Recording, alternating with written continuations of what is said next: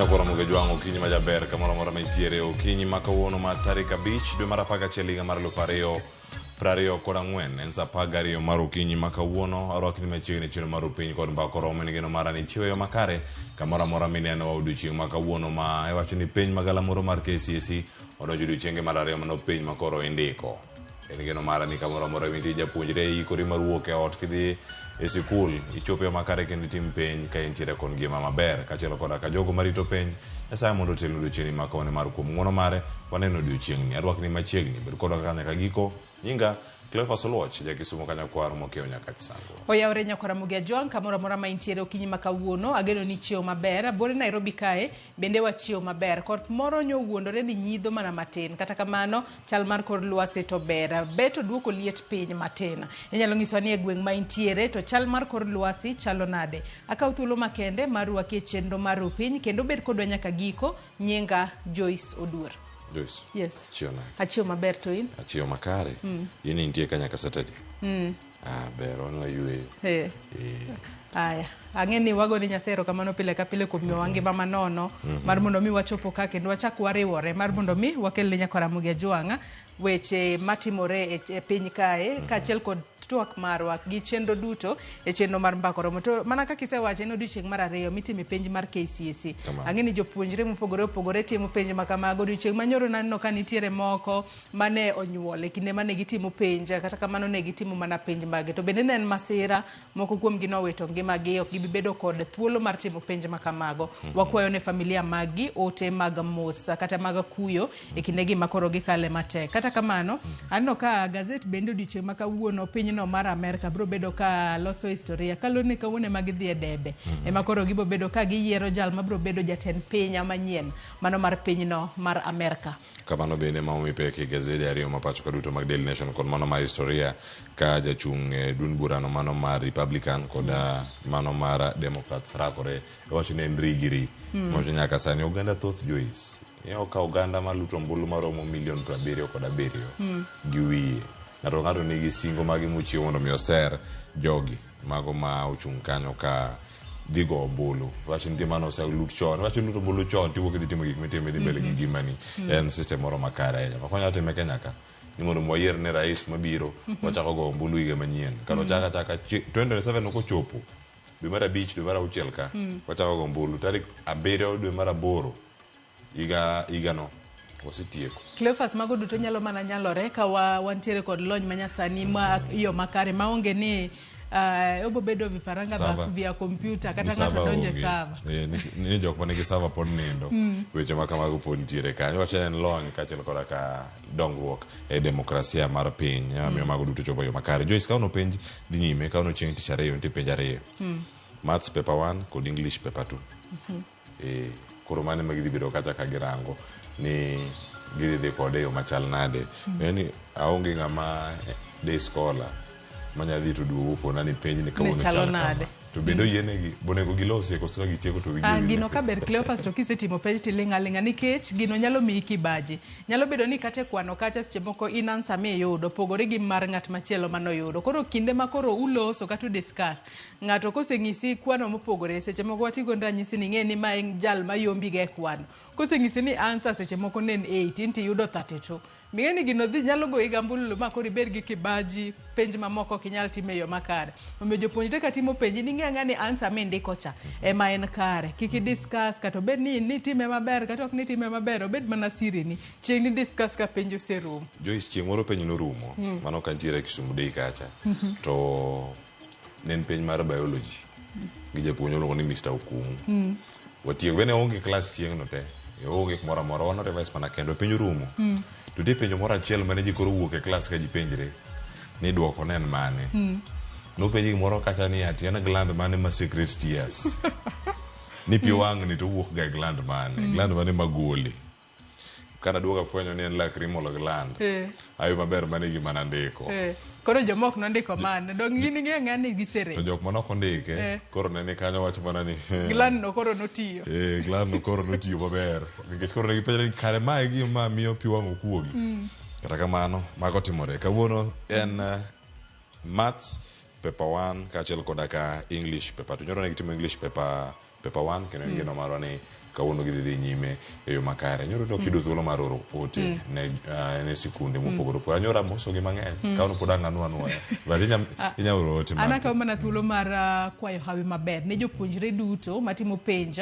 mano mar KCSE mano ma higa ni mar 2024 konde duto ma pacho kae. Wang'eni nitiere jopuonjre mago manitiere skunde, nitiere nyaka private students bende ma seche moko hikgi oniang' to ok ne giyudo thuolo mar timo KCSE. Sani koro ema koro gitime penj makamago. Hawi maber mar mondo mi obed kodu, Nyasaye bende otelnu e kinde mutimo penj makama. To Cleophas, ang'eyo ni kawuono waiko chenro ma iye lach, bang' mae ibo bedo kikelo weche manyien. Bang'e to gazet waseng'iso gigi ma Daily Nation nitiere, goyo ombulu e pinyno mar Amerika. The Standard anno koketo kae higni 12 nyaka ne chuoga mano doho mar Supreme pacho kae. Odiochieng' manyoro no anno ka jatend piny Kenya William Ruto nobedo achiel kuom welo mane oyuoro e nyasi mano mar hingo higni 12 nyaka ne los doho mar Supreme e pacho kae. Kendo kanyo gik mathoth nowuok ahinya odiochieng' manyoro. Ino picha ma The Standard okelo kae oketo Chief Justice masani kata ogaye mar doho kod ogaye machon mago mag doho ma pacho kae. William Mutunga to chalne nigi paro moko matut. Bende ji oseluoke ka ni ga activist e kinde gi duto.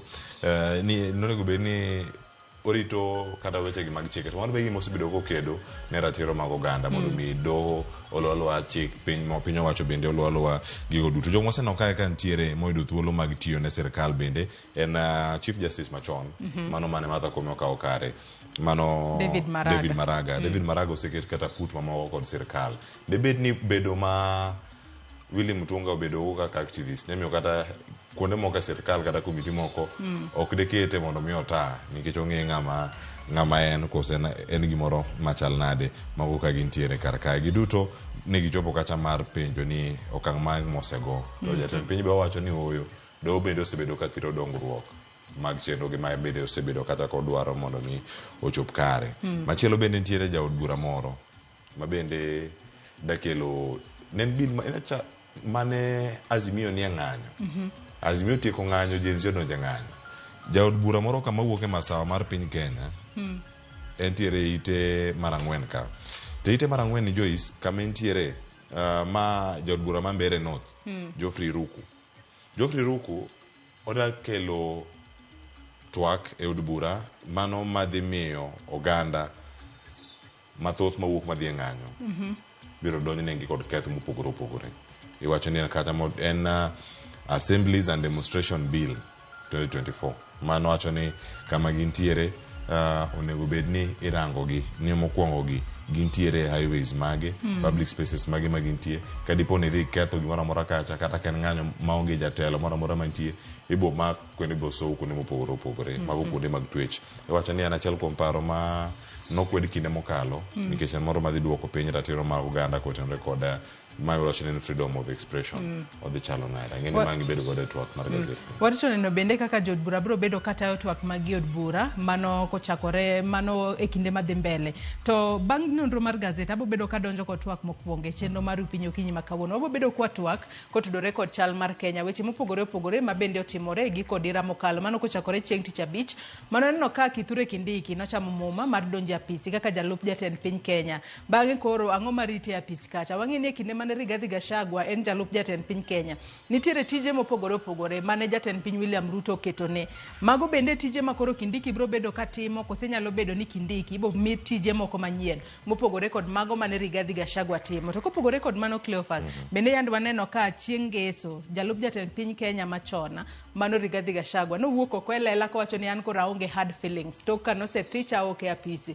To bende onyiso od bura ni kaluwore kod kaka ne gikaso chenro mar thiche oko e apisi bende makoro gikas godo twak ahinya nyako tudore kod kalo chike mag kahawa mar mondo mi jopur mag kahawa owinja ne ber e sekta mar kahawa ka achiel kod chulo gope ma jopur mag kahawa nitiere godo. Mano koro ting' makoro ket godo jod bura pacho ka nyalo bedo ni Rigathi Gachagua makoro nyalo bedo jatend kweth mapingo piny owacho kalore ni koro nosewuok ka koro siema achiel 2 3 ma ok gibed ka sirikal okosebedo katime yo makare ka achiel kod weche mamoko matimore odiochieng' makawuono be nabo bedo katwak e chal mar Kenya. Bang'e tibo bedo kidonjo kod mbakoromo nyakoromo joma dhi bedo ka chakre are saa 3 mar okinyi makawuono dhi bedo ka warango medo osuru e yo ma sirkal geno kose dhi timo yo machal nade.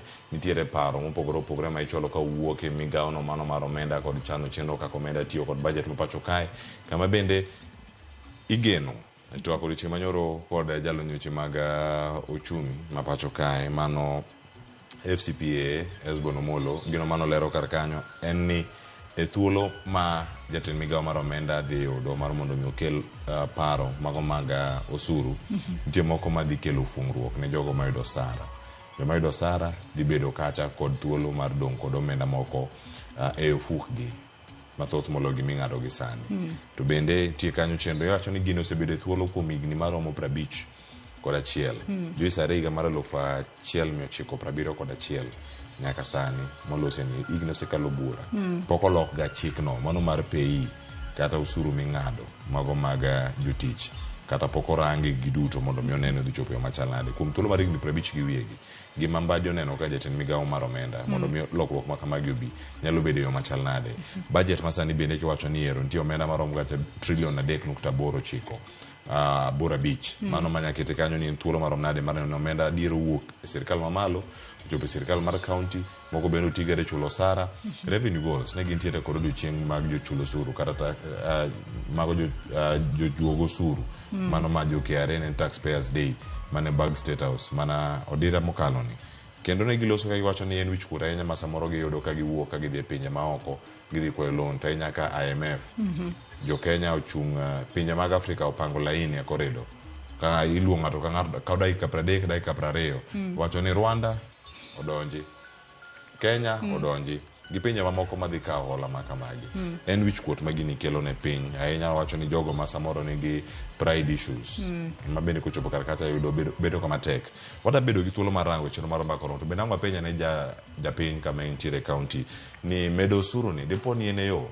to dipo ni nitie moko ma idhi medi e iye ka mane okwedi e paro mar chik mar omenda ma higa ni mar 2020 kod ang'wen adhi bedo ka kod jolony weche mag ochumi kendo jolony weche mag osuru mano mapacho kae wacho tax expert kod jo economy mano adhi bedo kar kachiel adhi bedo kod CPA Evans Ogutu kachiel kod Sheila Olang mondo mwatwaga ne wawinya ne kama piny Kenya chomo kotendore kod wechegi penyo osuru eyo monego bed ni lo osenmani nyakwara Ramogi Jongo tudore kod mago duto ichako tudri kodwa kochakore sani namba mar ote machuok 236000 mbui marwa mar Facebook ibiro yudowa achiel kachiel Ramogi TV X @Ramogi TV YouTube bende nyalo yudowa Ramogi TV Kenya kan bende nyalo tudri koda e Facebook page mara ibiro yuda Joyce Odur mbui mara mar X ibiro yuda @JoyceOdur_.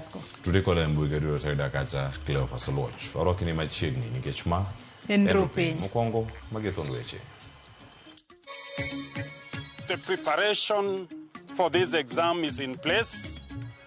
We've arranged and provided adequate transport. At your back, we've got enough security.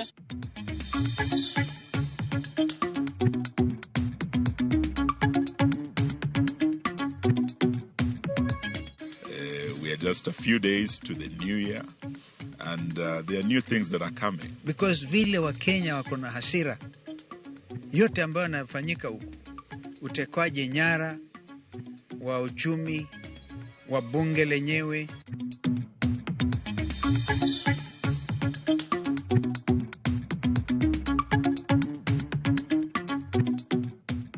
Jolupo fish farming mwatimoni wapodho mang'eny. Teme uru emergency mar fuel jawage oyudi mondo timre nade okonygi e ywayo kejesgi.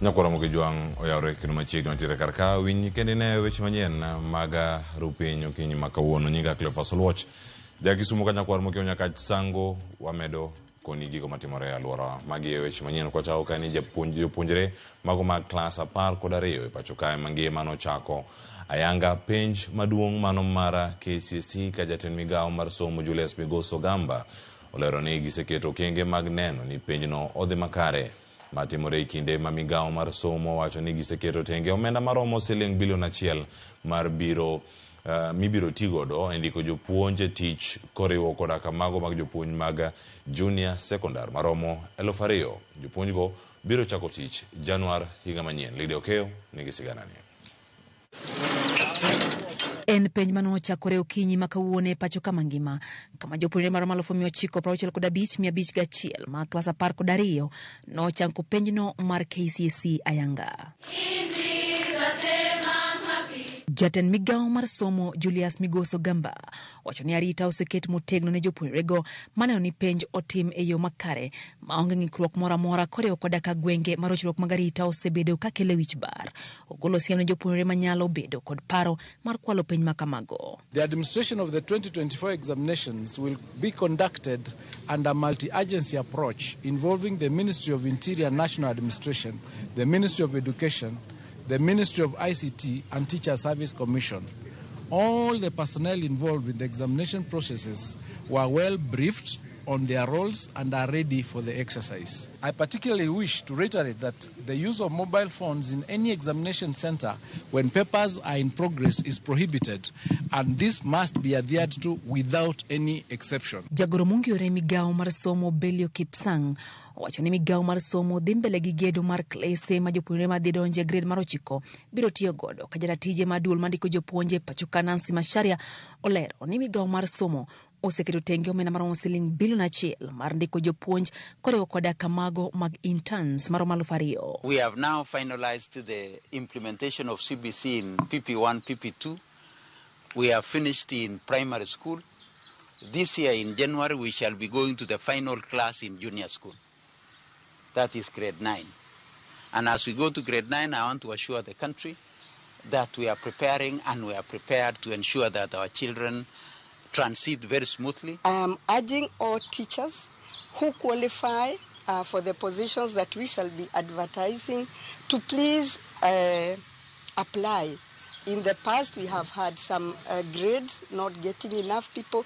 Please urge your teachers, even when you open school or even now, because we'll be advertising soon before schools open, that you all participate in applying for this. Shendano beneno chakore makare counties makaluo. E county ma Migori, Commissioner ma county no Mutua Kisilu, osingo neno ni oluwo chike makare e penj makamano kinorida rita kaka winjore. Tuko na wanafunzi takriban 26,000 na 800 na kitu hapo, na tuko na containers 14, na tuko na uhakika kwamba mtihani utaendelea vizuri. Tumewazungumzia walimu pamoja na maafisa wetu kwamba kuna watafuata sheria inavyotakikana. E county makisumu Jatelo mochung ne some sub-county ma Kisumu Central, Charles Angela, wacho ni jogo marito penjo sedo tiegruok makare, kendo ogeno ni penjono dhi timore yo mowinjore. And the exam is not beginning today. We began with the practicals the other time, and we've not faced any problem whatsoever. So I want to say that we are ready to go. E county ma Homa Bay, jopuonjre 3,325 nochako penj makamano ka apisa mochung ne chenro makamano wacho ni gigeto tawo penjno kotendre gi chike mag NEC mago moseketi matawo penj mar KCSE. This year we have had an increase in the number of containers. All this is meant to make efficiency in the delivery of exams and ensuring that all exams arrive in good time. Mabire kinde ma japuonjre achiel mane igeno ni dhi timo penj mar klas 12 owito ngimane. Kama moko ariyo manyiri okonyore kendo igeno mondo mi gidhi nyime gi penj mag e kar thieth ma Meru Referral. Tunasikitika kwamba hadi kufikia saa 6 za usiku leo tumempoteza mvulana mwanafunzi mmoja ambaye anatoka katika maeneo ya Tigania West, na hali kadhalika hadi kufikia masaa hayo nimesema tulikuwa na mabenati wawili ambao walikuwa wamebarikiwa wakajifungua katika hospitali yetu ya Meru.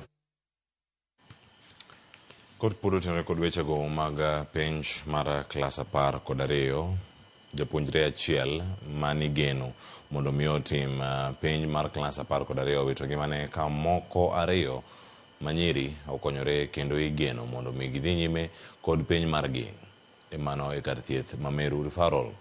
Ka oloso e apis mano ma Buri East County Commissioner ma Meru Jacob Ouma manotelo ne yepo magotese mag penj e county no olero ni giketo chenro magarita e yo makare kendo medo ni gisani kwe osebedo e gwenge makono ahinya e tong' ma Meru kod Isiolo kaachiel kod Samburu kod Tharaka Nithi.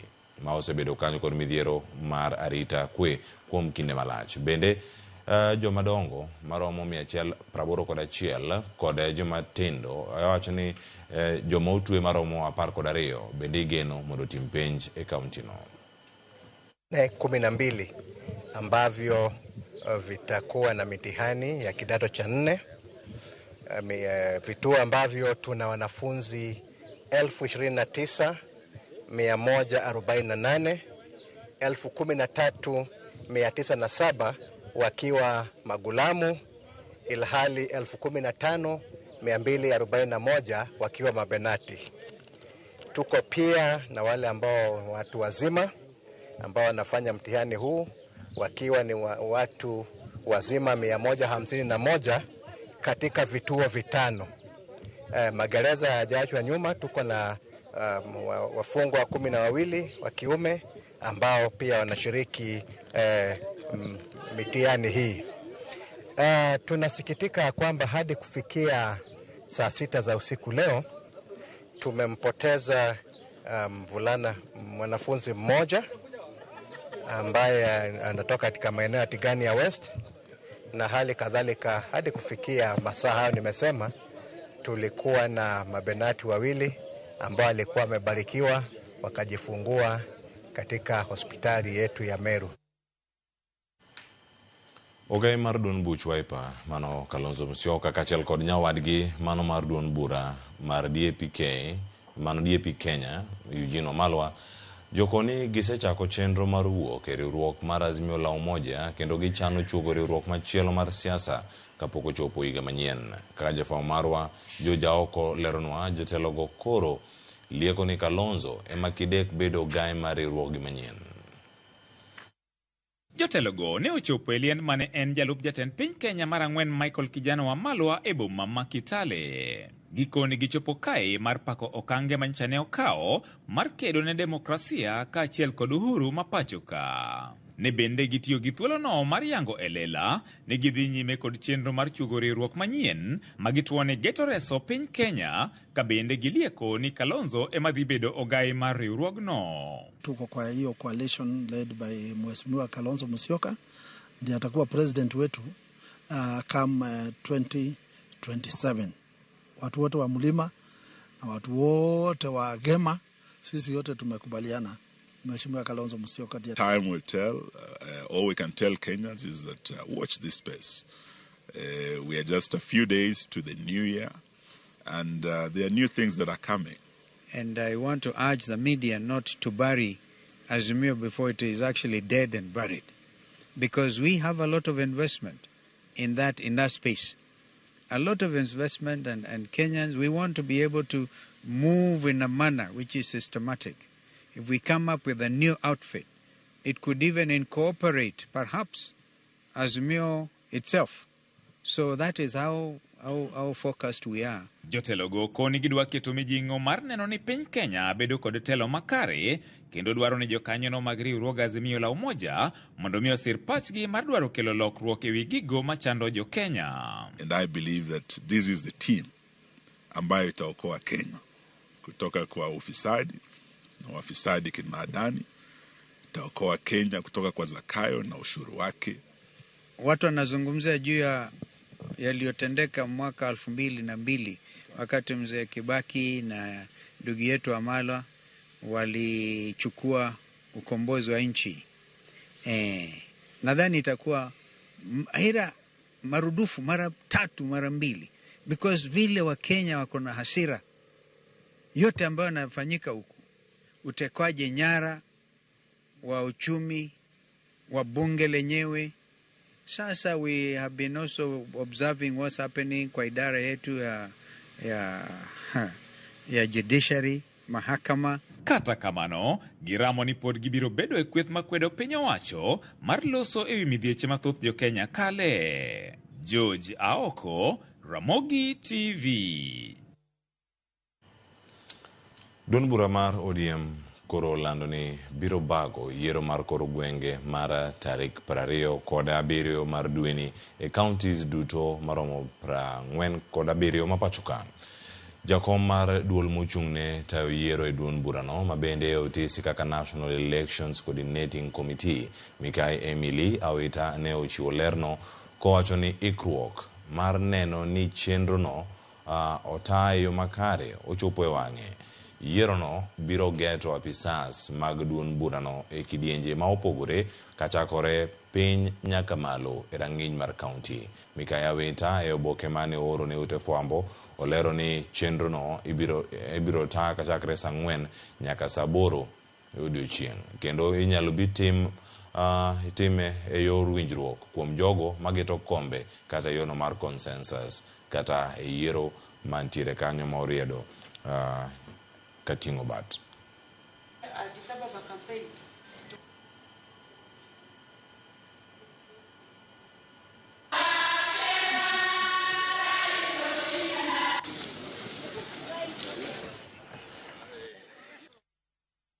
Kamachielo nyakora Ramogi jwang' ka odong' mana seche manok to bura mar manen jalup jatend piny Kenya Rigathi Gachagua imulo kendo e doho. Jopiny penjore ni tobe nitiere lokruok moro amora manyalo biro ne Gachagua e burano kata odoko ni Kindiki ne osechamo muma mar apisi kaka jalup jatend piny Kenya manyien. Walter Nyambaga oloso kod jolony kendo okolono adier ei gik manyalore kod madhi bedo got ne Gachagua. Bang' Profesa Kithure Kindiki nyocha muwa mar apisi kaka jalup jatend piny mar adek e bwo katiyo manyien, okang' ma kamani oduono lek mar Rigathi Gachagua e kata odoko ni buche to ne osechopo e doho. So help me God. So help me God. Mondo wayud ler mathoth e wi ka Rigathi Gachagua nyalo dok e apisi kata ooyo e giko ng'eto mar bura ma omako, wabilo wach kod okil William Okech to kod Meshack Odede mako ni dok Rigathi apisi ok nyal bedo mayom ka idho yiend pedo. Gimanya wacho achiel ni maneno lemo mosebuoth kendo osedhi kendo ok nyal duogo. To momiyo wacho ni High Court ok nyal duoko Rigathi Gachagua e telo mar jalup ker kech kireno katiba wani ng'ama chung' e president katiba omiye teko mar yiero ng'ate mong'ino nyalo tiyogo. To ing'e ni koro High Court ok nyal chuni ni inti gi ng'ama chal kama. High Court nyalo golo orders moko mantiere article 22 achiel kuomgi nen conservatory mane High Court ogolo momiyo ne ochung chamo mumano. But koro mane en process ma wasekalo. To kendo teko moro ma High Court ntiere go en mar injunction.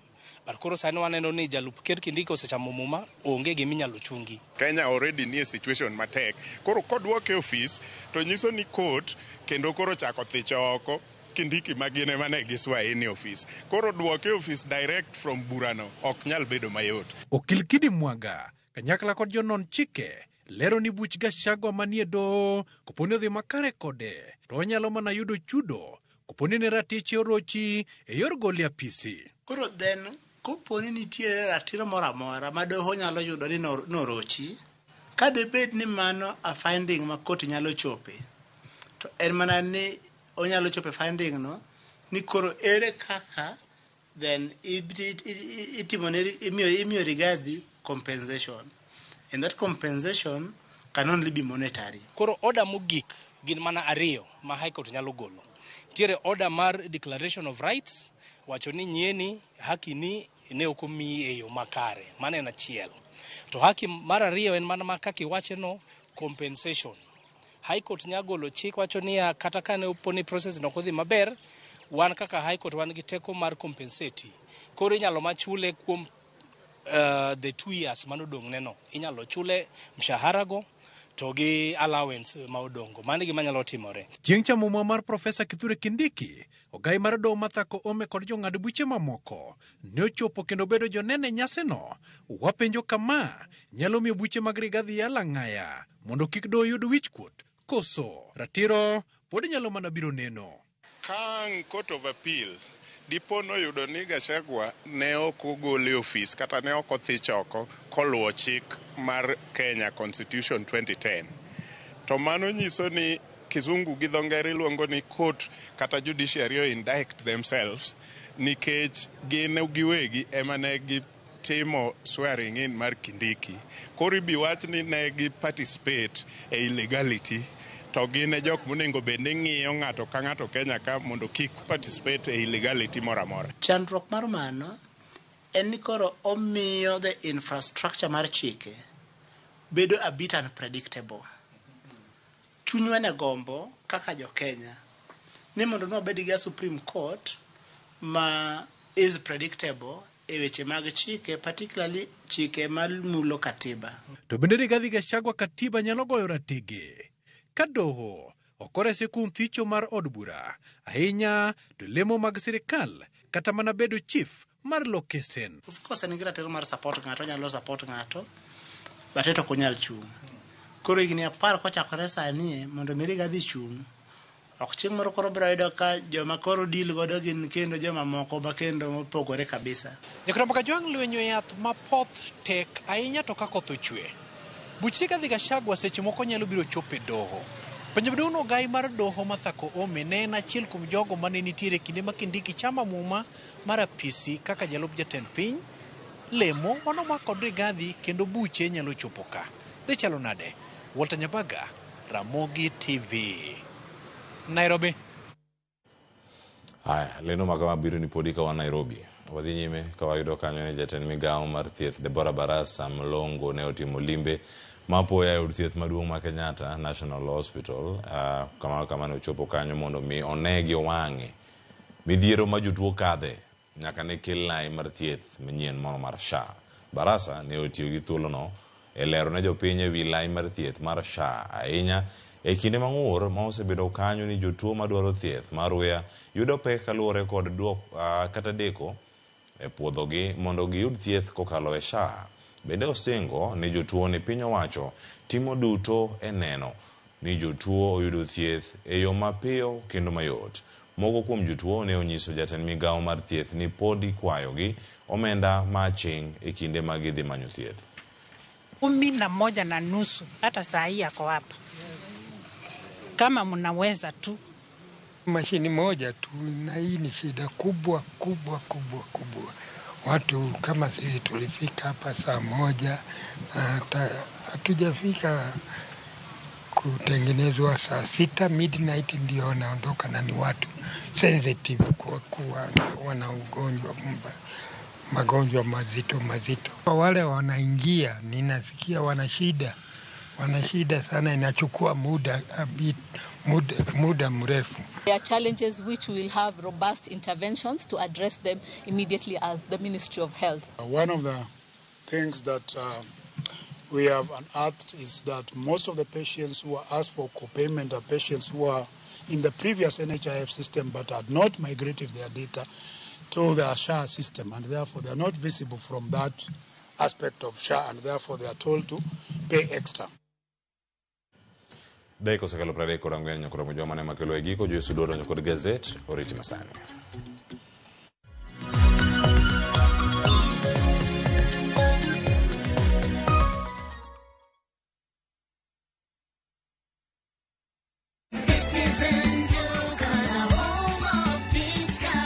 Najua unapanga kwenda shopping. Citizen Duka na Quickmart inakuletea ofa mpya ya mama mpenzi. For only 1,765 shillings unapata unga ya ugali ya 2 kg at 109 bob, unga ya chapati 2 kg at 149 bob, mchele ya basmati 2 kg at 649 bob, skari 2 kg at 279 bob, mafuta ya kupika 2 liters at 539 bob. Hizi zote ni less than 2,000 shillings, meaning una save 332 shillings ukitumia Citizen Duka. Piga *487*5#. Chagua Quickmart, then chagua mama mpenzi. Lipa na utapata message ya kwenda kuchukua package yako kwa Citizen Duka counter ya any Quickmart supermarket karibu na wewe. Citizen Duka, home of discount.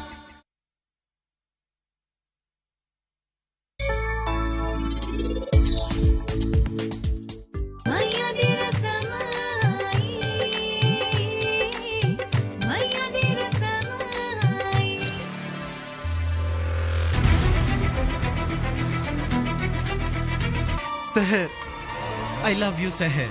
To onge kata odiochieng' achiel ma an anyalo timo ne gik makamago. An gi wach moro maduong' ahinya kae. Bende ng'ene Kunal oro ne Seher voice message moro kanyo. Ting'eni mano ok en voice message. Mano en time bomb.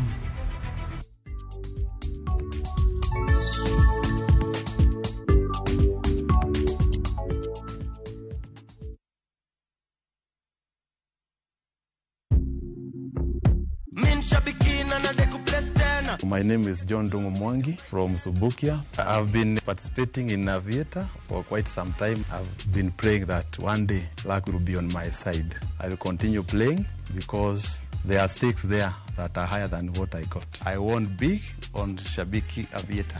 Changamkia Aviator on Shabiki.com. Not for persons under the age of 18. Authorized and regulated by BCLB license number 428.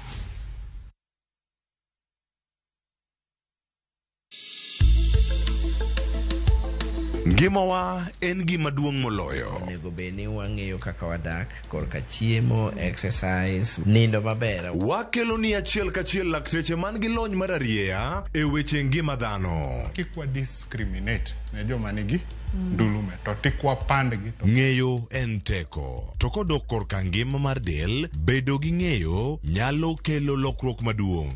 Wacho ni kendo Ruth pile ni e penj laktar kaindi chiemo watiyo godo mondo wageng tuoche. Wabiro wuoyo gi ji e yo mabiro mulo chunyi kendo miyo pachi yawre. Obwongo gi del gin ga gigo motimre nade moriwore. Koro gimipidho obwongo mari luwore gi gino mipidho dendi. Riwri kod Ruth Otieno e penj laktar. Wuok tich nyaka tich abich saa 12 odhiambo mane Ramogi TV. Penj laktar. Ngima en mwandu. Habibi, twende Dubai na View Travel. Relax na Dao cruise along the Dubai Creek. Enjoy an exciting half-day city tour, a desert safari with a barbecue dinner. Now, uji treat to a shopping spree at the Dubai malls. All these and more in 5 days, starting from $680 per person sharing. Book now and lipa pole pole. Angukia deals motomoto na View Travel. Visit viewtravel.com, call or WhatsApp 0703 254 254. View Travel. Dream, explore, discover.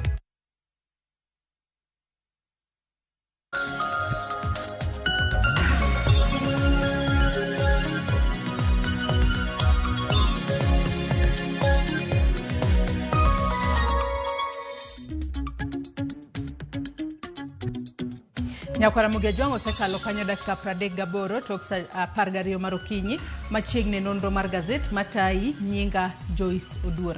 Antiere kae kod Joey Raymond jafambo wadwa mar mondo mi walidh ni gazet wamisi so mar ng'eyo gigo mantiere gazet okinyi makawuono. Oyawre Joey chiew nade okinyi makawuono. Oyawre inya Joyce chiew maber. Isebuda inya ne mesa no ji ne penya ni to. Warito machienglo. Aya kawuono wadhi bedo wadhi neno machinglo e kinde mwalidho gazet okinyi makawuono. Kata kamano gazet okinyi makawuono weche momi pek aneno ka bet chalre kaneno ka Daily Nation omenyo mano chenro mar luto mbulu matimore piny Amerika okinyi makawuono kata odiochieng' makawuono kaachiel kod kaka doho mano ma Supreme pacho kae odiochieng' manyoro ne gihingo higni 12 nyaka ne chuoga mano doho ma Supreme pacho ka mago duto wabobedo ka walidho kaachiel kod penja mano ma KCSE mano chakore ayanga odiochieng' manyoro. Kata kamano Joey adwa ni wachak kod gazet ma Daily Nation. Nitiere weche mopogore opogore ma gazet ma Daily Nation omiyo pek okinyi makawuono kwa ng'iyo gi kete kanyo ni historic polls kaluwore kod yiero mano matimore kata chenro mar luto mbulu matimore e pinyno mar Amerika. Giketo kanyo ji ariyo makoro lap dhogi ndong' ne komno mar tend piny Amerika. Kopogore kod mano wantiere kae kod mano neka mar miyo moro gi nyare kaachiel kod nisne moro nyaka sani koro chuore kata wuon par mare sani koro otemo mar yango kaka ne oloso kod min ode kapok ne tim makoch mano mar kaonge magi oko notimore. Kopogore kod mano be naneno ka nitiere wach moro kae makori wacho kae ni nitiere jochiw thieth mane nitiere ong'ala manyime rakruok kod tuo mar COVID-19 e kinde mano muoche pacho kae. Iwacho kae ni nitiere omenda madirom bilion 6 mibo bed ka imiyo jochiw thieth e counties mopogore opogore. Iwacho kanyo ni gin jochiw thieth 8,000 mane nitiere ong'ala manyime rakruok kod tuo mar COVID-19 e pacho kae kaachiel kod weche okenge mager ma sirikal ma pacho kae oketo mar mondo mi kuo mag penj kik bedi e kinde makoro itimo penj mag KCSE mano ma higani mar 2020 kod ang'wen kaachiel kod kaka Ruto nong'iso bad migawo mar doho mano Court of Supreme ni stick to your lane. Ruto tells judges mane kinde makoro Supreme Court ne yango higni 12 mano odiochieng' manyoro. Kata kamano adwa ni wachak kod historic polls makoro nitiere kae rakruok e kinda Donald Trump kaachiel kod Kamala Harris.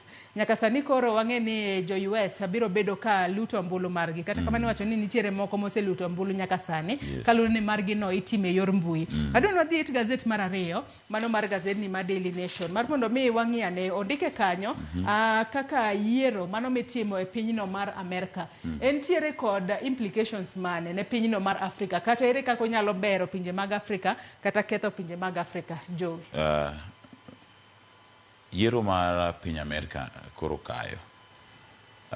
Temo luwo kaka ute fwambo ma pacho kaendi sebedo ka wuoyo wachni. Iyudo ka ahinya to piny Kenya weche ne ng'eny ahinya ma an gadier ni nitiere ng'at ma kawuono ka buok ni to kare piny Amerika dhi e yiero nikech ne wang'eny gi weche ahinya ma piny Kenya ne ni godo motenore gi weche ma pacho kaendi ma samoro mar Amerika ni ne ok lich ne ji ahinya. Lakini wacho gimoro kanyo ni to en ang'o ma piny Afrika dhi yudo kotenore koda nikech kinde mang'eny ka Amerika dhi e yiero to en gino momako wan kaka jo Afrika. Mako piny ngima kabisa. Tiyudo ka wang' ni odwa ling' ahinya. Ng'eni ji mang'eny kawuone ka buok ni karo chopo. Mokwongo yiena mondo awach ni aseluwo campaigns mag piny Amerika gi kabisa. To chopo kamoro ma ang' samoro ang' nowacho to iti inene nang'o. But ok gi sani. Anyalo wacho ni ji ariyo ma nyaka sani ni ongala manyime mano Kamala kaachiel koda ker machon Donald Trump. Iyudo ka campaigns magite asetemo luwo policies gite gik magitemo wacho. Mokwongo gin ker madhi telo ne piny Amerika. Koro gima nyaka giket nyime mokwongo en kaka japiny hie mar Amerika dhi yudo ber e lochni. Mano nyiso nang'o piny Afrika ka ng'iyo policies gite gi gigo magi campaign godo onge kama gisewuoyo mo yangore gino magidhi timo ne piny Afrika. Ahinya to ji ariyo motelo gite. Trump dwa mano mondo los Amerika, make America great again, loko policies manyalo loko weche go mag ohala e piny Amerika. King'iyo piny Amerika bende, iyudo ka piny Amerika en achiel kuom pinje go ma nigi mbi mokadhe weche go mag ohala. Economy ne is very strong kiluwe gi pinyno mar China. Jogi te dwaro mani mondo gi strengthen economy, gi strengthen weche go mag arita kwe kamoro amora. Piny Afrika nyaka gie sani onge gino ma osewacha yanga ni ma wadhi timo ne piny Afrika. Koro gite gibire gini ka gidwani mondo gi make America great. Weche ma bende giluwo mopogore opogore en mago mochung' ne weche go mag bero ngima ja piny Amerika. Kamala bende wacho ni odhi mbele gi loso telo ma bende koro ne odhi kawo kowuok kuom Joe Biden. Koro mana kaduoko penjo ni mar Afrika pok waneno ayanga gino magidhi timo ne piny Afrika. To kopogore kod mano bende wang'eyo ka nitiere weche moko ma nyaka sani koro biro bedo ka kelo pogruok. Kwa dhi it gazet mar 3 mano mar gazet ni mar Daily Nation. Ano kanyo ka nitiere gik moko ma Kamala Harris siro to nitiere mago ma Donald Trump okse. To bende ka otudore kod gik makamago nikech aneno ka kwa chiwo kod ranyisi mano chunga margi ewi weche go mag joma chwech machal mar mondo mi giriwre kumoro achiel. Nitiere ka ng'at achiel mano wanyalo wacho ni Donald Trump en kinde mang'eny osebedo kokwedo weche go mag riwruok e kit chwech machal. Kata kamano Kamala Harris iwacho ni en kodonje telo seche moko weche makamago nyalo bedo ka dhi mbele maonge kod kata ng'at moro amora mageo. Nikech kwa ng'iyo kinde mang'eny wang'e ni pinyno mar Amerika en achiel kuom pinje mosebedo ka wacho ni jogo magi jo LGBTQ kata jogo ma donjo e riwruok mar hera kit chwech achiel. Iwacho ni kinde mang'eny gintiere kod ratiro mar timo gimoro amora ma gidwaro kalore ne gintiere kod rights kotudore kod human rights. Mane kuma wanyalo wacho ni nitiere pogruok. Kata kamano wang'e ni nitiere pinje moko mag Afrika ma bende wang'eyo chung' margi kotudore kod weche go mag LGBTQ. Ing'eyo Joyce, ok wanyalo wacho ni ng'at ma dwaro riwore hera ma chwech achiel nigi ratiro.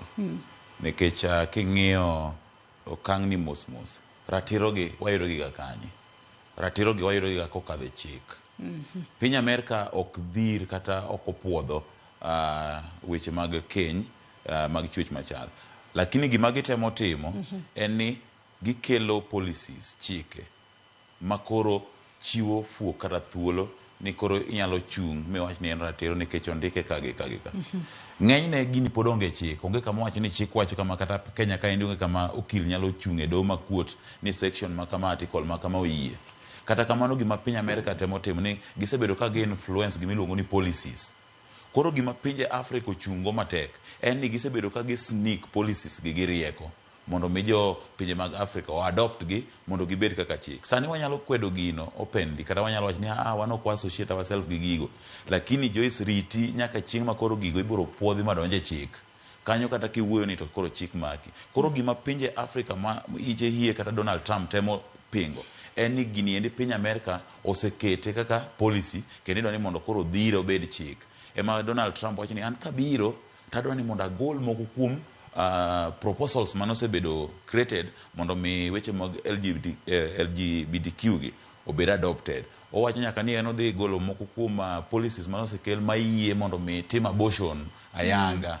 Odhi tamore wechego mag smuggling of drugs, misogodo drugs e piny Amerika. Koro iyudo ka ochung' matek kwedo moko kuom gigo midhiro gi joloch kachiel kod joteko moko ma pok oyangore malong'o. Koro apani pinje Afrika to osenyiso chung' mar gayanga. Noneno kata piny Zambia ne giwuok ma giwacho ni oyo, piny Guinea, piny Uganda, pinje awacha ni pinje Afrika. Ne waneno kinde mane bende ker machon ma piny Amerika mano Barack Obama nobiro Kenya kaendi ma bende otemo lombo ker machon ma pacho kaendi Uhuru Kenyatta, mano kwera yanga ni Kenya wan gi gik mang'eny moro ni mondo wadil godo ma mano inyalo keto tenge matin.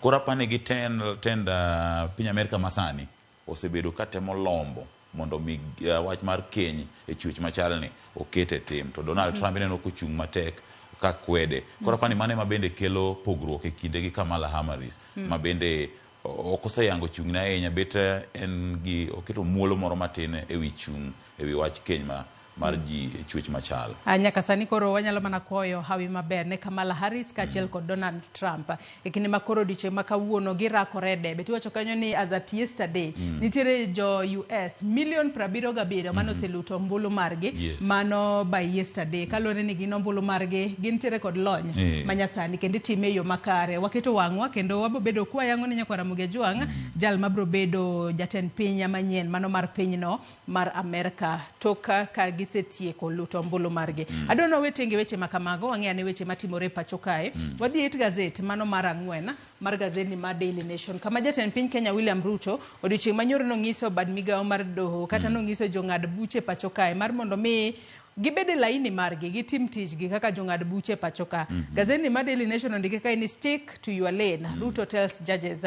Mano kotudore kod weche mopogore opogore mosebedo ka timore pacho kae.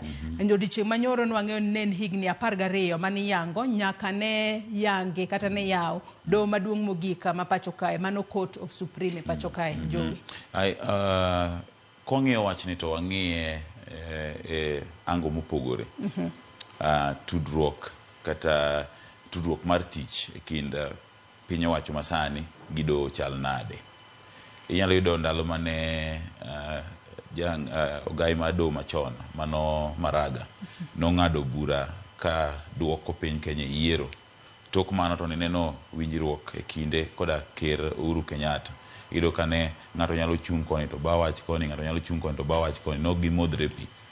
Piny Kenya noyudore aire kiki mano mar ng'eyo ni to doho ne dhi golo chung' machala nikech kamano ochope cha ng'eto mar doho ne nyalo duoko Kenya e okang' moro mapok nwachop kata pok nwayudore.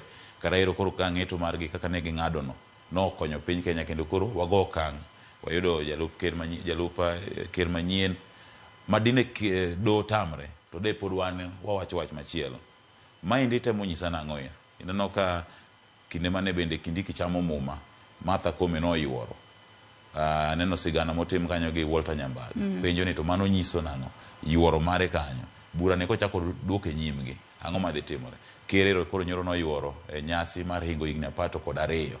Onyiso gi ni stick to your lane. Kore ma penjo ni to wanyalo dhi gi sub headline ni koso wanyalo dhi gi gik mwase observe kuom thuolo mokadho chien. To kwani gisebedle makamano jowi ang'e ni kinde mokalo jatend piny Kenya William Ruto osebedo ka seyo bad migawo mar doho ni nitiere jogo matiyo kodgi e thiro chenro mag Kenya Kwanza inyanya to projects mag Kenya Kwanza nikech wasebedo kwaneno ka sirikal mar Kenya Kwanza nobiro kod chenro mopogore opogore kwatiyo kod ranyisi wantiere kod mano mar affordable housing wantiere kod UHC mago moko kuom chenro mane doho chungo. Ruto koro ne wacho ni nitiere jogo ma seche moko miyo jong'ad buche asoya moro mane kama na bire nikech apani Ruto ne kata ker masani ne wacho ma kaluwore gi maling ma bende gisebedo ka gichoko nitiere jomoko mosebedo ka temo seyo jodoho mondo mi nikech iyudo ka okenge mang'eny mag timo dongruoge mag sirikal ne waneno affordable housing otere doho, waneno Adani kane biro ka endi jogo wacho Adani ber nini otere doho.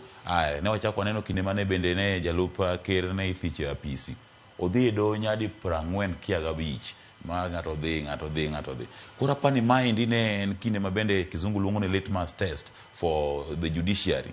Ma giko ne tapani gini koro ne Ruto nyiso gi anyisa mondo mi koro gitimango gibed gi mijingo ni piny owacho siro weche moko mag dondi ma samoro ng'ato sieko goda linga. Koro chung'uru motegno, stick to your lane and do your work. Apani mai ne biro mana kotene koda mana kake wachono.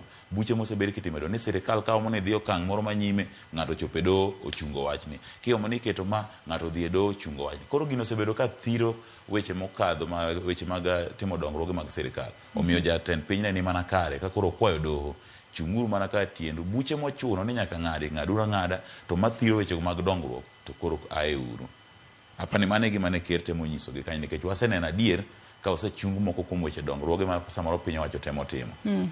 Nyaka sani kata kamano wageno ni doho bad migawo mar doho biro bedo ka medo ng'ado buche e yo makare maonge dewo wang' kata maonge nindo nyakon chiel. Kalure ni wanyalo wacho ni kanye ma jo Kenya kata jo piny mathoth nitiere kod geno ni ka gichwale ng'ur margi to ginyalo yudo ratiro e yo makare. Adona dhi it gazet mar abich mano mar gazet ni mar Daily Nation mana mapiyo nyaka sani koro nitiere bill moro ma iwacho ni nochwala e nyim od bura mamalo iwacho kanyo ni nyaka sani bil makamano seche moko ne onyalo rocho chenro mag thicho oko e apisi jalup jatend piny machon mano Rigathi Gachagua. Nyaka sani koro iwacho kae ne deko mano mar od bura mano mar keto kare mano impeachment procedure law ne nyalo chocho chenro mar golo Gachagua e piny. Iwacho kanyo ni the impeachment procedure bill mar higa mar 2018 ne ogeto mar mondo mi oket okenge ma inyalo ti godo e golo e telo kokalo e yor thicho oko e apisi mano jatend piny Kenya kaachiel kod jalupne kaachiel kod kata governors kod jolupgi e counties mopogore opogore. Iwacho kanyo ni bill makamano nokale kod od bura mar Senate kendo notere e od bura mamalo mano tarik 26 dwe mar auchiel higa mar 2019 ka bende ne otemo mar mondo mi owachane ni wechego makawo pach jopiny e kinde thicho oko jatend piny kata jalupne nonego bed ni time yo machalo nade. To mago gin achiel kuom gigo mane Paul Mwite mane en senior counsel e kako kila mar Gachagua ne temo yango e kinde makoro ne giyalo buch thicho oko Gachagua e doho kacha. Ineno ka ne bura ni nochwalie nyima od bura mano mar thicho oko jatend jalup piny.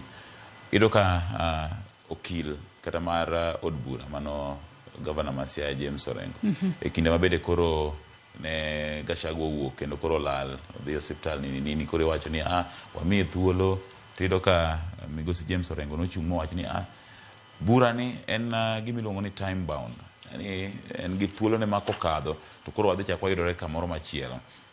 Aneno ka ndiko boke ne wacho ni nonego beni koro iketo ni ka okel motion ni to bedo conducted within 10 days. Apani bura mar Gachagua ni kano biro to odhi kuom thuolo modwa yware matin moriti mapod wadhi e doho ma samoro dine ket chikni e tim to ndalo 10 ka dino kadho ma dine wayudore oko mar chik. Apani nyaka gie sani bende ja Kenya ok ong'eyo process maler kaka inyalo thich jalup ker oko en ong'eyo mani chwalo twak e od bura onego time nang'o. Nitie kaka ler ne onge ahinya ne kata ka jalup jatend piny machon makoro thich e apisi nowacho ni wechego mag dongruok ma bende utimo pacho kae bende koro time uru gi spidi mano ugola godo oko e apisi cha, which means ni notemo wacho ni gino notimo morikni ma samoro no kuluoru gi procedures te. Kora pani bende bill mane oket ni ka ber nego duoge ane mondo koro wang'eni to kinde mabiro chien kidwa golo jalup ker ang'o accusations onego bed mane, grounds for impeachment onego bed mane, nikech mae ne okel nyaka ground for impeachment ni nosiko wacho weche mag mulima. To mago gik ma samoro be onge chik, en koro samoro inyalo kela weche ma ichugi. Koro apani ne chikni oko stipulate grounds, procedures gi the ultimate decision kaka do nyalo ng'ade. En gik moko manotim kata ka wacho ni notime kichik, lakini siasa ne dwa ng'enye iye. To bende nyaka sani wacho ni kaluwore kod katiba onego bed ni timo nonro kaachiel kod iwacho kanyo ni investigations and a hearing. Kosetim nonro eka koro opono ni miyo jal midwa thich oko thuolo mar mondo mi en bende olera ne korka kore. Kata kamano nwaneno kotim nonro adiera kata wechego mag investigations nokanino kotim e yo makar nikech wang'e kata ni e Senate kacha Senate nonego bed ni chuogo komiti moro monego bed ni timo nonro. Kata kamano ne giamua ni wabeda waduto kaka senators wawinj grounds 11 gi mondo koro waluto ombulu. Geoffrey nokwongo thiche oko mondi kokotim nonro. Mana apani gima notimo kwongo thiche oko eka itimo nonro. Kokitimo nonro apani ne en vice versa. Aya, kata kamano nyaka Ramogi Ajwang' magi nyalo somo matute it gazet mar 4 mano mar gazet ni mar Daily Nation. Adwa dhi it gazet mar 7 mano mar gazet ni mar Daily Nation. Wang'e ni penjo mar KCSE nochakore ayango odiochieng' manyoro, odiochieng' ma kawuono en odiochieng' mar 2 mitime penj makamano. Kendo jopuonjre mathoth timo penj makamano e centers duto mag timo penj e pacho kae kata e kuonde timo penj e skunde duto mag sekondari e pacho kae. Odiochieng' manyoro naneno ka jatend migawo mochung' ne wechego mag somo ne giwacho ni gibiro keto chike mager mabiro bedo ka kumo kata gayo kuo mag penj ahinya nyate kindegi ma itimo penj gino miluongo kanyo ni exam malpractices. Nyaka sani koro gitemo mar dino rode duto mar mondo mi kinde mitimo penj makamano to gikwane ka nitiere kuo moro amora mar penj. Penjo en ni adiera mano biro timre kose bang'e ema koro wabo bedo kwaneno ka maling'ling moko tuchoko ni awa ni nitiere kaka nokwal penj moko kuonde moko. Kata kamano wang'eyo ni chal mar arita bende osebed kiredo mar mondo mi one ni jopuonjre timo penj e yo makare maonge ng'ikruok moro amora. An gima naneno ka ne gitimo maber kinde ma bende penj mar KPSEA ne chakore. Ne giwacho ni wabiro keto arita kwe kata kamano bi ne obila mondo mi odonji ka timo penj. Apani mano ne gima ber mokadho. To konya rule out presence mag obila kata jorit kwe nikech iyudo kata ka gwenge mag Turkana, gwenge mag Baringo nitiere wechego mag ng'ikni mag arita kwe. Koro apani gima ne gitimo mokwongo ne en golo jo arita kwe e exam room giketiga gi oko, mano ne ber. Kata kamano penjo na mokwongo en ni irido wechego mag thiro kuo penj. Irido nang'o? Mano gima natimo girido gi nang'o? Matine nitiere kuo penj. Koro onego ginyiso ni penji kwalo gi ka momiyo warido magi. To bende kopogore kod mano jo penjo makare ahinya redo nang'o matende nitiere kuo mar penj. Jagoro mano jatend migawo mochung' ne wechego mag somo e pacho kae ne ojiwo doho mar mondo mi cases ma ichwalo mago kutudore kod kuo mag penj gin bende koro okas chenro mag yalo gi mapiyo piyo. Matende ni mana kaka iwacho ni nitiere kuo mar penj. Penj en ni kuo mar penj chakore gi kanye to timore nade to ng'amo nego bed ni kauni okang' mager kotudore kod kuo mag penj. Mane makara dina penj urido nang'o? Nikech urido kanye mondo mi koro wambe wabedi nikech iyudo ka ni wan kaka jofwambo kata japuonj owuon kata janyuol samoro gini janyuol penjori ni anya paro ndalo moko kanye endo ka koro very unfortunate higa mar 2012 koro watimo penj penj duoko odagi duogo mano e skul manasomo kadwa wachi sani koro penjo koduogo koro kwa ne wang'iyo result to wayudo W withheld. Koro wachandre pesa deseng pradek na chame koro wagore simu. Joyce yudo mari ni ayudo withheld. Koro januo baba waduogo penja ni to nukwalo. Aidha ni nokwalo. Koro yudo ka samoro janyuol en very innocent. Okong'e ni to penje kwalo nang'o. Nyathi skul cha be samoro okong'e. Koro apani Ministry mar Education nikech gin magi timo procedure from exam setting, exam marking, release of a result and everything. Okang' seto mar penj kanye ma apani leakage wuoga goro. Koro gichaka ride to ginyiswa ni to ikwale ga nang'o nikech ka girido to girido kama girido no emikwale godo koso girida e rumbi ni samoro dipoko kwale koro waride.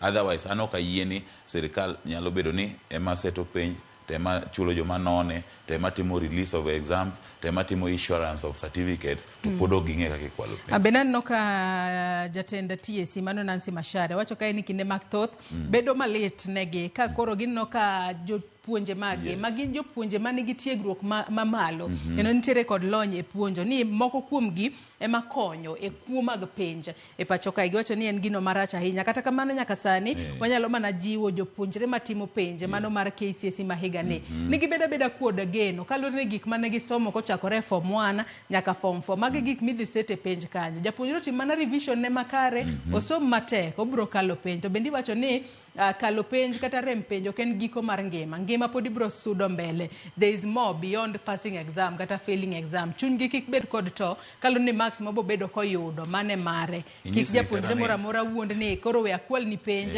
tidhi timo maber. Anyisgi bende ni kik giluor CBC biro ng'ato bro timo mana gima ofiyango kasto gimachielo Joey nikech yudo ni nitiere jopuonjre moko ma ikwalo negi penj yes osekwal ni penj yudo e play oluongi mbalariany kacha idhi timo medicine ichopo kacha obungo mar timo medicine yonge godo kaluri ni nokwal ni penj yudo ka koro timo medicine tek mage mamiyo jomoko koro ringo weyo courses mag medicine die courses machielo yudo to konyal timo medicine kaluri ni nokwal negi penj apani Joyce gimiwacho no onegi wache with a lot of seriousness nekech gino osehinyowa seriously.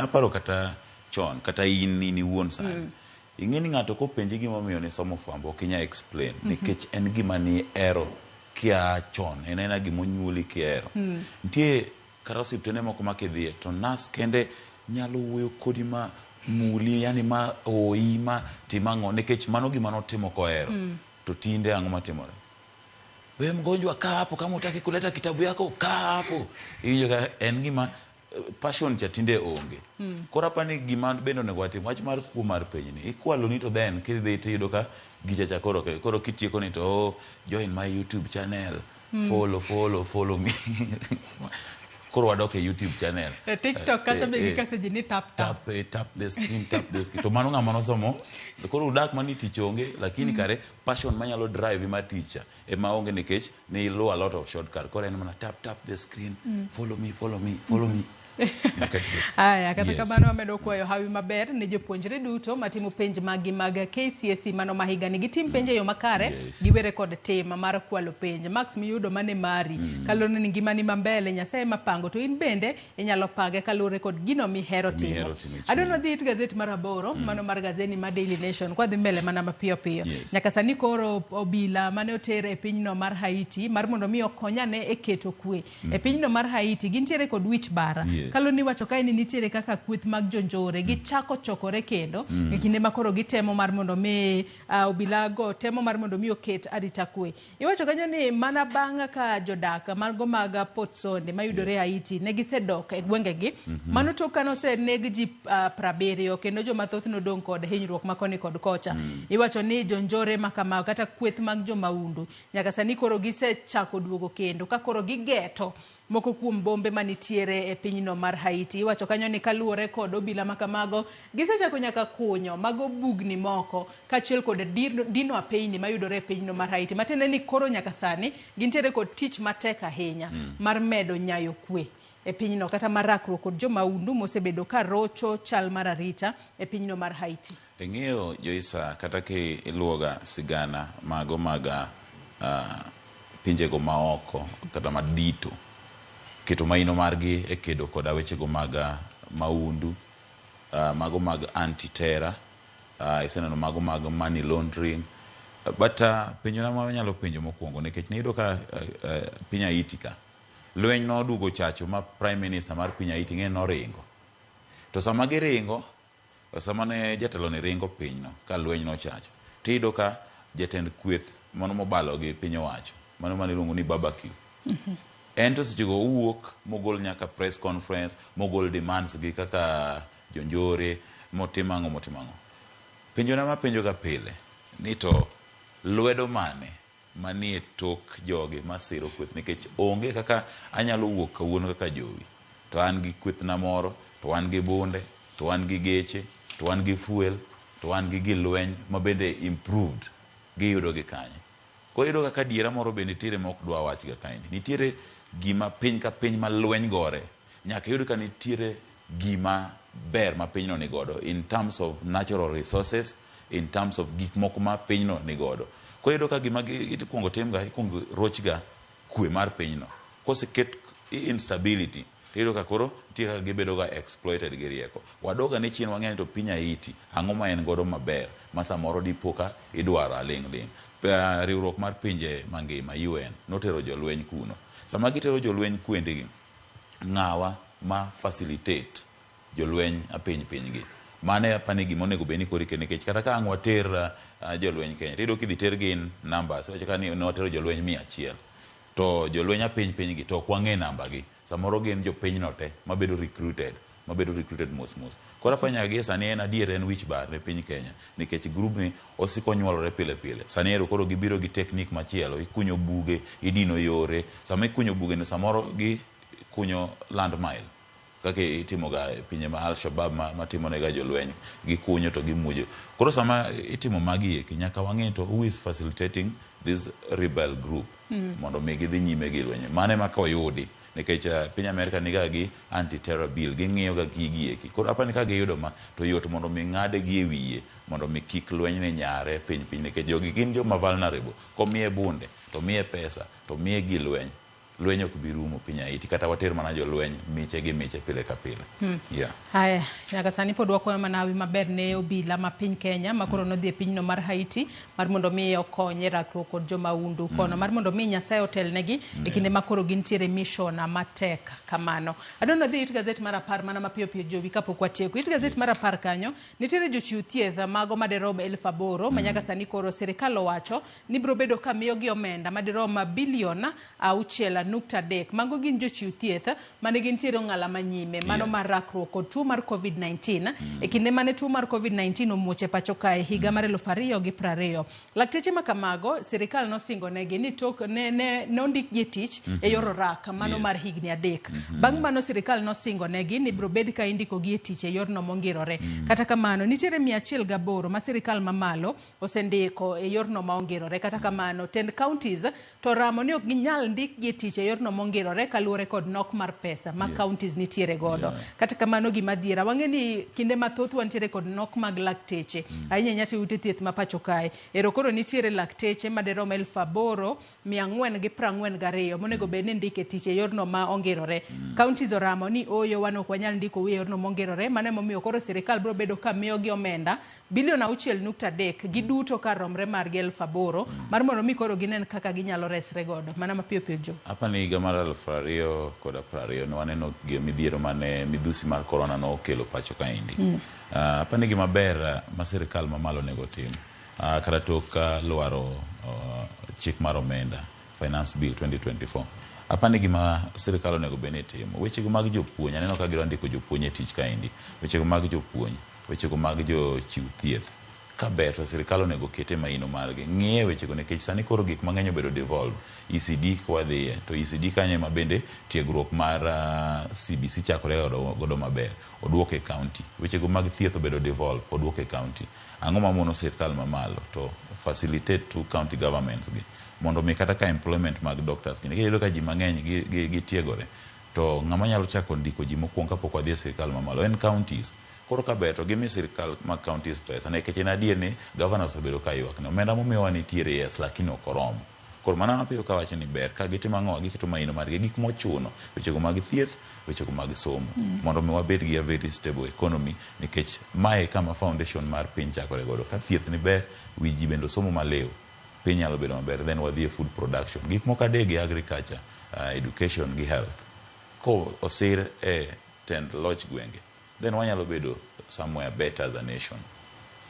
Kopogore kod mano wach mogik madwaro ni wang'iet gazet mar 13 mano kotudore kod wuoro moro makoro sani koro otemo mar yango kaka noloso kod min ode mogik mano motelo ne tho mare. Wan ng'eyo ni e kar dak ma Isili nitiere miyo moro ma oyang nyinge kaka Waris Daud kaachiel kod nyare mano Nuseiba Dahir kod nis mare Amina Abdirashid ne onegi e yorno magalagala e kar dak ma Isili mano bore Nairobi. Kata kamano kanosenegi kanyo ringre mag wadgi nokwanye kuonde mopogore opogore. Wang'eni nyaka sani obila ne osemako achich maduong' ma itudo kod nek margi kendo doho noyienegi mar mondo mi omed tueye kuom ndalo 21 e kinde ma podi medo tim nonro e pacho kae. Ka koro Mohamed nonyiso doho mar mondo mi okasane chenro mar yudo ratiro mano ne tho mar min ode nyare mokwongo kaachiel kod nis mare mano neg e yorno ma ok ne kare.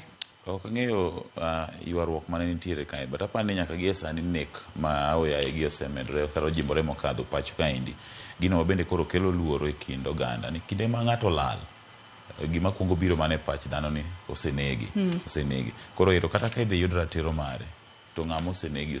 Apani ok ang'eyo kind arita kwe mag individuals nikech ayudo ka kinde bende koro ne jiwo jo Kenya ni koro ibeda kicha kik ng'ata ma stranger bi maki kata kamano yudo ka ne gidhi for the vulnerable, gidhi ne chiege gi nyathi gi nis ne.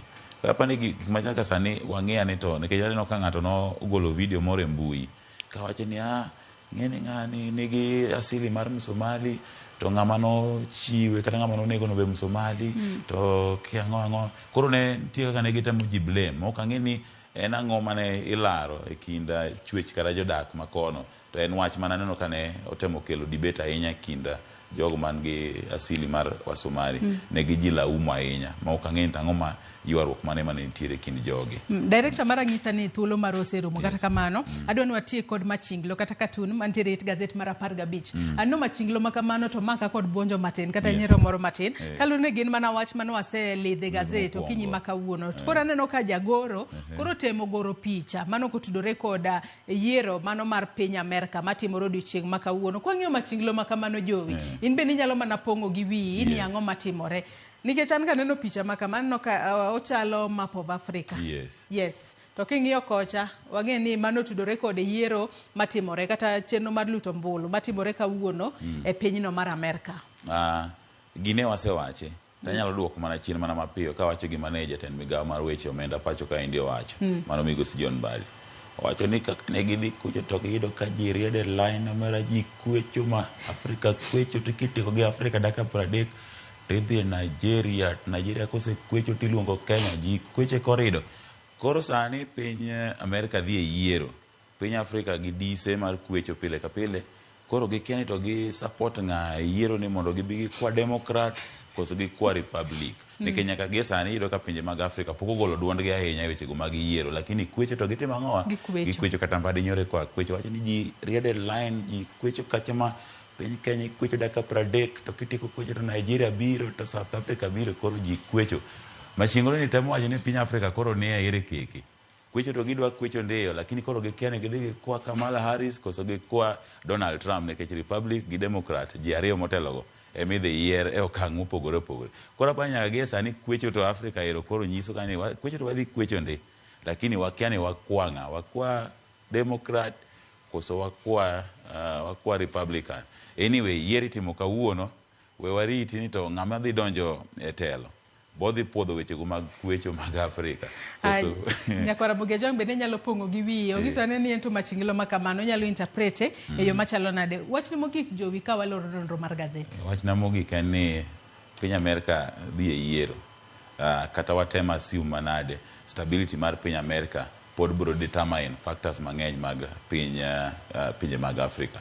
Koro walama ni yiero no dhi maber kendo piny Afrika dhi yudo liberation nikech gik mang'eny pod wategemea policies mang'eny gi drive economy. Koro walemna lema piny Amerika mondo gitim yiero e yono maratiro mondo med piny Afrika wae wechego mag chiko dis kasa gikonyo kaka wanyalo stabilize. Ero kamana inyare imon Jowi kuom kawo thuolo mare okinyi makawuono mar mondo mi bi walid ne Nyakwara Mugiajwang gazet momori e kind Daily Nation kod The Standard bende wasewacho no menya kanyo weche matimore do gine gindike kae ni justice on trial mano kotudore koda kaka jatend piny Kenya William Ruto nong'iso do bad migawo mar do no stick to their lane kata tim tijgi to bende kinde mathoth kikibed ni ging'ado bura mano mar nendo nyakon chiel kata gibed jogo ma ok dew wang'e kinde makoro gikonyo jopiny e yudo ratira obed ni in ng'a kata ka in hukahu kichope do kacha inyalo bedo kod geno ni biro yudo ratiro kata obed ni in hukahu kata in mana ng'at maonge kata lemo mora ma imake pachoka. Nyakwara Mugiajwang yiena mar mondo mi akaw yoyo madundo gi sani bang'e taduoko twak mokwongo e chenro mar piny kik idhi mabor.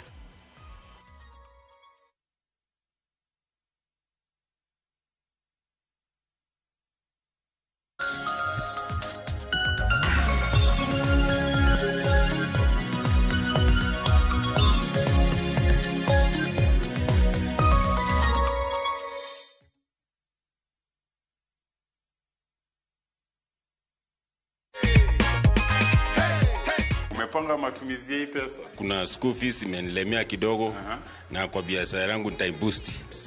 Ndio hivyo sasa, ndio cheki yako. Yes. Unazambia nini watu nyumbani je story? Waendelee kucheza hii mchezo, ni ya ukweli kabisa na wao watashinda. Si hata wanaweza shinda. Yeah. Na kwa hiyo story na kuongezea hapa goodie bag. Hata tuambiangi watu ni nini ndio iko ndani. Ndio wao pia wajipange. Na mamilioni.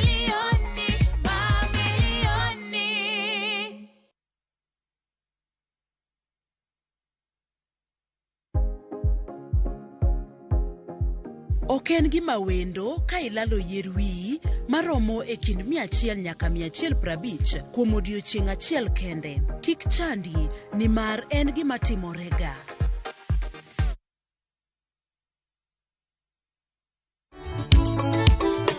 Patome mane chwanyowa, moleva madepoga kodi, wacho thuma biro weyo. Masiberik, kawuodho tieno chwanyowa, Nyasembo mademiwe. Mondo mi yudi skisa tune mar Mili Nyarasembo D star 860 star 416 # Ramogi TV e od jothumbe duto.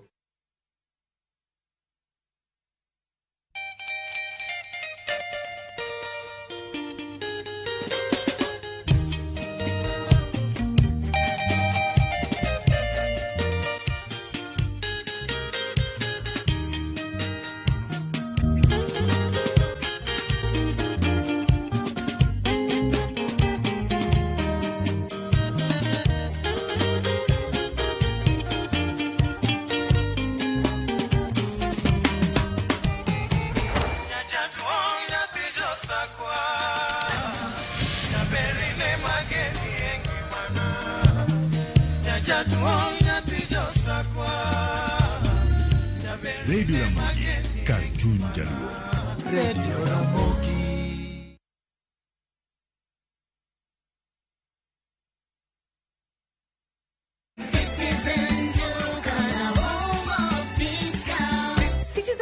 The home of discounts inakuletea this week's Mama Safi package from Quickmart. For only 906 shillings, utapata 1 kg powder detergent at 329 bob, 800 grams bar soap at 149 bob, 4-pack white tissue paper at 189 bob, 140 grams toothpaste at 199 bob. Hizi zote ni less than 1,000 shillings, meaning utasave 219 shillings ukitumia Citizen Duka. Piga *487*5#. Choose Quickmart, then select Mama Safi. Lipa na ukishalipa utapata message ya kwenda kuchukua package yako kwa Citizen Duka counter ya any Quickmart supermarket karibu na wewe. Citizen Duka, home of discount.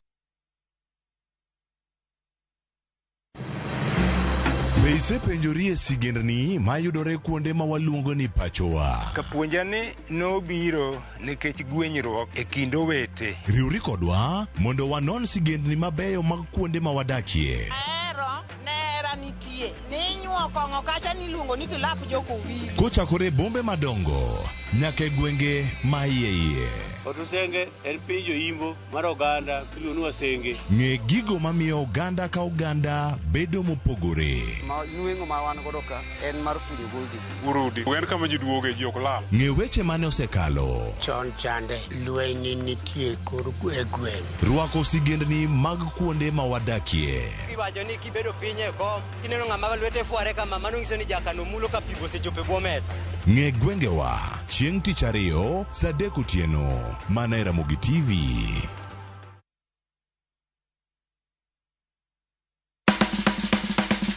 Ik milimili mar dhogi ne wuodh kid chiemo mopogore. Koro kwaketo pi dhi chwakore maber kendo dhi tedore maber. Mok ni wang'e mo. Chenro ka chenro dhialo mit chiemo. Gitedo itime nyaka obed makare gi suya kod ndhadhu mamit. Kitedo to dwaro ni ndhadhu go duto te mondo owinjre. Omiyo kihero chiemo in jatedo kata mana ng'ama ohero tedo, tudri kodwa tich adek juma ka juma e chenro mar tedo gi chiemo gi Jailieta tich adek saa 2 okinyi mana e Ramogi TV.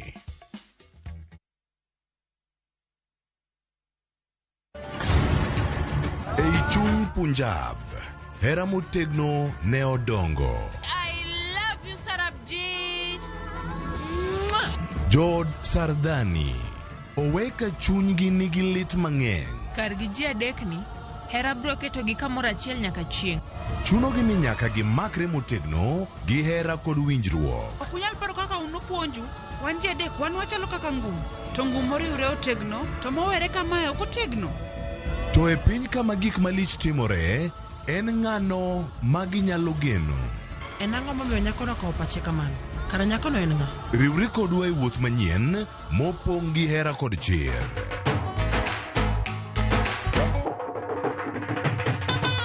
Choti Sardani, wuok tich nyaka ngeso saa 2:15 otieno.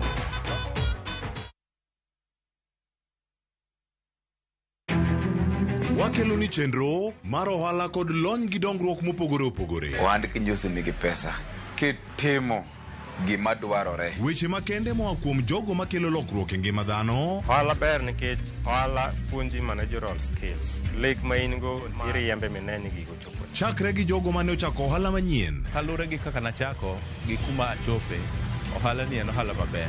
Nyaka jotelo molony e timo ohala. Akwayo jodala wate odogi ohala. Ne pek mane gikalie. Pod waonge uhuru mar ohala. Loch mane giyudo kod kinda mane gitimo e manyo gik mabeyo beyo. Ka jaohala ok inyal chako project ka ionge gi market. Tudri gi Cleophas Oluoch e ohala gi mwandu. Tich ang'wen ka tich ang'wen chakre saa 1:45 otieno.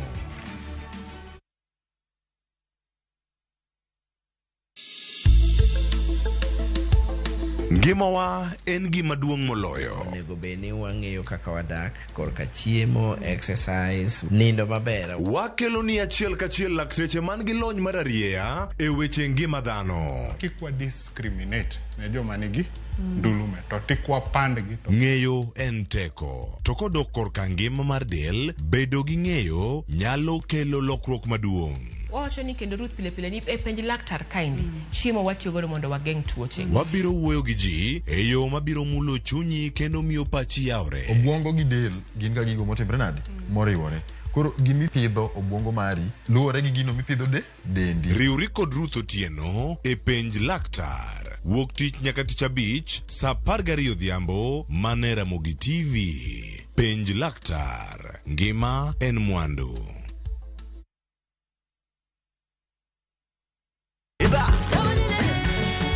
Be ikori mar chako wuoth e piny mar thum? Thumbe mane oloko tieng' mang'eny. Fwenyo sigendni, wende mag piny, koda sigendni mayudore e wendego.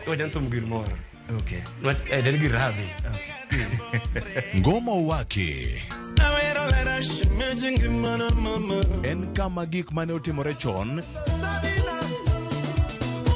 koda matimore sani chopo e winjruok maber chuth. Ngoma Owake wuok tich nyaka tich abich saa 10 odhiambo. Kik bai.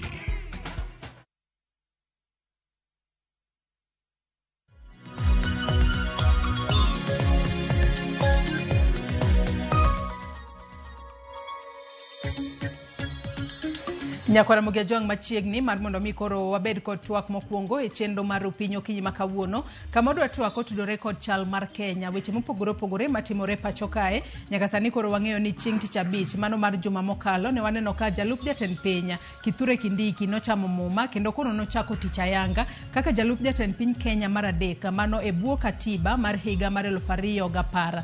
Tok chamo muma bende ne waneno ka ne obedo kod romo mopogore opogore mano ka ne giromo kod mago jokanyo makopeta State House matene nochako tich ayanga mano tok nosechamo muma kaka jalup jatend piny Kenya mar adek e bwo katiba mar higa mar 2010. Kopogore kod mano nitiere weche mopogore opogore ma bende osetimore pacho kae e kinde mane Kithure Kindiki chamo muma. Jatend piny Kenya William Ruto nowuok oko ayanga kowacho ni kuom thuolo mar higni 2 mokalo osebedo jal manitiere kar kende kata en owuon emosebedo ka ong'ado buche mopogore opogore kotudore kod sirikal kod chwalo mise mag dongruok ne sirikal.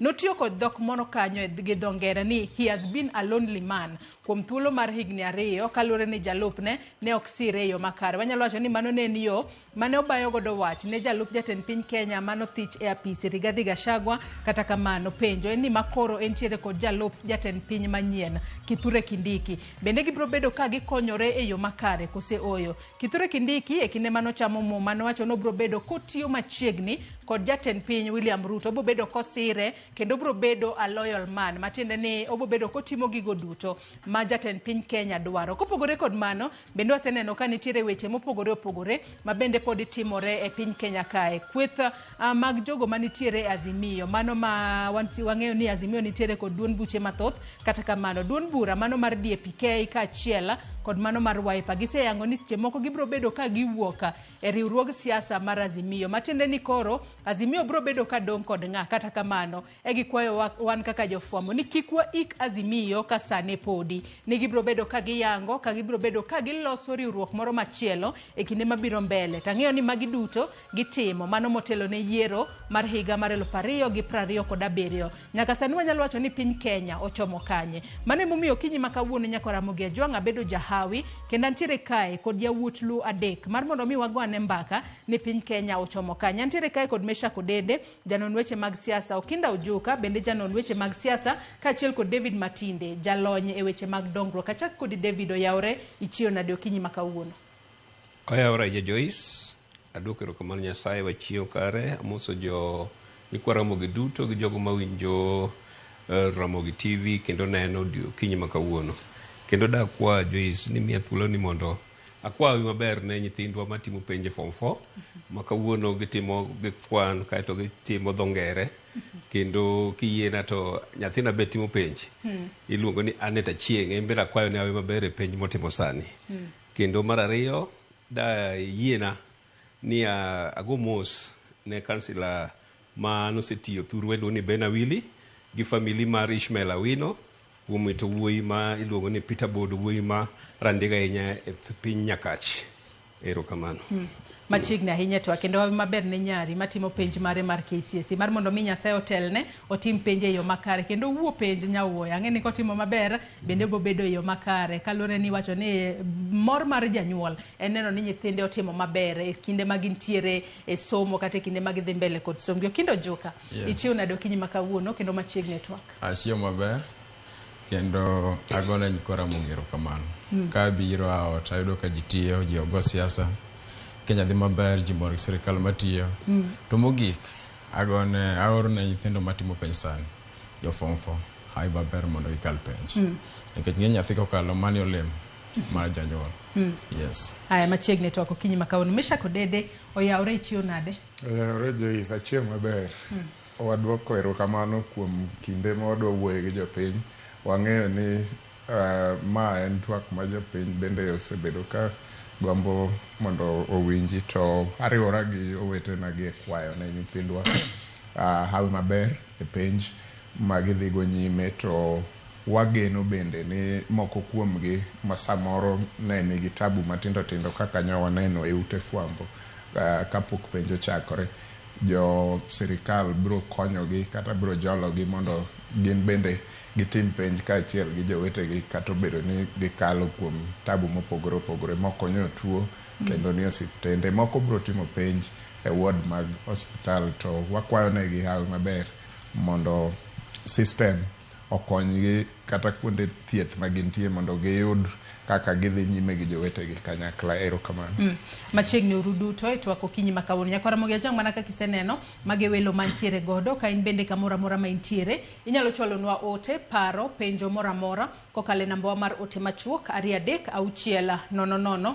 Mbui maro mar Facebook ibiro yudowa achiel kachiel Ramogi TV X @Ramogi TV. Kan bende inyalo tudri koda e Facebook page mara ibiro yuda Joyce Oduor. Mbui mara mar X X ibiro yuda @joyceoduor_. Kochako twak marwa yanga, adwa ni wachako wach mar Kithure Kindiki chamo muma kaka jalup jatend piny Kenya mar adek, mano e bwo katiba mar higa mar 2010. Achak kodi Okinda Ojuka, ang'o makoro rito Kindiki e kinde makoro en jalup jatend piny Kenya manyien e pacho ka? Nikech wang'eyo ne waneno ka pogruok nobedo e kind Rigathi kaachiel kod jatend piny William Ruto. Mane momiyo e kinde mane Rigathi Gachagua chamo muma, jatend piny William Ruto nowuok oko kowacho ni ne en a lonely man kuom thuolo mar higni 2 mane gisebede telo kod Kithure Kindiki. Yes. To ang'eyo ni motelo ne mano e kinde mane Rigathi Gachagua ochamo muma, nitiere tije moko mane jatend piny Kenya William Ruto nomiye, kwatiyo kod ranyisi nomiye kanyo chenro mano mar bedo kaka mano bedo e committees mago mag buch jotend migepe pacho kae, ne omiye tich mano mar telo ne sekta mar kahawa kata reyo sekta mar kahawa e pacho kae, kaachiel kod tije mamoko. Penjo en ni makoro wantiere kod jalup jatend piny Kenya manyien. Ibo bed ka en bende miye tije motimo kose mano mi Gachagua ka ema koro ibro pasne ni ero koro kawe gi kuma Gachagua ne oweye godo. Erokamano Joyce, ng'eni mokwongo 2010 constitution mwangu sanini onge defined role mar deputy president. Koro tich motimo en tich moa from president, ema delegate tich monego tim. Ting'eni deputy president en part of presidency. Presidency is national unity. Ma ng'at men part of presidency, gimotimo nego gimore Kenya kanyakla. To iyudo ka Rigathi mane koro wuok ni, mane ngire Abraham Kindiki okaw kuomeni. No chalo governor mar Mount Kenya. O kata nyeri mar the entire Mount Kenya. Makata kiluongo nyinge mwalo Lake kata Northeastern kata Pwani, to ji ok feel presence mare. To ing'eni kidwa ng'eyo ne ng'ani no se disappoint sirikandwa ne kabisa. Kane gichamo muma no donjo office. Ni winjo ka rais mane wuok makoro wuok Migai Uhuru Kenyatta. En mondo ng'is jopiny gik plans ma en go mag dhi jopiny ochako atako Uhuru Kenyatta kantie head of state mane wa welcome mane wa invite function. Kichaki mano ng'isi nen ng'ama so imachua. Kichaki ng'iyo chien kanyo miye tich mar ripo jo migepe. Tiwinjo ko ywak ne ma jo Mount Kenya e mondo yud migepe mang'eny ma opinje ma regions mamoko. Mano ng'isi ni mano ng'amoko deserve position mar deputy president. Kichaki ng'iyo tich ma ichomiye mar kahawa kata weche mag kuong ma ichamero jigi. Iyudo ka en too much kum Central Kenya ma other regions. Ng'eni yedhe ma mero gi ji ne en gimoro mako anybody. Kidhi kata mana Nyanza ntie issues. Kidhi kata mana Kisii Nyanza region, iyudo ka gipidho kahawa. Kidhi kata Kericho gipidho kahawa. Iyudo ka en too much in Central Kenya. At the same time, ni winjo gima speech mane president oloso. Ng'isi ni has been lonely. Ogombo ng'ama tene manyalo assist. Kindiki king'iyo historia mare, king'iyo kata tich jopiny, king'iyo kata mane professional ka osebedo jopuonj mbalariany, osetiyo ne jopiny, osebedo bunge. Sanicho neno ka king'iyo position ma entiere mar interior kacha. It was the best CS ever. And I'm sure ne Kindiki they perform very well kendo dhi riwo jo Kenya kanyakla mayo ng'at mane owuok. Yes. Korka kori mesha kodede nyaka sani koro wang'ene jalup jatend piny wantiere godo manyien Kithure Kindiki, kendo nyalo wacho ni jopiny nitiere kod geno no bobedo kotiyo ne jopiny e yo makare, mano moloyo kaka Rigathi Gachagua ne tiyo, mano kane en jalup jatend piny Kenya. Kata kamano, ang'o monego bed notimo mopogore ma jopiny biro bedo kaneno ni lokruok nitiere, nikech adiera e kinde ma osebedo kata kwasomo moko kuom ote ma joneno magwa chwalo gipenjo ni koro Kithure Kindiki osechamo muma kaka jalup jatend piny, ber mane ma japiny dhi neno? Erokamano Joyce, gik moko ariyo are very profound e wachni. Namba achiel en ni be wasebedo e concurrence kata e winjruok achiel ni jopiny ema ne ok dwar Rigathi Gachagua kendo jopiny ema ogolo Rigathi Gachagua. Mano e kadang penjo mipenjono bed kare ni to koro bang' ma koro jopiny dwa yudo ang'o kata jopiny dwa neno ber mane ka koro wan gi Professor Kithure Kindiki. Samoro penjo ni dibed matek duoko sechegi nikech jopiny ne ok ochako wachni nochak gi Mount Kenya leaders. Inyalo paro ka gine ma gidhi gibedo kamoro, ne gin sanja manyalo dhi 40 kata 50 moyier gi jopiny to gidhi giwacho ni gin chakre sano jatendgi kaka Mount Kenya koro en Professor Kithure Kindiki. To kanye ma wechegi ochakore. Koro jopiny tikele akela gi thuon nikech ang' onere marach ka ang' jopiny okawo pach jopiny. Ka wadhi kata kinde mane parliament owuok ni ji odhi otim public participation, anyalo paro ne ane studio ka wacho ni public participation manotim ok en public participation, macha ne en gima chalo opinion poll kuom Rigathi Gachagua. To ok jopiny ema nochwalo wach ni gidwa ni mondo gol Rigathi Gachagua oko. So up to now, jopiny is not in the picture. En political class ema readjust mondo gine kaka ginyalo sudo mbele kanyakla kata kaka ginyalo capture power e kinde mabiro. Number 2, Rigathi osedhi, eto wach ni oserumo.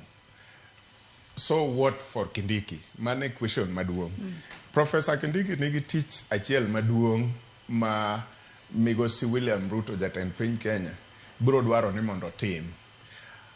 Makatiba dwaro to gin gik machalo chairing aibe executive order biro wuok from president mamiye gik monengo tim ka gi kacha. But kisiasa tich maduong' ma William Ruto dwa neno ka Kindiki otimo en riwo Mount Kenya kanyakla nikech nitiere part mar Mount Kenya manyo ong'ur ka igolo Rigathi. Mane tich maduong' politically monengo bed ni president neno ka professor timo duoko kweth ka kanyakla mondo giriwre ka achiel gi jo Kenya mamoko. Number 2, ok odhi bedo tich mayot ahinya ne Kindiki, but onyalo time nikech power kose rest e komi to inyalo manipulate kata inyalo tim a lot with that power. Ok an gadieri kama beteni ni jo Mount Kenya chalo kodwa kaka jo Milambo. Ang'o miyo dawach ni ok gichal kodwa? One, wanyalo bet opposition kata oko mar sirikal to wabedo gi chir gi thuon kendo wawacho ni wan sirikal no waonge be ok wadwa beti. To kan gadieri no gandawa modak e alwora mar Mount Kenya dibed gi chira bilano. Omiyo aneno ka dwe achiel koa sani yot mondo idhi ne ka giriwore kendo giungo Kindiki gi te. Mano emanyalo miyo Kindiki bedo gi advantage ni tich achiel maduong' politically ma president gombo neno kotimo en riwo Mount Kenya nyaka jok mane ng'ur ka obire kweth achiel. Onyalore nikech kit joka ok gin jok manyalo bedo oko gi chir mawach ni wan kata tendu no ok ochunowa. Mano wane mwanyalo, gin ok ginyalo. So omiyo aneno ka higa achiel koa sani gibiro embrace sani to pod late. Kata moko kuom gi kiromogo kata mbui kacha be nenogi. Moko pod winjo late kendo gikalo etgi ni gin koro sirikal no gionge kiang'ang'o to kane ka ginyalo bedo for long oko. Gidhi duogo kendo gidhi ungo Kindiki lwedo. Gimomiyo Kindiki biro yudo lwetgi mapiyo en ni Kindiki dhoge chuok. Ok en ng'ama diro wach ahinya nikech bwana modhicha dhoge emochwanye. Diro dhok ahinya samoro nyalo chwanyi nikech inyalo wuoyo kata kipani iwacho gimaber ne jatendi to kare ichwanyo jomodong' ji mang'eny. So to mogik en William Ruto ma jatend piny Kenya. Ok apani William Ruto is very sincere kata ok ojadieri e wachni. Ok inyalo wachonwa sani ni 2 years isebedo a lonely voice, especially a presidency. Ka ji te kata evidence ma wan go e mesa to wacho niya jo Mount Kenya gi jotelo gi nogo nyako mbulu.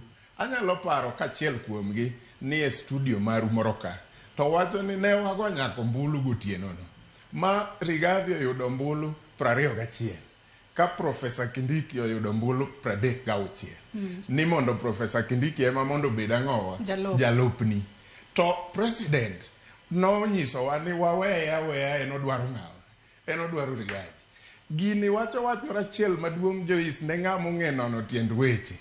En ni president either o confirm ne the nation ni yiero mage kata decisions moko momek can be very fatal. Moko kuom gi gin decisions manyalo hinyo pinyni nikech en ema no end up miyo jo Kenya jalup jatend piny machalo gi Rigathi. Makoro nyaka sani Makoro wacho ni sani en jopiny ji te wacho ni ng'ani ng'ama rach, en odak mana e Mount Kenya, opogo jo Kenya, en tribal. Ng'ama nomiyowa ng'ani en William Ruto achiel masani koro duogo ywaknwa kowacho niya osebedo lonely voice. To joka wacho ni ne wamiyi Kithure. To in ema ni itamori ni idwaro ng'awa Rigathi. Nyiso ni namba achiel en ng'amo confirm na kaka ja Kenya. Nonyalo make decisions ma ok nyal konyo Kenya samoro. To mogik kabisa. Kano make a decision abilano. To osebedo lonely voice e kindego nyaka sani. Gima duong' mwadwa neno en ni ang'o molokore kuom weche ma omiyo koro lok Rigathi gi. O confirm gima wach mar ariyo ni gini nyo en tie. Ing'e ni nyo wanyalo wacho ni executive president onge gini en kaka katiba wacho parliament ema otimo tijgi mar oversight kendo gine ma gitimo impeachment ka gitere senate president nyo confirm samo wacho ni gini koro ayudo ng'ama eloquent gi kar otemo nyiso jopiny nikech kisungu wacho ni you read between the lines. Nyiso ni otemo wacho ni gini nyo antie kendo gini nyadhiro. Omiyo sani koro atim ang'o ayudo ng'ama eloquent manyalo dhi konyo. Gik moko ariyo ema speech no. Winja ne David Matinde bede kwarwa ketwa ka okinyi makawuono Kithure Kindiki jalup jatend piny ang'o makoro rite tok ka koro jatend piny Kenya William Ruto nowale ni ene makoro bed jalup ne od bura nopuodhe kendo gikone nwaneno kochamo muma. Bende bobedo ka loyalty ma jatend piny William Ruto dwaro bende bro neno ka Kithure Kindiki nitiere godo e kinde makoro gichako wuoth e thuolo ma odong' kapok otieko tamne mokwongo e apis kaka jatend piny. Erokamano Joyce. Sani wawuoyo wach Kithure Kindiki. Gachagua mare to koro history kendo jolony e weche somo gi research sani ndiko mana ni to makosa mage manomiyo Gachagua othich oko bang' higni 2. Mano wabiro somo kendo jolony e weche somo ang'eni ndiko katimo research. Puonj mane mwayudo e tend Gachagua higni 2 gi. Kwadhi kuom Kithure Kindiki, igeni tugo ni en tuk siasa. To tuk siasa ok onyiso ni ka un osiepe nyoro to kiny nube usiko osiepe. Tuk siasa ok onyiso ni ka un wasigu kawuono to kiny ok nuchieme tawachiel. Tuk siasa en interest. Koma oleng'ore koda dhi chalo nade. Kendo kata 2027 in somehow Gachagua nyal pon nyariwore gi Ruto. Ka donjo kuom Kindiki wang'eye gi komoaye. To tuk siasa momiyo Ruto no oko kao Kindiki ndalo chato kao Gachagua ne numbers. Nong'e ni Gachagua dhi kelo ne numbers. To nong'eyo maler ni Kindiki to wiye ler moingo Gachagua. Koro no way ere maduong' seche madware ni. Seche ma wantie ni Wajane ni nosetiyo gi Gachagua oyudo mbulu kendo bedo jatend piny koro kosetieko kode to koro bole piny okawo ng'ama nodwaro.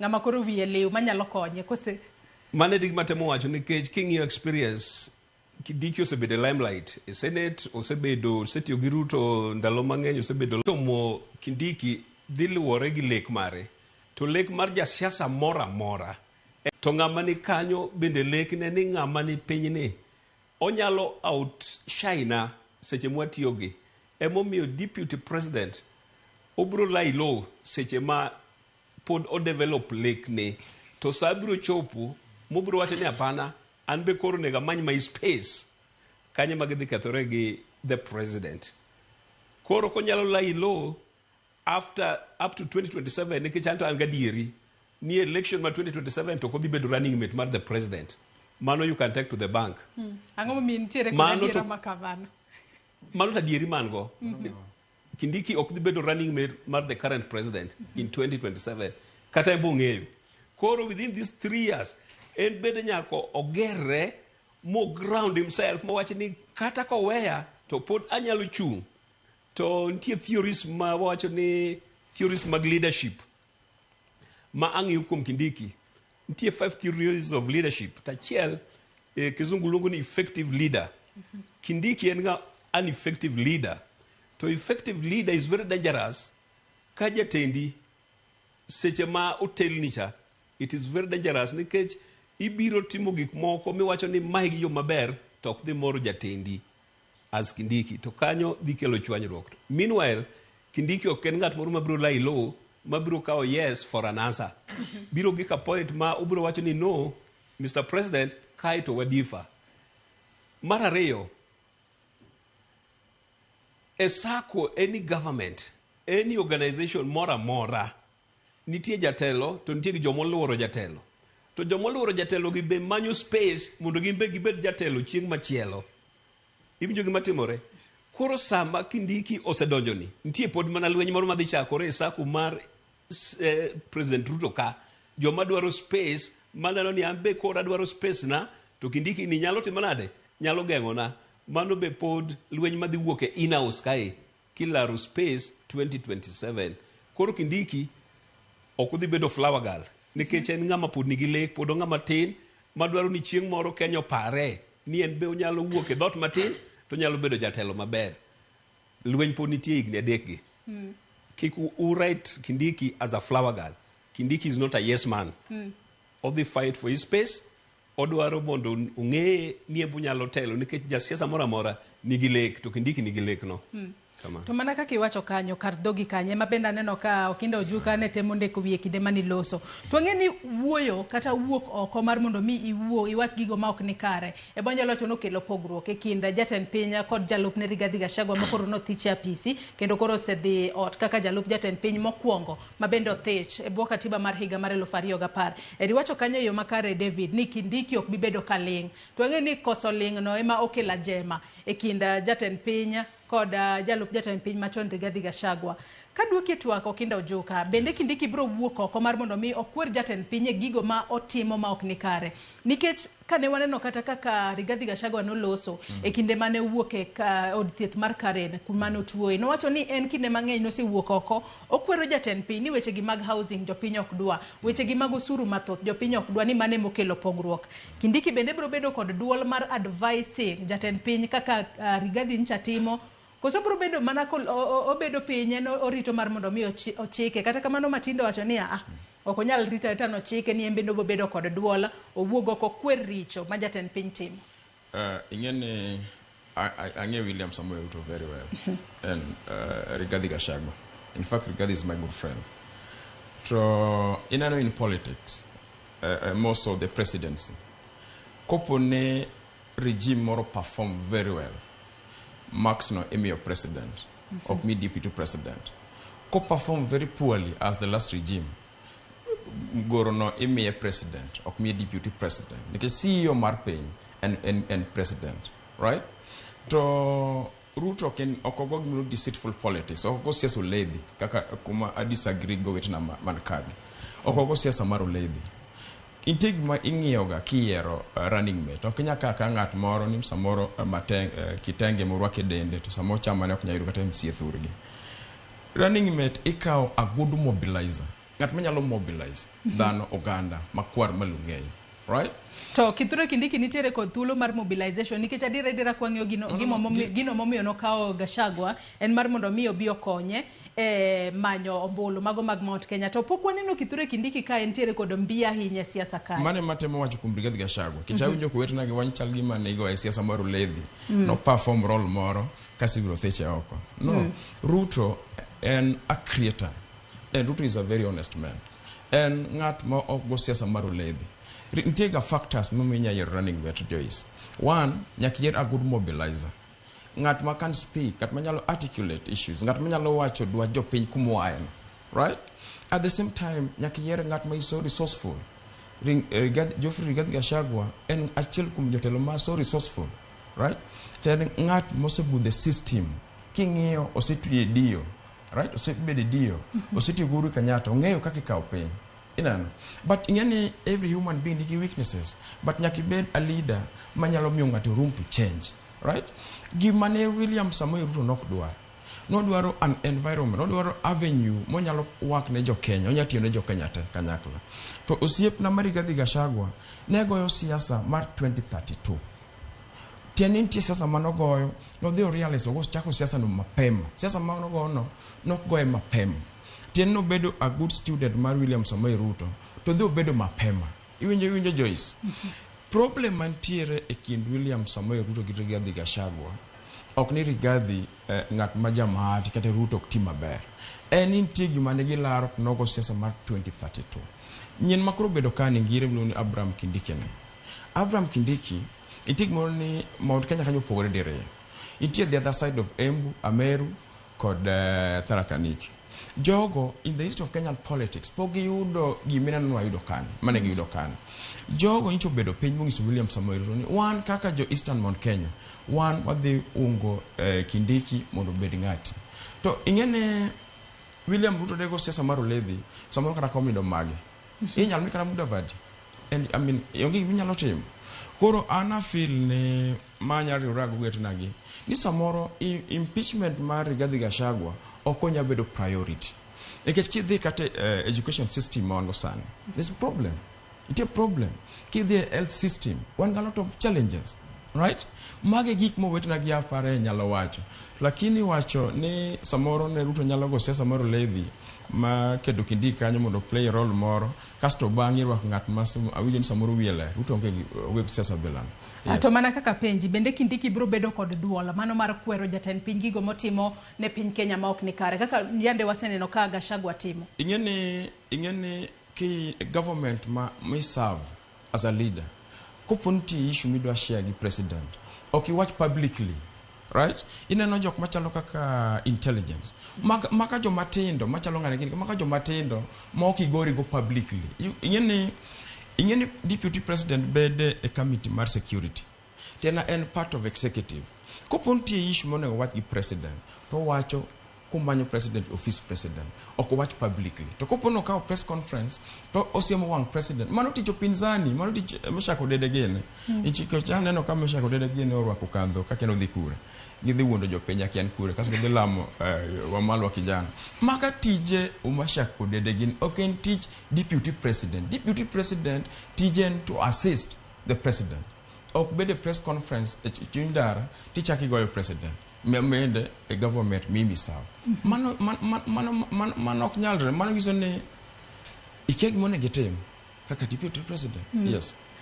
Meshako dedi winjo kanyo kaka okindo juko loso penjo en ne Kithure Kindiki bende obro bedo kuwuok oko motegno mar mondo mi osira jatend piny William Ruto to kopogore kod magigo ma ofeli jatend piny ok time yo makare bende obro bedo kokwero ni oyo kato kikimul nikech wanyalo wacho ni en owale Ruto no wale ok girakore e debe moro ma koro wacho ni nitiere yiero mobagi eka koro giyombo kumoro achiel en mano lemo momiye kaluore ni ng'at mokawo telo ire tich akena wani tich notame kose kaluore kod mago mok geng no thiche oke apisi kata kamano Kindiki bende wabono kaloso gigo ma Ruto time yo makare to siemo Joyce nitie gik moko ariyo ma very important monengo wa understand. Number 1 impeachment mar Rigathi Gachagua o confirm ne piny Kenya jo piny Kenya ni kata president inyalo thich oko. Mano is a very dangerous one nikech omiyo wa ideas ni gini nyalore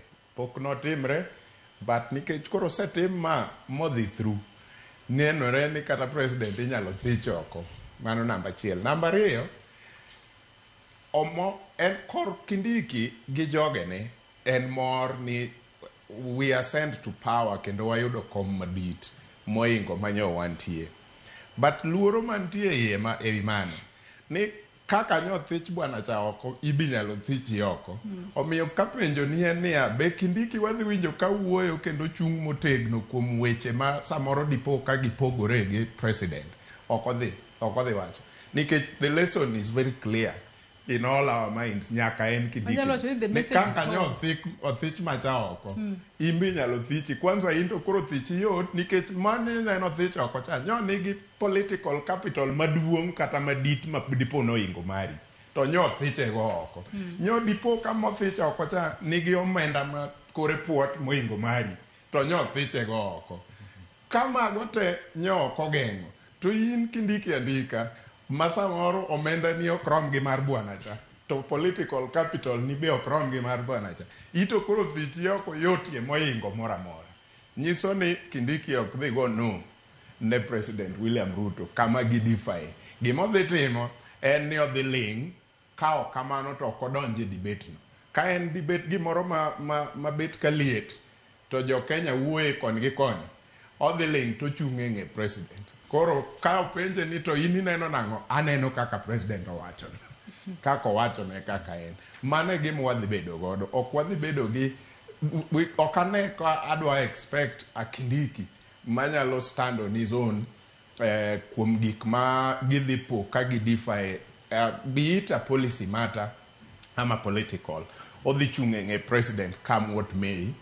Kaeto nitiere kuonde ma bende president dhi ore, ene ma koro dhi wuoye gigi. To protocol kose ori gi jatendi, iwuoye makata ok believe on gimiwachono. Tibro wache makata kopo ni nyaka pi wang'i wuogi mondo ji obed convinced, ibro golo nyaka pi wang'i. So wabro neno kuonde moko ka Kindiki bro ywak kata mondo ji believe gigi. Ka en shift kata sha to kodonji to mane ma president dwaro. Kindiki bro chuno wagi shift gi sha modhi ka pi madonji. So ano kane kodhi chung ni en koro magi ma. So mogik Joyce, nitiere gimoro manyo bende dhi nyime e sirikal. Nyo wa accuse Rigathi kuom weche moko machalo Mount Kenya this, Mount Kenya that. To okane ka wach ni en wach mar giji ochako sani. Gimoro nitie ma David Matinde owacho ka ni seche ka William Ruto ne nyalo ng'iyo na ng'oma important sani as it is. To noyudo ka Rigathi was more important sechego.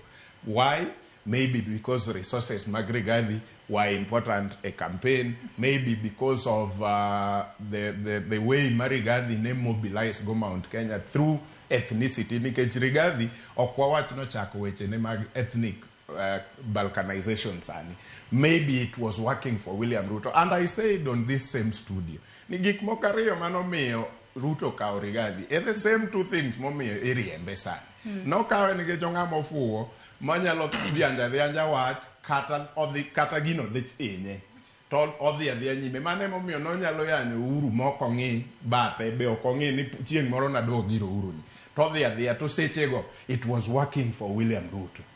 Kaeto nochako kawe ni en ng'ama deeply ethnicized ma gimoro amora konindo to paro. Wabende dialo moko ne wan gi Migori ne wan go kwanyo mane nyalo wacho ni what about Migori, but en nowe gi kanyo ne ok odhi mabor manyalo miyo ji wacho ni ng'ani is deeply ethnicized. To magi e gik mane are working positively for William Ruto e seche ka. To Samuel Weni, the two things go sirikande piny nikech komedo dhi kamano to sirikal ema koro gore piny. Magi gik ma bendo mi gole. Koro sechegi gini nyalo kelo luoro kadine an Kindiki to gini do miya luoro ni kopo ni ng'ani timo yiero kuom gima is working for him sechego. Tang'o madhi timore 2027 kila kama ne Matinde wacho cha ni kamoro dipo ni 2027 ka ok oyudo ka atabe na wacho mokwongo ni tich maduong' ma Ruto dwa neno ka Kindiki otimo en kelo Mount Kenya te kanyakla e tawa achiel. To kochopo 2027 to yudo ka Kindiki gini otamo. To yot mondo chako make a decision on what is good sechego for him politically. Sechego obro dwaro mobilizer motikinda wacho ni. Be obro yudo mobilizer no kuom Kindiki. Bro chune no chako make a very radical decision sechego. What is working for me now? It is not Kindiki. Nyaka sani Matinde wanyalo wacho ni jatend piny bende ne waneno kae kinde mane oyuore nyasi mano mar higni 70 mano mar kanisa mar African Divine Church mayudore bore Nairobi kae. Bende nonyiso jotelo kata nokwayo jopiny mar mondo mi oduoko ne piny liet mar siasa moseneno nikech adira wanyalo wacho ni e thuolo mar jumbe 3 mokalo kinde mane thicho oko Rigathi Gachagua weche mane timore e doho siasa ne liet ahinya. Sani koro okwayo ji mar mondo mi oduoka ne piny liet mar siasa. Bende liet mar siasa tok ka Kithure Kindiki osedonjo e apisi kaka jalup jatend piny. Bende liet mar siasa didok piny mondo ane gik ma sirikal timo ne jopiny e thuolo mar higni 3 morumo. Ang'e ni okindo juko bende nitiere gima ilo kata kamano ami thuolo mondi kapok amiye thuolo kasto adhi e yweyo. Oile. Erokamano. Namba 1 adwa wacho ni jomasawa gichalo chameleon ong'ongruok. Kendo bet oko mar sirikal to ginyal. E higni 2 modong', higni 2 kaeto ng'eni wachako mana campaign 2027. Jomasawa dwa dok kendo dwa bet e bwo Kindiki kendo gidwa bet e sirikal ma ok giwuogi.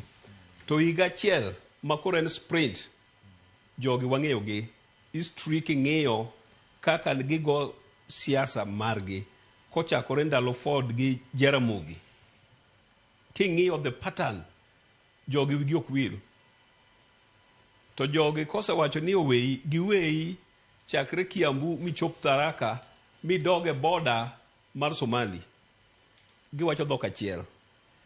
Kindiki dwa temo mondo riw jogi to biro riwogi mana nikech gima giyudo e sirikal. Gidhi camouflage kendo gidhi bedo joma loyal ne President Ruto kabisa.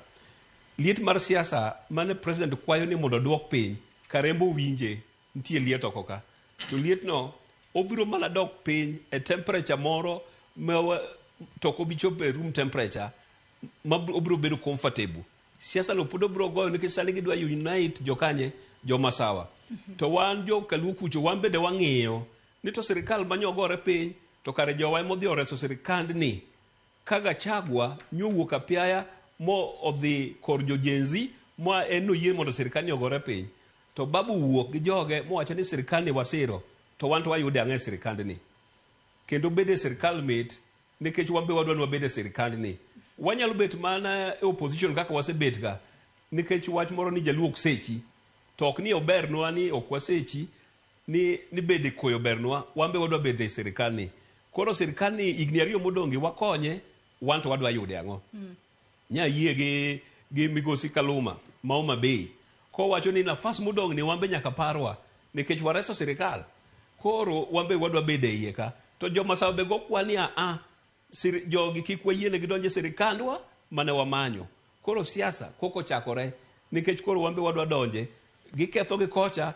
to wambe wayuda ng'o gi koni Kiswahili moro wacho ni kiacha mvugi kia ng'owa winyo moro nitie kae maka gigore to gigore mamoro tho to le moro to wacho ni anta yudo chiemo en agak ana yudo chiemo koro we gigore to wambe wayud chiemo koro liet mar siasa to pod biro dhi malo emomiyo kata jo intelligence onyiso the president ni gini to wuoye many kaka ikwe to sani odwa medore sympathy mang'ane dwa yudo Rigathi dwa yudo Rigathi ok dhi wuok e lips joma sawa nikech sani odwa dhi e court corridor nyaka 2027 ang'o ma court dhi golo Rigathi sani ok dhi manyo kome mar bedo deputy president ong'e ni mano to dhi to dwa make sure kendo dwa ni sure ni ka en e court jogo wene thuolo ni jogi nothichi oko e tok chik koro wagolo wach impeachment ni kom to nosedhi sirikal nyalo chuli to wayieni mondo ichungi igo siasa kik lor ni mano gima dwa tero Rigathi e court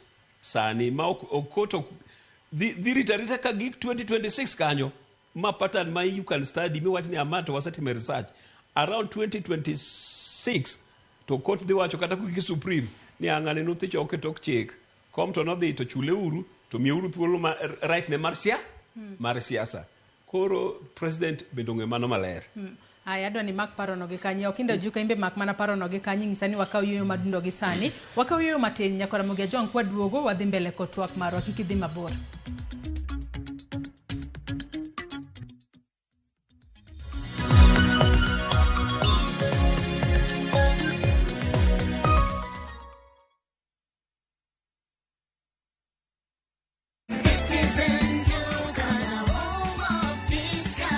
Najua unapanga kwenda shopping. Citizen Duka na Quickmart inakuletea ofa mpya ya mama mpenzi. For only 1,765 shillings unapata unga ya ugali ya 2 kg at 109 bob, unga ya chapati 2 kg at 149 bob, mchele ya basmati 2 kg at 649 bob, skari 2 kg at 279 bob, mafuta ya kupika 2 liters at 539 bob. Hizi zote ni less than 2,000 shillings, meaning una save 332 shillings ukitumia Citizen Duka. Piga *487*5#. Chagua Quickmart, then chagua mama mpenzi. Lipa na utapata message ya kwenda kuchukua package yako kwa Citizen Duka counter ya any Quickmart supermarket karibu na wewe. Citizen Duka, home of discount.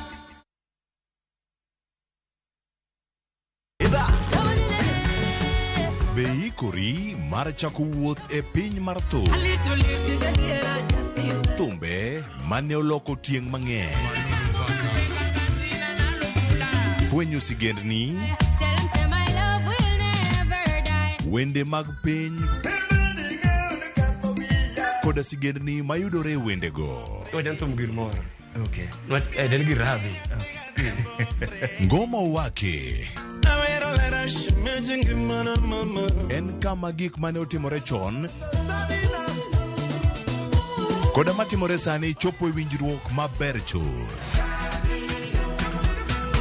Ngoma owake wuok tich nyaka tich abich saa 10 odhiambo. Kik bai.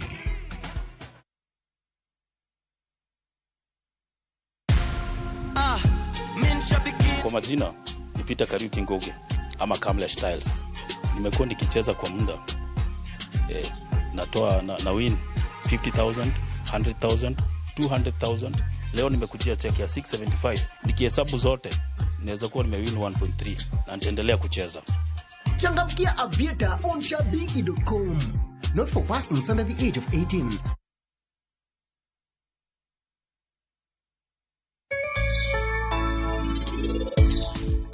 Wan gi wach moro maduong' ahinya kae. Bende ng'eni Kunal oro ne Seher voice message moro kanyo. Ting'eni mano ok en voice message. Mano en time bomb. Let's open big doors that harbor progress. In all the places that we are. KCB ni yangu. KCB ni yetu. KCB ni yetu.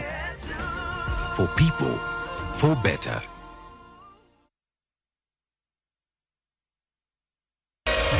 Kwa Ramogi. Regulation okodhi through gimiluongo ni public participation. Be ikori mar donjo matut e weche madongo e Uganda wa. Ribadhi ma wuok e TSN ng'eny seriously. I have to say this. Wanono weche siasa kod weche mamulongi ma jopiny. Sama gigo nyaka japur. Nikech japur ni obro puro kande ni otere kanye. Buch jopiny en kama wamiyo pek paro kachiel kod nonro ma intiere godo. Wan gi chike mabeyo matayo gigi waduto te. Ok diang' wachnya every time ka ng'ato dwaro to waloko chike. Nyinga Trevor Ombija jandingo panga jonyakach dendo nombija taya nyakwar guoko cha pesa. Wanere kendo. Tich adek ka tich adek, saa 3 otieno, mana Ramogi TV.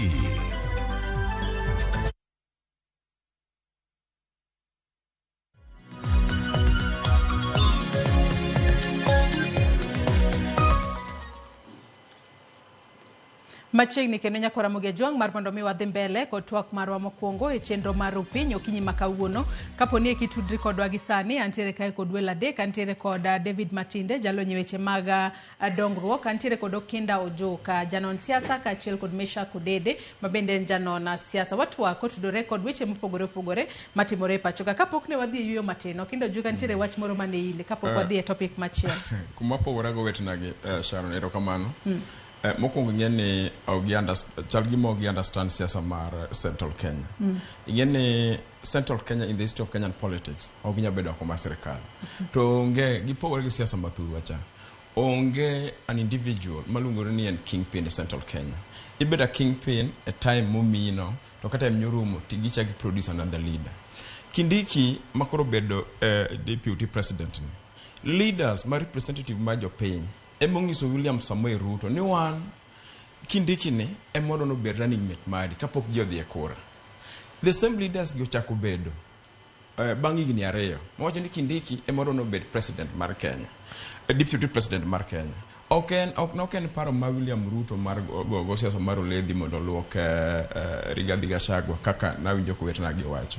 Mano ok ni kanyo. Mar ariyo Joyce ing'eni awinjo ka David Matinde wadwa maduong' wacho ni ka winy ariyo gore nitie le moro marito to chamo. E Kenya ka wan okwan le machamo gimo matieni itimonwa favor.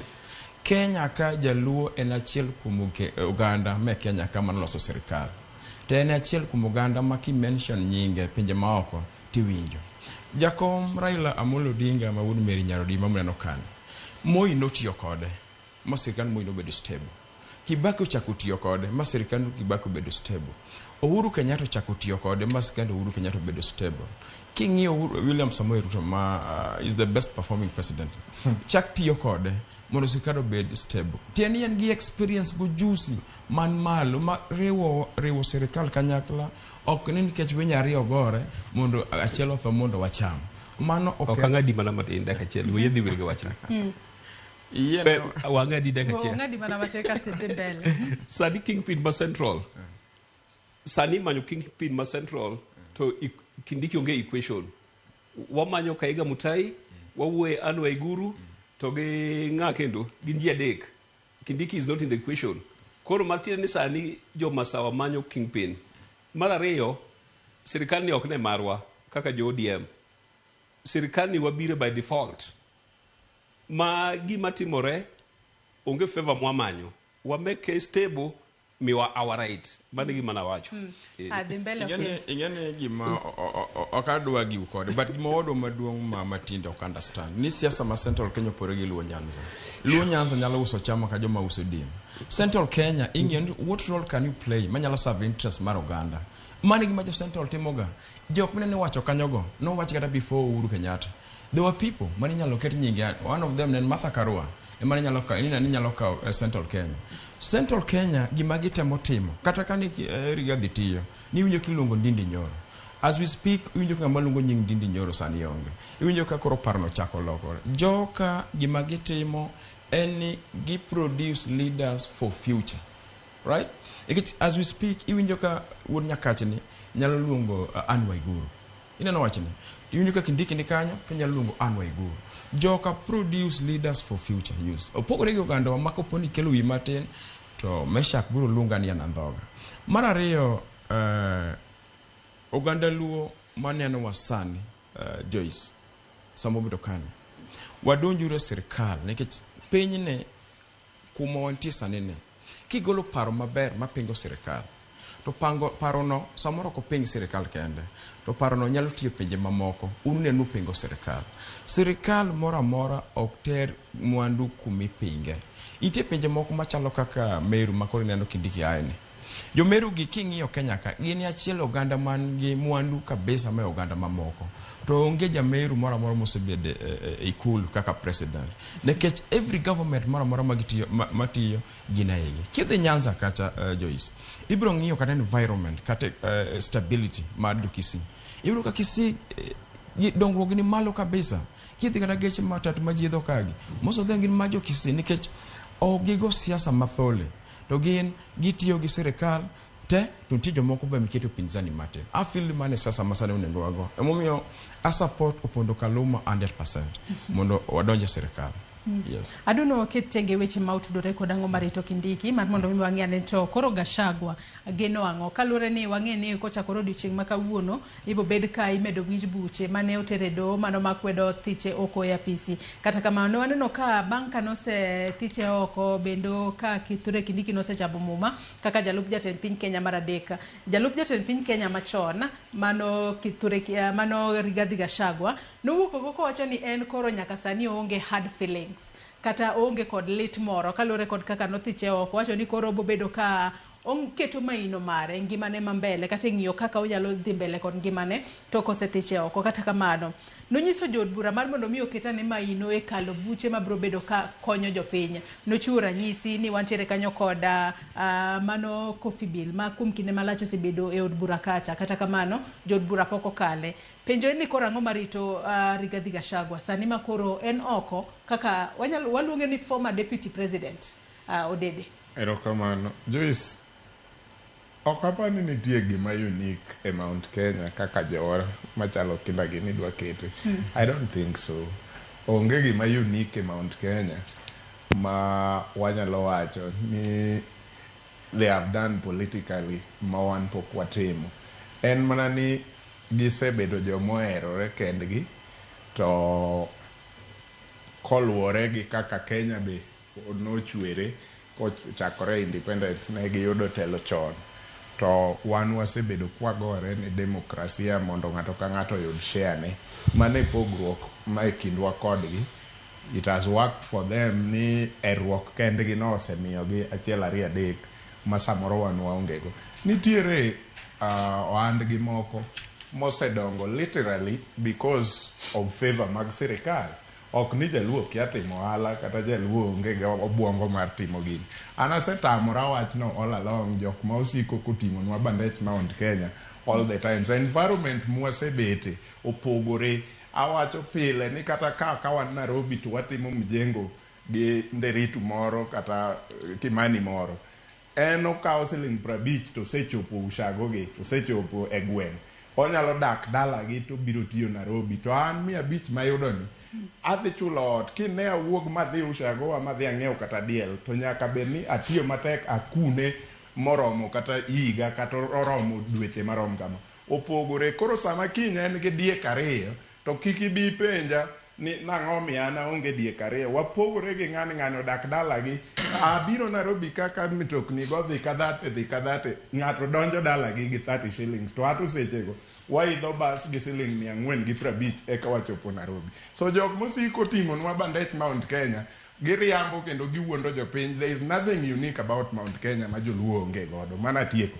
Mar ariyo, penjo about what is it for Rigathi now. Court of Appeal ne joge odhiye kadwaro mondo onon wachni maler kuom kaka nothiche oko kabe noluwo chik. An aparo kendo nyawacho kata nyoro ni bura manong'adie High Court noseketho bura midhi time Court of Appeal chakre kawuono gi kiny.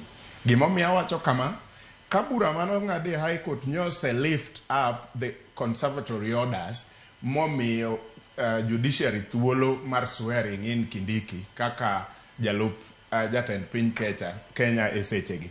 Onge kaka Court of Appeal dhi yudo ni Rigathi Gachagua nothich oko outside sheria kata koluwo chik, nikech ka giyudo mane Court of Appeal to nyiso ni court bende judiciary as a whole obedo indicted nikech ne gi participate e illegality, ne gibedo part of the illegal team, ne gitimo illegality kuom swearing in ng'atcha ka ging'eyo ni ng'atcha ne ogol out of the law, tok chik.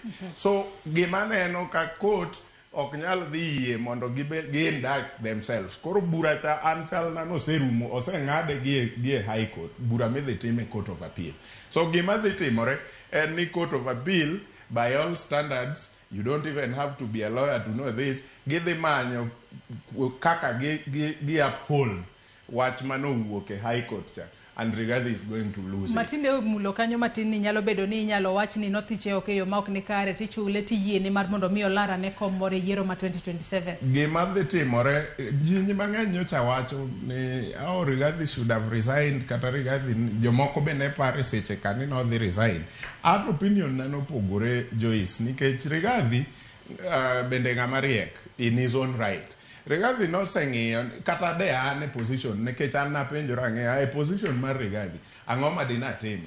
Number 1, i resign ni idwa reserve opportunity mari mar chung e ombulu mabiro, mana king'e ni in gi opportunity mar bedo president e ombulu mabiro no. To kiseng'iyori miyudo ka ok anyal, to onge gimichaki rito nikech kisebedo deputy president, Joyce, onge gimidwa reserve, ok idwa chung governor, ok idwa chung anything else, kombe gi ingo te, the only kom modong en presidency. Tiseng'iyori miyudo ni presidency no ok itimri na ok inyal.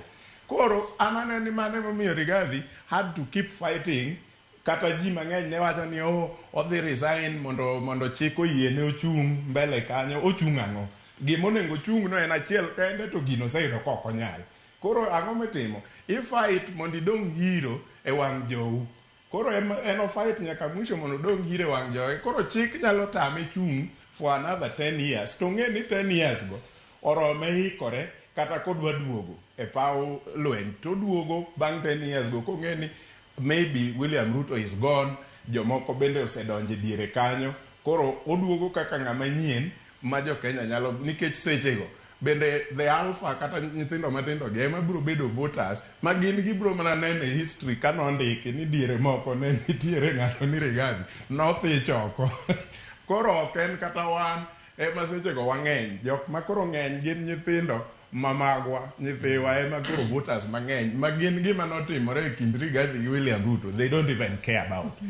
Koro aneno ni mane mamiyo Rigathi noamua ni gini agora nyaka tung nikech kom modong actually en mana jok manyalo resign chon gin ji machalo MCAs, members of parliament, nikech pod in go kenge mang'eny ma politically wacho ni kik geng'na, adwa chako chung member of parliament, adwa chung senate, adwa chung governor, adwa chung deputy president kata president. To Rigathi ong'iere wacho ni presidency kende modong.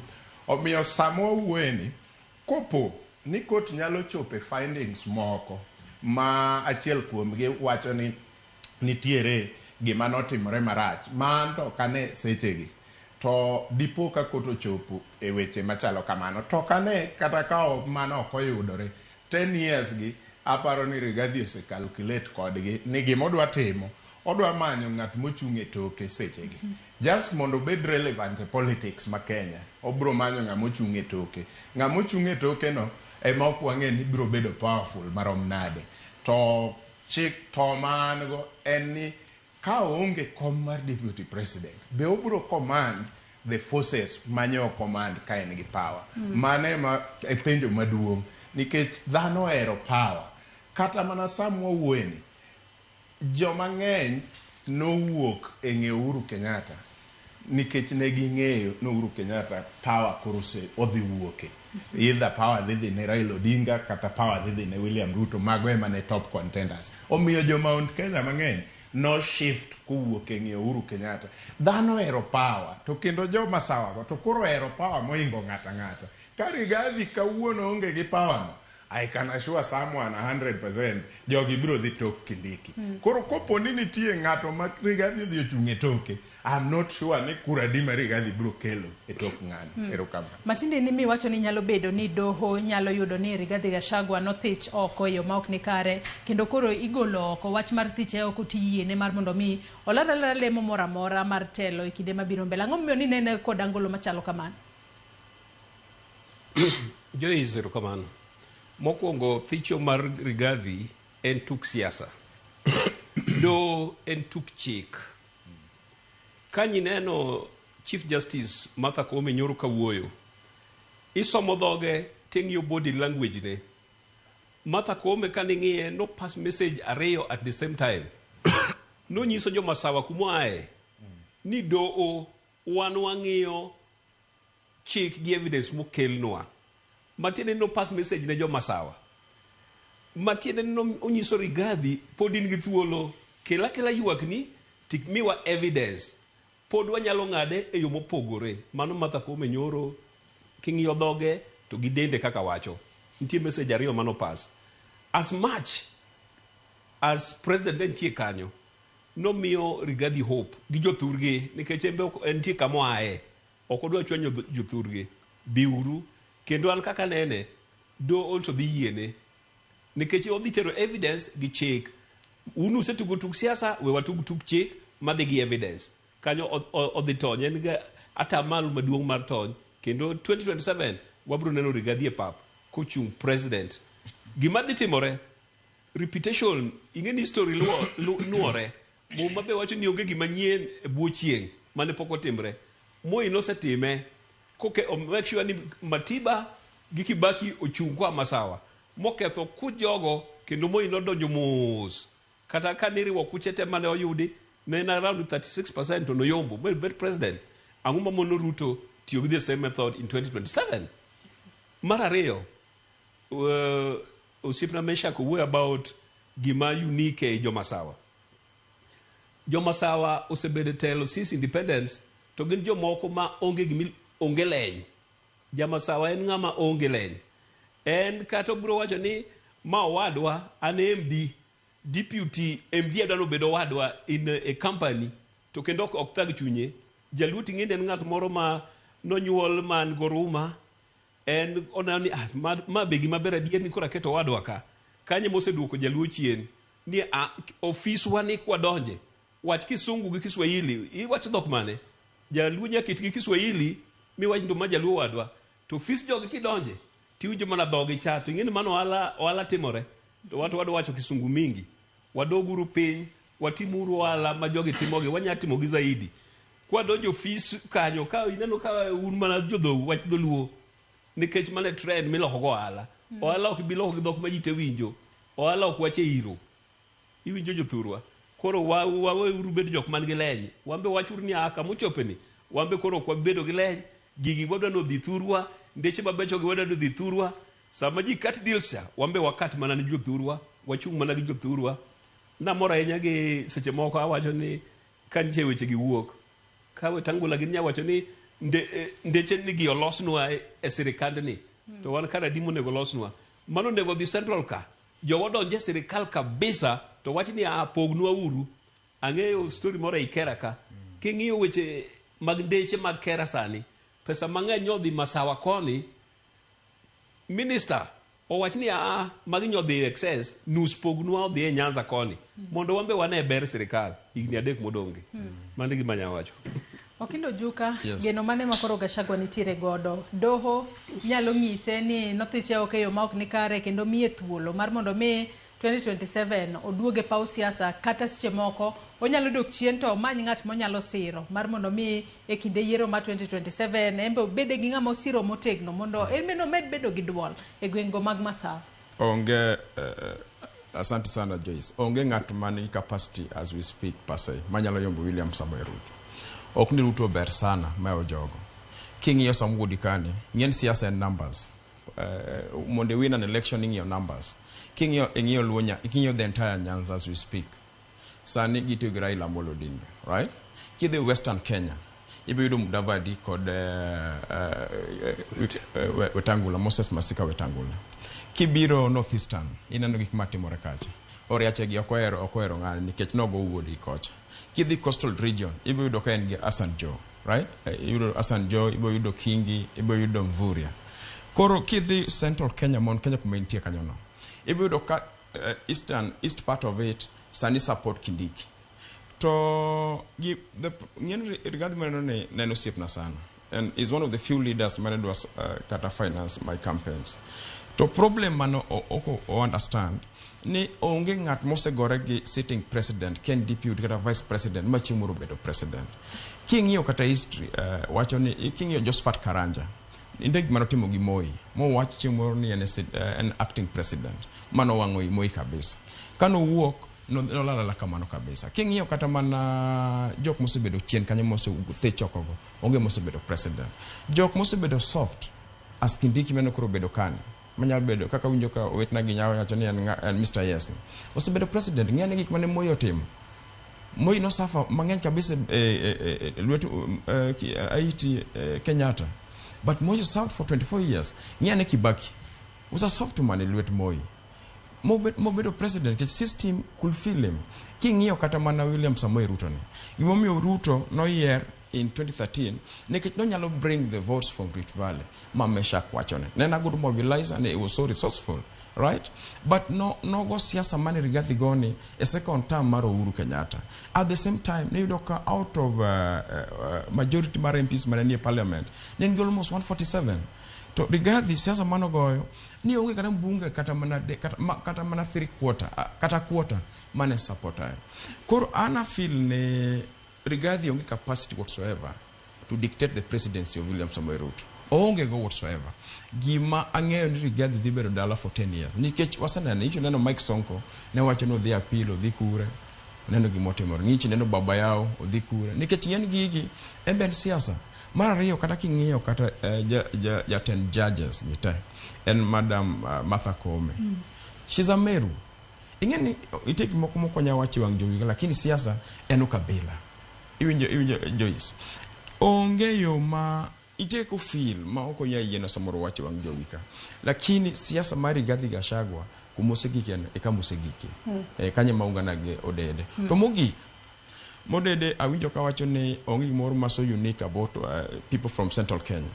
Adwa mi example Kisii from Dala. Kisii tiyo gi almost 2,000 fare from Kisii to Nairobi. But king'iyo geche madhi Kitengela, king'iyo madhi Kure, king'iyo geche madhi Godala. Gin jo Kisii nikech they are not hard. Pogibedo joma tek kabisa manere ni joma go serikal. Koro serikal bedo ga soft kuomgi. Iyudo ke iyo kata mana ndara moger Kisii. Opo ndara makalumo mesha kati ning'eyo. Kiwinjo much Kisii kaso kwachopo migochwa kacha. Iwinjo kopogore. Emomiyo aungana gi owado madung David Matindene ni mondo chieng' moro oganda wabed oganda man gi ngufu kabisa ma lwetgi otegno nyaka wadonje sirikal kuma Raila Odinga koro wewan. Yes. It is not about okinda we wuondo jopiny. It is not about donje sirikal. Nitie parts of Kalenjin land mar so bad okinda. I don't know how much kaki wuotho, but gin kanyo for gisebede sirikal for 24 years. To angomo mi parts of Kalenjin land nitie ma pod are so remote. Kata kama Kindiki aena, pok gibede opposition. To mago are the deepest, the worst part of this country. Tidwa kono jawa ni gine sirikal. Omera, wuondo jopiny gibede sirikal. Gimitemo wacho mokidwa wacha elela. En ni jogi gin jomosebet koherore kendgi. Kopo ni dwa ngiso joluo mondo erre kendgi. That one I will allow you, it is okay. Mondo mi wadongre. Tok ni bede sirikal. Ema ang notimre nade. Binge ni nitiere kinde mane Moi, Daniel Arap Moi ka president, ne nigi 12 cabinet secretary from Luo Nyanza. Yeah? Yes. And I to can explain. angoma miyo ichake wacho ni wan chien to seche go to ne wan e sirikal. Aduoki mi kwenjo no. Wabede sirikal mana kaka jomoko sebede sirikal. Tabu ma wan go en niya jaluo ok ochwere ng'ama oherore kende. Yeah? Ma oyie keto jomoko injustice mondo mi jogi gik ma gidwaro. Jaluo luoro injustice. Yeah? But jaluo luoro injustice. Jaluo luoro injustice. Mano kende gima onego iwachi ni joluo wa wuoguru mondo wer injustice to wabo dongore. Ingene I disagree go wadwa unara. Eno siep na kabisa. Eno jathura. Ineno bedo joluo e sirikand Moi. Nuntinga mna duda unogango yuko gango. Omiyo wanwango Sony kuma nitiecha. Sony en achiel kuom kambi makonyo nyen meno bedo buta kane. Bedo ni nitie joluo e sirikal. Omiyo Tino Kanyango ma wuod Nyakujo omiyo warongo university. Nikech no influence. Kata mana Tombo University ma Homa Bay cha. Nikech ni wabedo machiegni gi sirikal. Right? Kidhi kata Kisumu, bedo mabor gi sirikal. Omiyo Kikombe gi notho sani kata Pambo ok nyalo Kisumu. Nikech igolo mwandu kuomu ni jogi pingo sirikal. Engineer Joyce, and what I'm doing to Anna Living and give my basically ultimate Central Kenya, right? To keep this Central Kenya as we speak, Joyce, being in the young Central Kenya mother tap water. I'm telling you, the young Central Kenya mother tap water. Dalu the young mother tap water.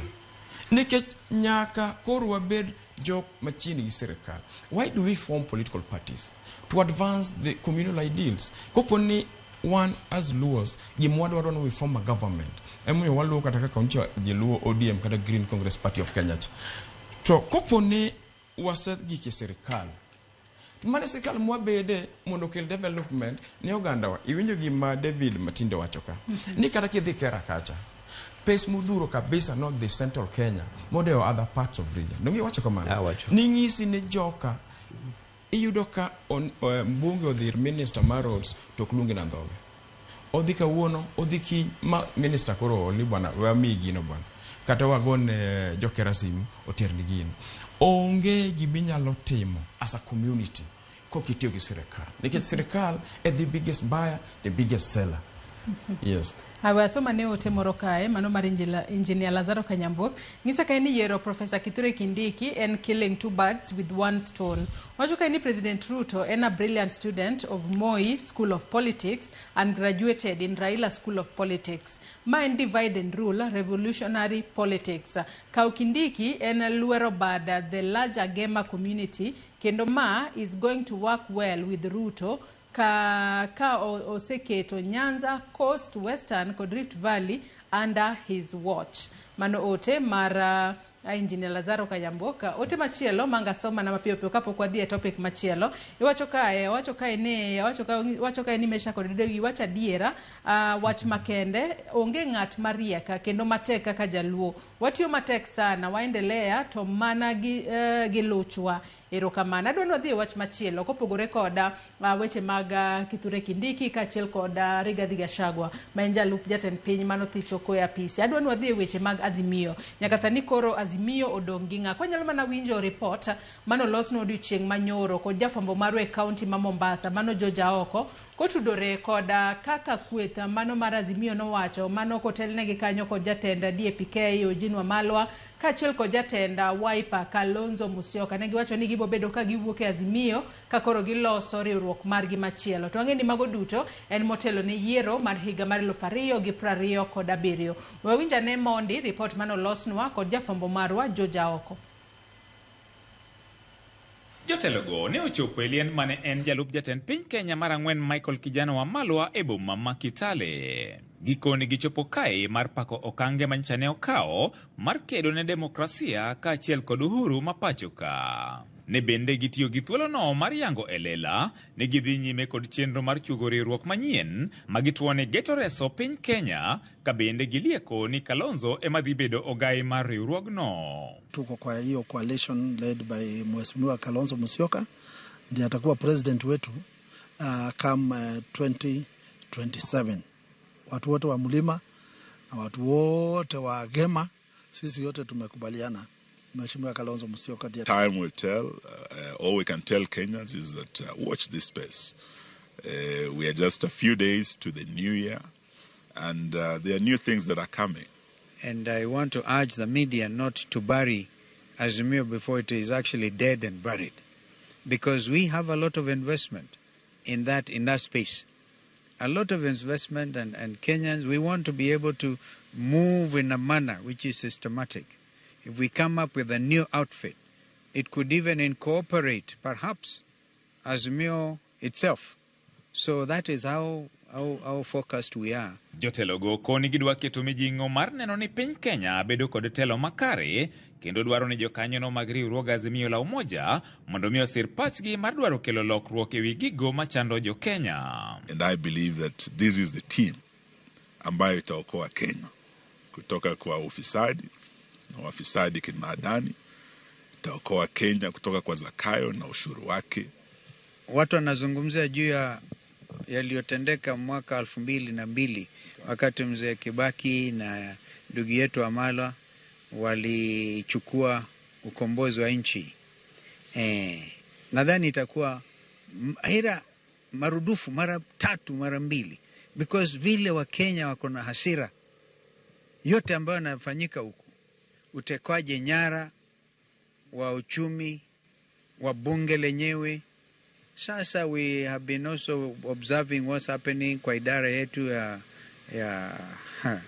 ya judiciary, mahakama. Kata kamano, giramo ni pod gibiro bedo e kweth makwedo piny owacho mar loso ewi midhieche mathoth jo Kenya kale. George Aoko, Ramogi TV.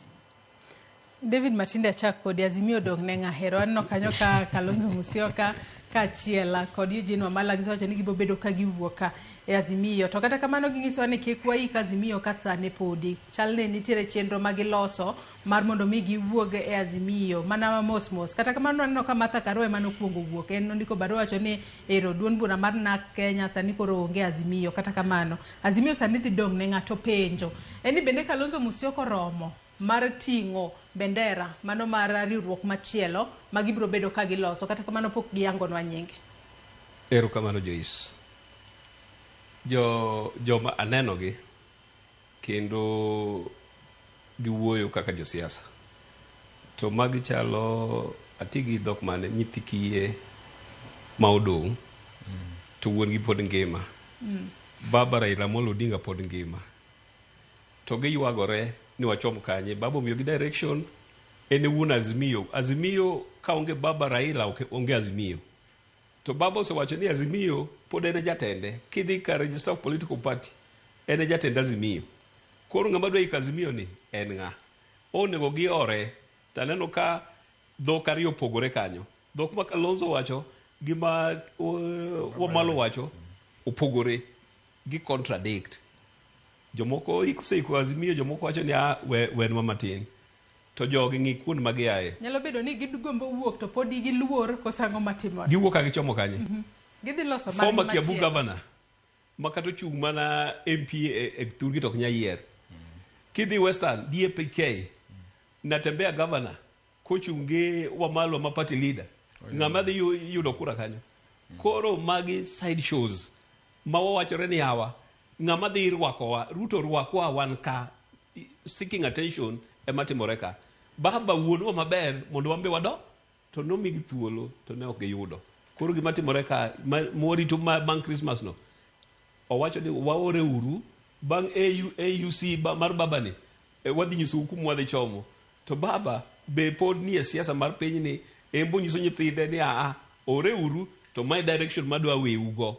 You see level ma baba chope ochalo jaduong' ma chiwo gweth ne nyithinde to nyiso gi ni asewuotho kod nyithinda to ma yo madwa ni ulu to kuma baba osiemo no ema jogi biro dhiye.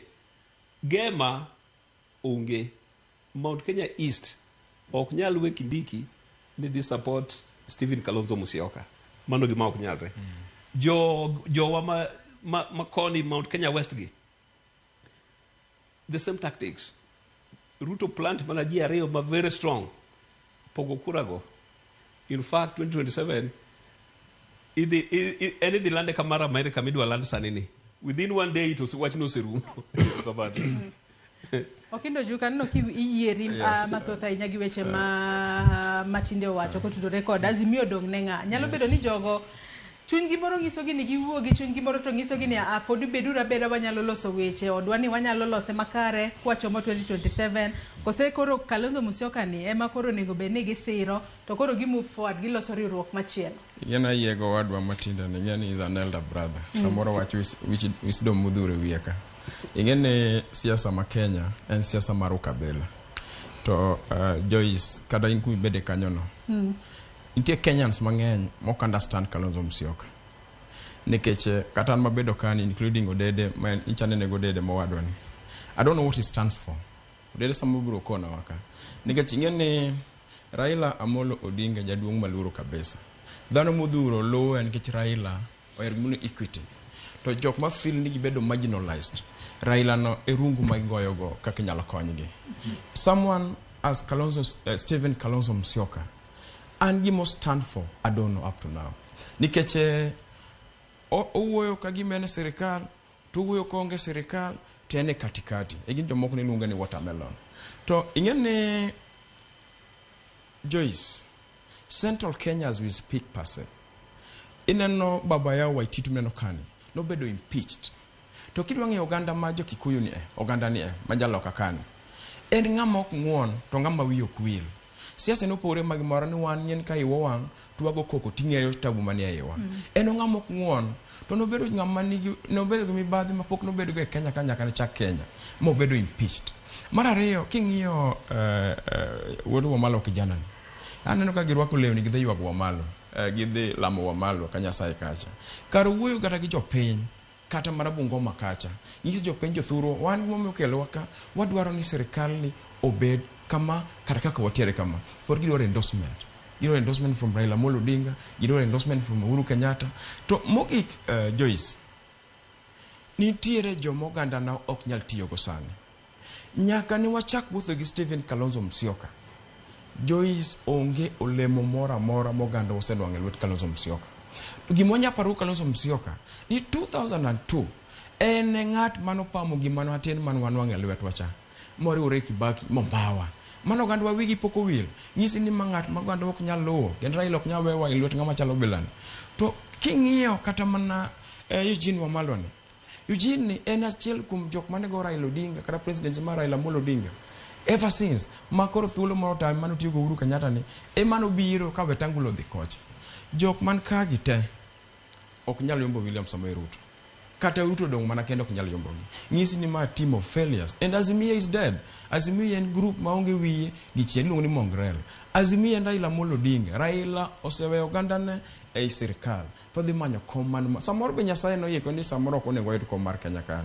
Obama nonwang'o Amerika kocha. Samoro wach jaluo ochalo ja Israel. Omiyo wa Afrika mani kuma kursa ni wantie kako oganda. Yes. Kata kamano warito mar mondo mi wane ka diere wuok e siasa ma pacho kae kose oyo kalo ne bang' yiero mag UC e ka obedo kwaneno ko yudo komno kata oyo mesha kodede Azimio dong' nenga. Azimio pod nigi parties mane en go mak mana ni party mar NAK Kenya nosendiko barua officially ka giwacho ni gin koro gidwaro wuok e Azimio. So mano ema wanyalo wacho with authenticity. Modong gi pod gin rumors. So Eugene wacho ni gipango kaka DAPK kapok ochopo kama gindike officially ne Registrar of Political Parties, to mano koro pod en wacha wacha. Wiper bende kamano.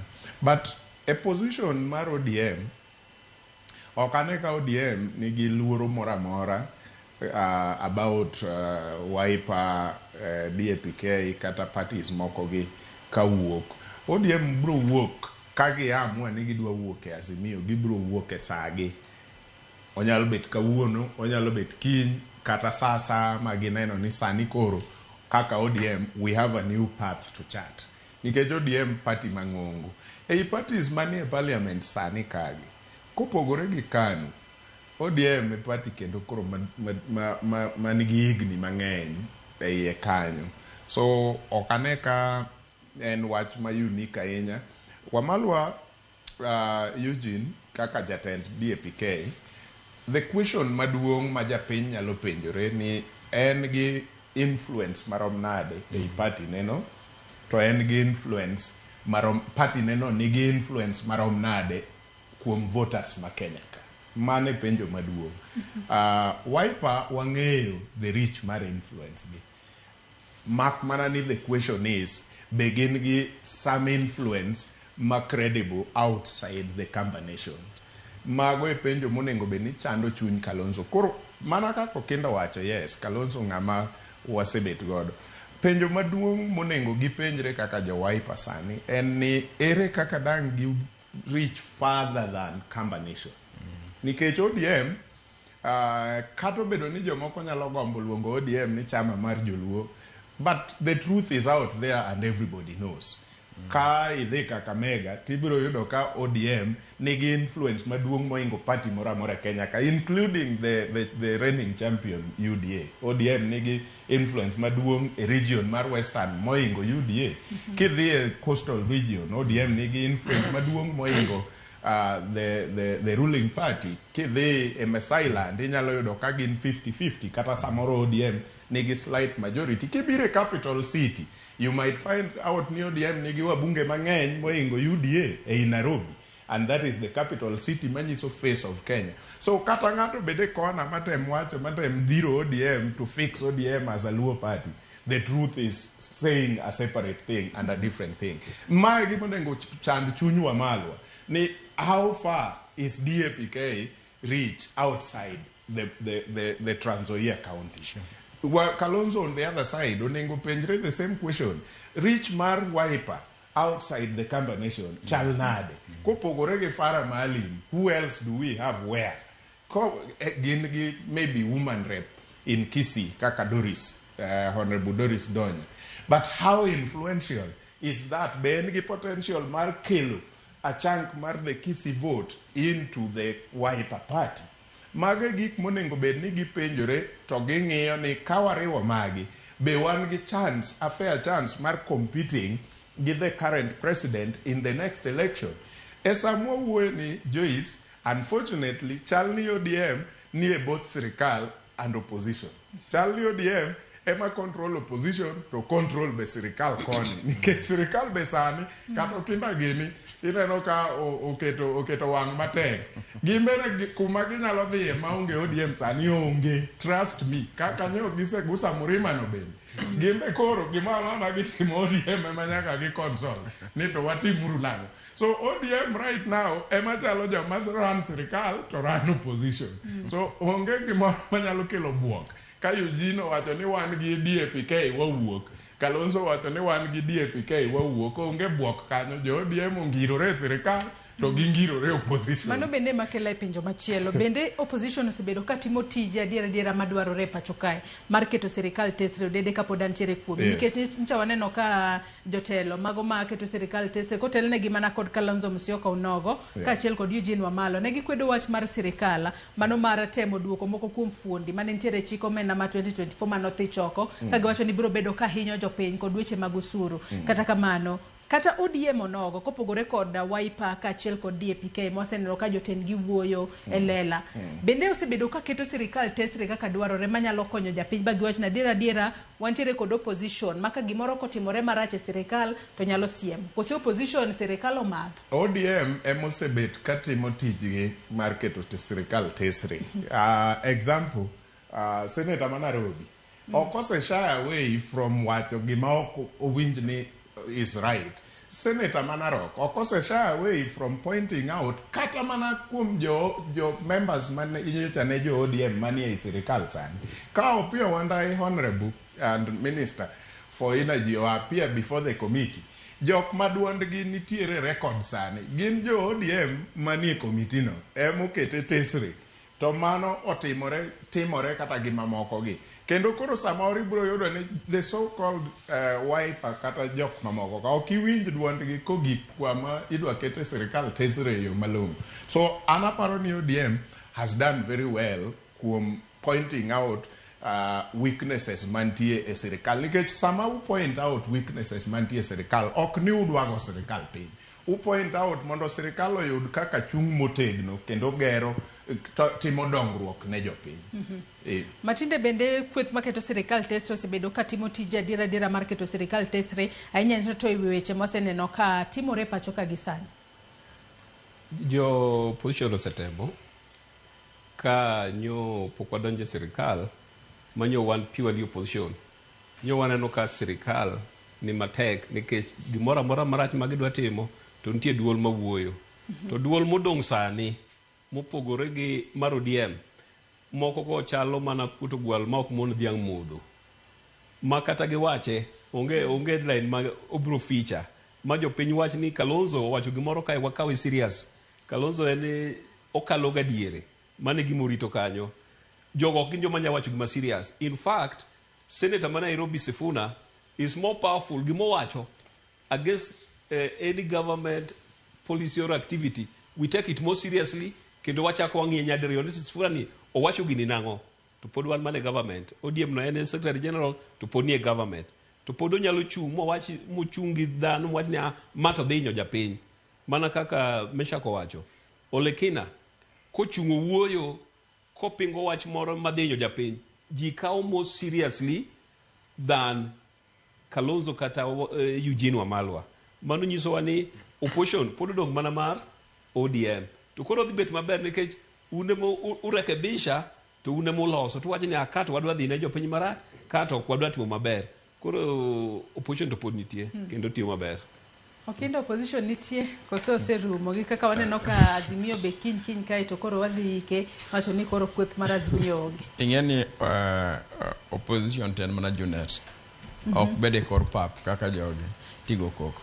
Kopon tiyo minyalo konyogo sirikal kata semogo wang' sirikal to nyaka bede parliament kaluwore gi chik ma wan go ma 2010 to bede kor pap tiwuoyo to onge ji nikech king'iyo kata ODM Junet en ja ODM Sifuna Olekina maga ODM MPs gin te itiku mara ka giwuoyo to ginyalo gike nikech saa moko dikani wan gi broad based government motel ni Amolo kod William Samoei Ruto koro itiku mo nyalo gike at the same time sirikal mo kane candidate mar AUC en Raila Amolo Odinga. Koro itiku minyalo goye tigikie ok inyagori kode mibare. To opposition miwacho ma iwuoye kod ndara ka ji ochung' e wi gari cha to serumo nikech Kalonzo onge capacity mar siemo wang' sirikal. Ng'ama luor en Ngoro. Eugene Wamalwa onge capacity kata to influence even western votes.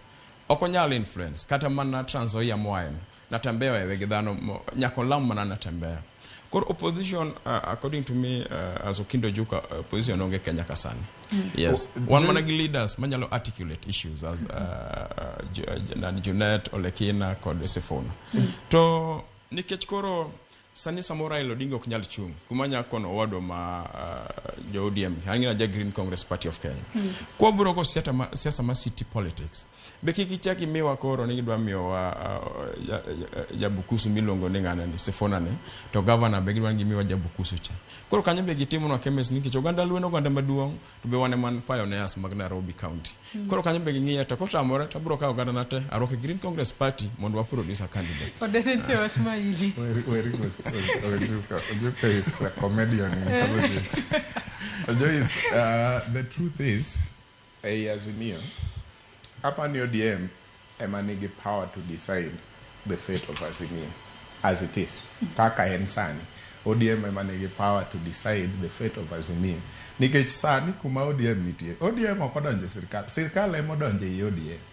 Onge chieng' ma ODM nowuok kacha gi tiende kanyakla kadhi manyo sirkal. Tell me one day ming'eyo mane ODM owuok ochweyo gokinyi ni gin gidhi manyo sirkal. It is sirkal ema nogore kendgi kuno. Anya duoko penjo. Lingine sirkal ema no MPs mag ODM wene kotelnegi osiepne Mamak Nyamita. Otelnegi Paul Abor. MPs. MPs. I'm telling you. MPs more than 7 MPs. Or the state house. ODM nigi MPs adi kigole 7. Inigo kwano bila man. En sirikal emochako wuoth gi tiende kacha modhi ODM. So agimomi hata mowacho niya ODM nyalo amua ni Azimio gidonge to gin kendgi to UDA mabiro biro donje i Azimio kaeto William Ruto kata ka chung gi Azimio no to biro chung gi Azimio no but onge kuma ODM osewache kata mobedo piny gi Central Committee mowacho ni gin gidwa wuok kata giwuok gidhi kuma nade. And it was put very clear kata mana sani wawuoye wach donje sirkal. ODM nowacho clearly kendo gibedo piny nyaka sani gi jatendgi makoro nyong.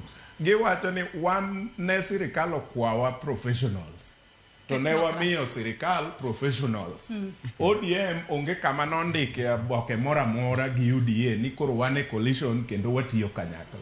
Omiyo ODM bro decide e samugik ni girwako ng'a e Azimio. Ma omiyo Honorable Kalonzo a good leader. Eugene Wamalwa a good leader. They have their rights. Ginyalo amua wuok e Azimio. But sama giwuok giloso coalition machielo no ODM be okotwe lwete. Ebe Azimio ni onyalo donge kongirore to kao UDA okelo ka, okao Ford Kenya okelo ka, okao other parties okelo ka to Azimio donga Azimio. Wach ni mogik mesha kodede thuolo marwe marumo. Wach mogik en ni jowa onengo many tije gohala manyalo yudore e sirikal e sechegi. To wach moro na wacho ka ni sama ne ogwel Honorable John Mbadi nyang jadimo e sirikal to gwelo Pio Wandai to gi joma moko. Wach moro achiel ma pod walamo nyaka sani ni onengo ginyise the difference mondo joluo ofil wach miwacho ni wane sirikal ni kik obed wuoyo gi dhok ni wane sirikal while adieri kata realities to en ni un kaka ne un. Gikel that difference mondo kiwacho niya ber bede sirikal to wabed gi evidence mar ber bede sirikal. Ok en mar dhok ma ji ariyo adek kose yudo gima gidwaro kagi kacha to giwacho ni sani koro ber bede sirikal. Nyang jadimo Opio Wandai winjo kojuka wacho ni nitie pog. Ka nitie pogruok munyalo kelo keleuru mondo onere sani maka gik 2027 to kik gur jalwe msalaba ni yande ne une sirikal while sechego gimwase benefit onge. Kopo ni jo Kenya jony gi sirikandni to kik jony kodwa ka gimwa benefit onge to ji jony kodwa. Okindo juka wach ni mogik ka wachiko. Asante sana Joyce. Wach na mogik yani oganda luo, the biggest seller, the biggest buyer and government. Nyaka wabet jok mobolore mondo ti government kuma Raila Odinga wewani. To awinjo kosiepna mawadwa miluongo ni Mesha Kodede ni oluongo Teke Nyang Jadimo. Oteke Nyang Jadimo kod Opio Wandai. Jogo dhi tiyo ne joluo kabisa. To ok ngin minister ma joluo kende. En minister mar wa Kenya mzima. To mogik jothurwa wala mu Nyasaye tuwapururu. Kik wause sa mathole. Nekech ka in MCA, in bunge, in governor, kata senator. Ibro penny for the past 2 years sitting na jopinyanga. Koro siasa mathole kwa weyo, wabro dhi maber nikech tich ema kelo chiemo tema loko ngima. Ero kama na inyo Kindo Juka. David Matinde wach ni mogik ka watieko. Wach na mogik wan gi jotendwa ma osedonje sirikal Honorable Pio Wandai. Anakwayo mana thurwa igni adek modonge. Stima moro mar last mile cha odonje kor gwenge mondo gweng obede gi taya. Mano chakruok mar dongruok goala. Bule economy ma ja ODM jo oendiniwa mane dho nam beaches magwa sani ema wadwa nene lokruok ma koro wadhir nikech Minister for Finance en marwa sama itimo allocation emomiyo donjo sirkal ber emomiyo waywak ni jowa donjo sirkal ke kipoge wi mesa mar sirkal opogi kibaki die ndara jowa donjuru sami pogo cha tu wacho ni lemo ni ma dhi korwa to onge ngama biro goyi to be ko chopo ndalono to biro wacho ni wandai ma itimonwa in marwa sami goyi no to wambi wachung wacho ni ma ng'atwa to kwa bichung kodi ka jothurwa onge taya development mane wageno igni adek ni wadonjo sirkali be okwane koro weuru wach leny mar jaluo donjeuru gini keluru pogruok e piny luo. Joyce wach moro nitie monengo mana mapiyo seconds prade ma to koro hote ne jatend piny Kenya William Ruto kopo ni in gadieri ni ng'eyo ni joluo okonyi koluwo Raila Amolo Odinga mo stabilize sirikandi manyo nigi bagni matin to sama idhi timo nikech ne wawinje lela kiwacho kendo jakom Raila Amolo Odinga nowacho ni kata mana PSS gi bende dhi dala sama itero gi dala pare Migori nikech Migori ni nono Homa Bay nigi rei Kisumo nigi Kombudo Siaya nigi Opiyo Wandayi gi mamoko Homa Bay ni medo nyaka Mbadi Migori ni nono wayude PSS at least adek kata ng'wen to compensate gijo erokamano koro in manya nikech idhi miya PS in manya wadhi pichi nikech Kisumo be ni nono Kisumo wach mamar yana wach mar Migori erokamano ahinya Meshak Odede Okindo Ojuka kaachiel kod in Meshak Matinde kuom kawo thuolo mar okinyi ma kawuono mar mondo mi ubi wago mbaka kotudore kod chal mar Kenya. Nyako Ramogi Ajwang' in bende agoni erokamano ahinya kuom bedo kodwa nyaka gi sani mwachopo e giko mar twak mar mokwongo e chenro mar piny. Kadhi mbele wageno ni liet mar siasa biro dok chien e pacho kae mar mondo mi jatend piny Kenya William Ruto kod jalupne Kithure Kindiki otie yo makare mondo jo Kenya duto e konde duto ma pacho kae oyudane dongruok kaachiel kod lokruok e yo makare. Yiena mar mondo mi akaw yo madundo gi kanyo bang'e to nyawadwa Cleophas Oluoch biro bedo katai e chenro mar mbaka oromo. Kik idhi mabor.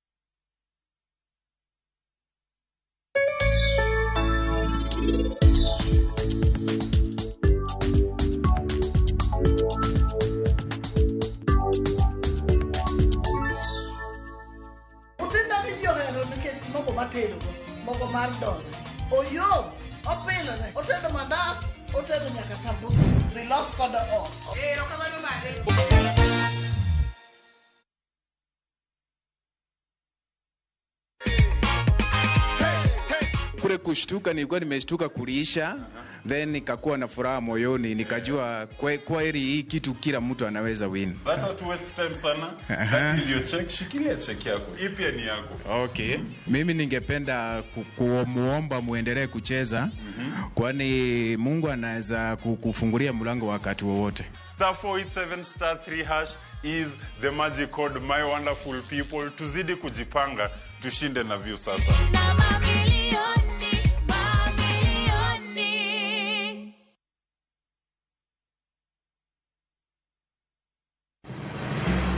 Be isepenjorie sigendni mayudore kuonde ma waluongo ni pachowa? Kapuonjani nobiro nikech gwenyruok e kind owete. Riwri kodwa mondo wanon sigendni mabeyo mag kuonde ma wadakie. Nera nitie. Ninyuo kong'o kacha niluongo ni kilap joko wili. Kochakore bombe madongo nyaka e gwenge ma iye. Otusenge en piny joimbo mar oganda miluongo ni Wasenge. Ng'e gigo mamiyo oganda ka oganda bedo mopogore. Lweny nitie kor gweng'. Rwako sigendni mag kuonde ma wadakie. Iwacho ni kibedo piny e kom, kineno ng'ama lwete fuare kama, mano nyiso ni jakano mulo ka pigo osechopo e bwo mesa. Ng'e gwengewa chieng' tich ariyo saa 3 otieno mana e Ramogi TV.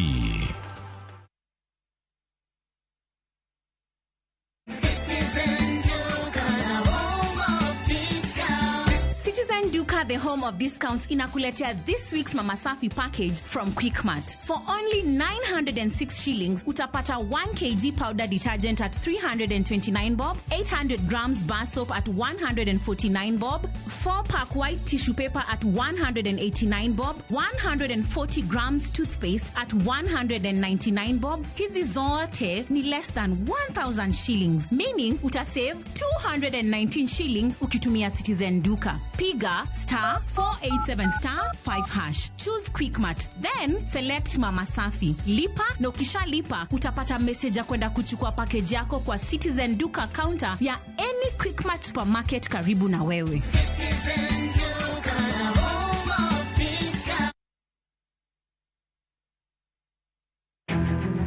Wakelo ni chenro mar ohala kod lony gi dongruok mopogore opogore. Ohand kinyosi nigi pesa kitimo gima dwarore. Weche makende moa kuom jogo makelo lokruok e ngima dhano. Ohala ber nikech ohala puonji managerial skills. Lek ma in go iriembe mineni gigo chopo. Chakre gi jogo mane ochako ohala manyien. Kalure gi kaka nachako gi kuma achope. Ohala ni en ohala maber. Nyaka jotelo molony e timo ohala. Akwajo jodala wate odogi ohala. Ne pek mane gikalie. Pod waonge uhuru mar ohala. Loch mane giyudo. Kod kinda mane gitimo e manyo gik mabeyo beyo. Ka jawala ok nyal chako project ka ionge gi market. Tudri gi Cleophas Oluoch e ohala gi mwandu. Tich ang'wen ka tich ang'wen chakre saa 1:45 otieno. Are you craving an unforgettable adventure? Discover the magic of Asia na View Travel. From the ancient temples of Vietnam to the vibrant streets of Malaysia, experience the beauty of Bali, the futuristic charm of Singapore, and the cultural richness of China. View Travel, your passport to unforgettable experiences. Tembelea Asia na View Travel. Book now na lipa pole pole. Visit viewtravel.com or call and WhatsApp 0703-254-254. View Travel. Dream, explore, discover.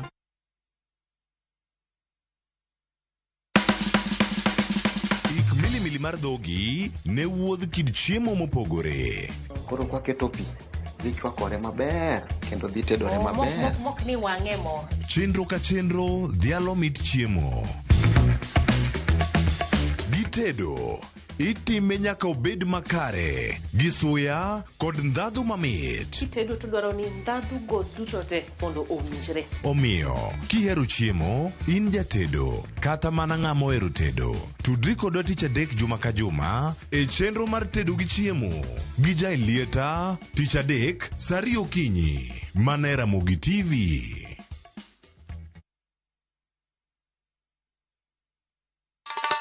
Ma e chenro makelo ni danji maliet. Ma e chenro makelo ni weche mamolo seche duto. We are only beating job. Kik od belo bai. Kawuono an kod moral mar mdakel belo kaka winjore. Ma e chenro makelo ni duond yawuoto nagi. To wakwa rowere bende kiyudo matin kik icham te ikungo. Duond mine Kaja odi miyo nigi pesa malo dichuo. Support. Kod ohala. Gimotimo as a fashion house, we measure in both ladies gi chuo. Mane mbak ndalo chakre wuok tich nyaka tich abich saa 8 odiochieng'. Mane Ramogi TV.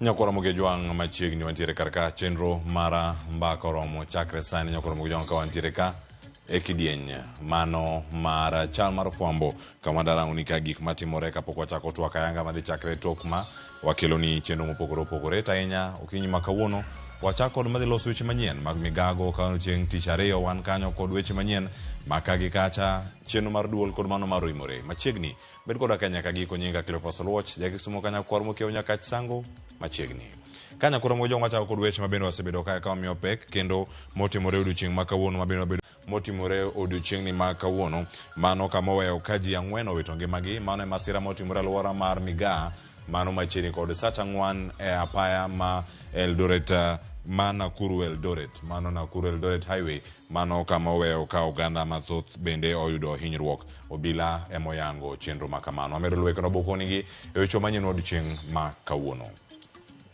kama chelo Nyakora Moge Jwang penj mar KCSE kata ma jo klas 12 dhi nyime odiochieng' ma kawuono ka kawuono nitiere penjno mar kwano maths paper 1 kod mano mar English paper 2 mabende timore odiochieng'ni ma kawuono ay mabero dhi ne jopuonjre duto matimo penj makamagi e konde mag piny Kenya mangima nyaka mago mantiere e gwengewa.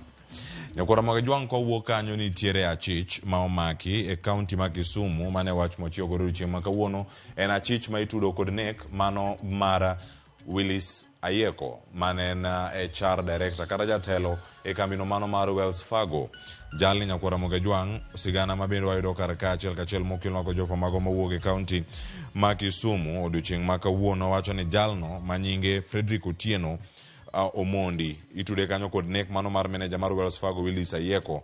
Omondi ne en japiko ma ichichni ema ne ochwalo achich mane omaki Dandora mano juma mokalo mano Victor Ouma nyaka kama ne wacho ni nondhiye Willis kata kama ne abduction no ne otimore kapok ne onege mano e achich mane riembo apiko ichichni mane apiko mane utigodo kuom ting'o achich mano mak Dandora kane owuok kadhi kama ne omaki Willis Ayeko wang'e maber ni chenro mar ika mar Willis Ayeko bende moro madhi nyime kata kamano bila osemake kendo nonro mapodhi nyime kapod imedo dadhoge chenro ma opogore mantiere kar kanyo Nyakora Moge Jwang mano ka wamedo luonigi kae matimore bende alwora magwenge wa odiochieng'ni ma kawuono nitiere weche matimore e doho mano buch nek mar Baby Pendo okinyi ma kawuono Nyakora Moge Jwang mano e kamigeno kani nitiere mbaka kata twak mopogore madhi bedo kata katimore odiochieng'ni ma kawuono yor lony manyasani kata yo Zoom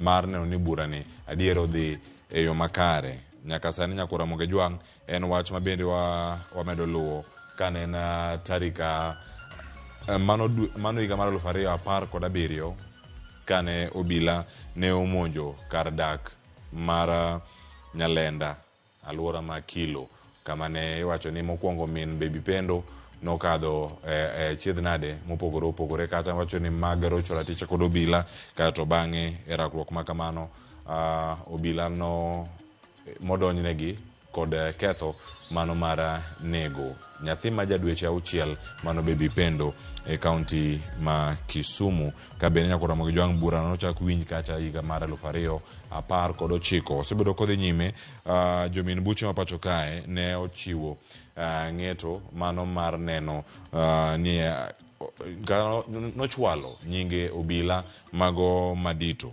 mago police bosses maromo 12 mabende ne odonjnegi kata kuom mano wacho ni ketho mane wacho ni en crime against humanity mano mabende nitiere kar kanyo mano miyo ochwal burani nyaka odiochieng' ma kawuono kama wachope ni Nyakora Moge Jwang medo luwe kendo en achiel kuom sigeni mabedo ka waluwo matut ahinya odiochieng'ni ma kawuono wadhi bedo kae ka wakoni ni burano kochakre to gidhi bedo ka giloso e wi weche mage to nang'o gini mapod idwaro e gigi duto nitie jogo mane ochwalo ng'ur makamano moting'o IMLU nitiere Kariobangi Paralegal Network nitiere Defenders Coalition nitiere Katiba Institute nitiere Social Justice Centers Working Group kachiel kodaka Kenyan Section of International Commission of Jurists mano ICJ Kenya kachiel kodaka International Justice Mission nitiere Haki Africa Amnesty International Kenya mabende luwo chenro makamaka. Moko bende en Women Empowerment Link, Social Welfare Development Program nitie karkacha, kachel koda ka KHRC kata Kenya Human Rights Commission mabende nitiere karkanyo, kachel koda ka FIDA kod mathoth bende mantiere karkanya kura mojonga oko nigi kukumare ni mago gi mathoth to timore yo machal nade odiochieng' ma kawuono. Kwa wuok karkanya kura moge jwang nitiere kony mabende kono bende ichwalo gi kambi kata riwruogno mok mara piny owacho ten riwruogno mano mara Kenya Red Cross mabende chiwo kony ne jogo mane ohula okelo negi midhiero odiochieng' ma kawuono kotudore kod sirkal mago mag pinje jo Arabu mana United Arab Emirates UAE. Sirkal makamao otudore kod piny Kenya e chwalo kony ne jogo mano yudo lal ahinya tok oula mane orocho chenro mopogore opogore pacho kae mabende wabedo kae ka waluoni wadhi bedo kata gin kony madhi chopo ne anyuola maromo 50,000 mago mane oyudo lal e kaunti ma Kisumu, Garissa, Busia, Tana River kod mano ma Homa Bay. Mano koth nyakora mojo mano kelo midhiero makamano kendo imedo rangi niere kako dhi bedo kacha ka chenro makamagi bende dhi bedo ka konyo ponono ka koth omedo chwe. Mano mwacho ni madhi bedo katimore Oktoba, Novemba kod Disemba, mano dwe ma wantieni kapo ni oganda moko dhi bedo kata kalalo mwandu gi kachel koda ka gik mathoth mantiere karkanyo wadhi bedo ka mondo mi walunigi achiel kachiel nyakwara moge jwang ka wantiere kodi kae wadhi bedo ka waluwe. Kama chielo nyakwara moge jwang wantiere kae kod romo mabende dhi kelo kanyakla jodito sirkal mara Kenya Kwanza tainya sirkal mano mara William Samoei Ruto e bwo telo mane wacho ni en apisa mara jasumparo e weche mag ratiro mag joma mine mabende nyaka sani omak kata kod lemo omak lemo no kod Harriet Chigai mabende dhi bedo wendo modhialo odiochieng' ma kawuono.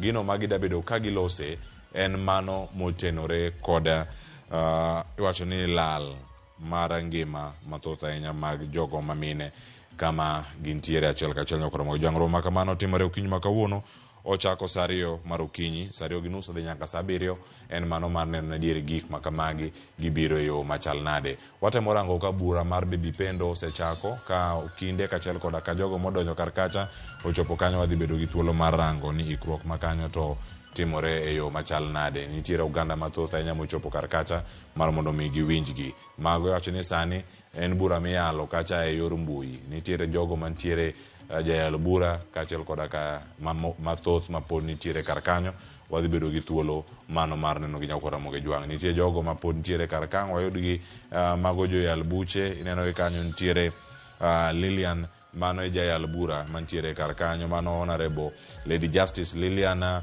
Mutende mabede ntiere karkanyo. Okinde mago to pod ntiere nyamburko ni oko jok mantiere karkacha jok madaloso en bura mapod wamedo luwo to mano en buchnek mar Baby Pendo.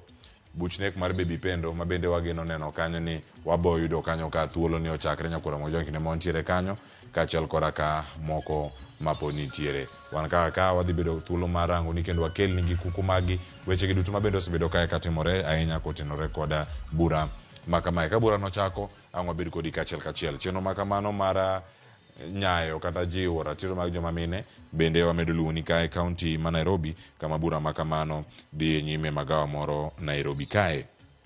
Ntie weche mathoth mantie ka nyakora moge jwang ang'wane kae romo nitiere odiochieng' ni ma kawuono mano madhi kelo kanyakla jokanyo e sekta mar thieth tainya jogo ma iwacho ni gin jogo mantie kod tuoche mamoko mawacho ga ni gin non-communicable diseases. Odiochieng' ma kawuono gidhi bedo kacha gitwak saa 3:30 odiochieng' ni ma kawuono ka giluwo ane nonro mosegol kotenore kod chenro ni mar SHA kata Social Health Authority.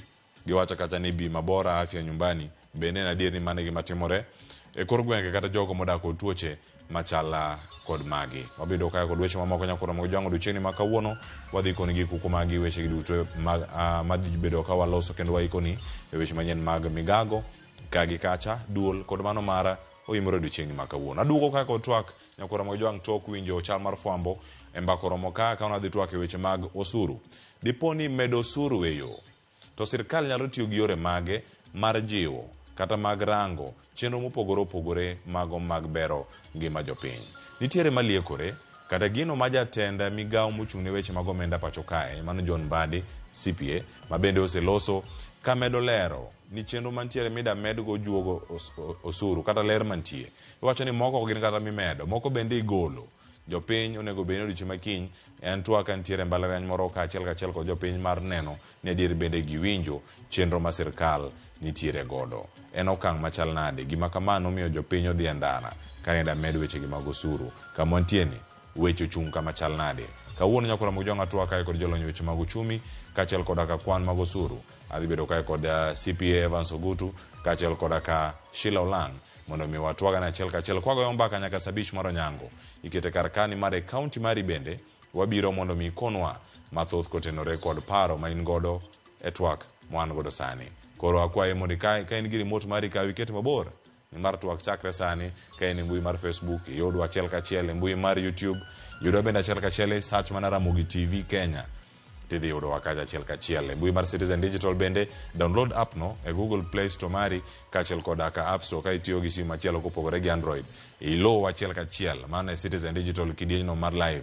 Ka itiyo gi kabambe orno SMS maen 236000 kata ka itiyo gi simu machielo tudi kodwa imiwa paro mantiere godo dhi somogi achiel kachiel ka wantiere kod chenro ni. Kik idhi mabor ni mar twak makama ok en twak monego ilew ma ok ineno. Awe gi chenro mar bakoro mabiro.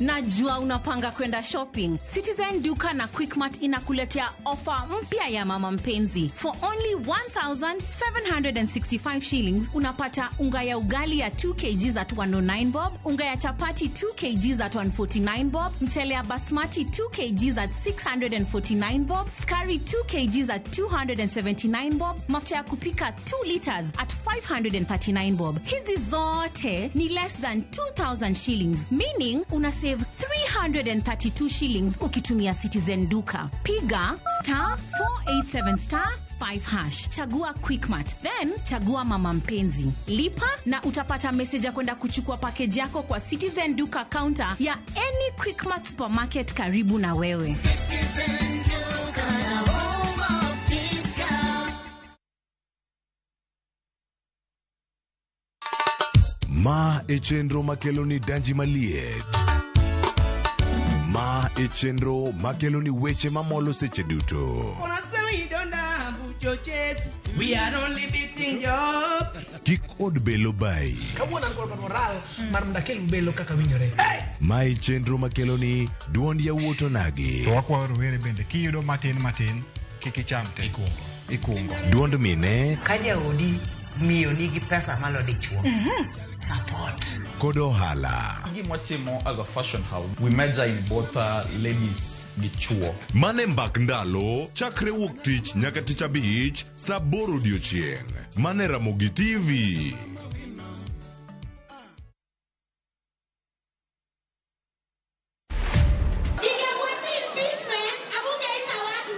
Mbona hiyo time ya mambo ya airport wako tuita tukae chini? Kozi saa hii president na mdogo wake wamekosana. Wacha walinizimia hiyo mic tamtoi.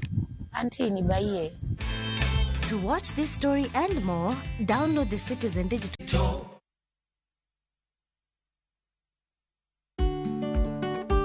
Be ing'eyo ni chudo masano nyiso ni omenda wuok kuom jachudo kadhi ir jayud chudo kuom nyerere machuok. Ka ioro omenda, ne ni irango gik mondik kanyo maber nyadiriyo.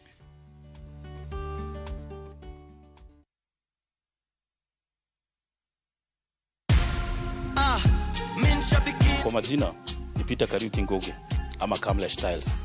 Nimekuwa nikicheza kwa muda.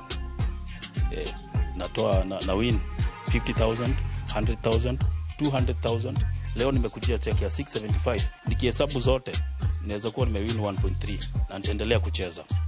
Changamkia Avieta on shabiki.com. Not for persons under the age of 18. Ang'o mosetimore ne joma ne ochweyo ogandawa? Adhi primary Kangonditi Primary School. Gin kanye sani? Amobilize kalerte ne wago poro to gibiro wasombo kidi to watero kacha jite e secondary kacha. Waromo gi jodgi to wafwenyo sigandgi magi mopondo. Siasa ka ng'amo ywaye maduong' kata e siasa en Daniel Arap Moi. Ng'e ranyisi mabeyo mane giweyo. Ne japiny mopogore kata ng'ama ne nie duond loch ne neno ni kopo ni Kenyatta dhi Tom okawie thuolo ni mondo tanwa pinyni kaluwore gi mwaseneno kuome. Ang'o magitimo sani? To kata kamano be pod gin kodwa. Nakedo ne wach sukari ma jobunge jonjo kod biwot nochaka ne bwana sukari. Gin kanye kod Walter Nyambaga tich ang'wen saa 3 otieno mana e Ramogi TV.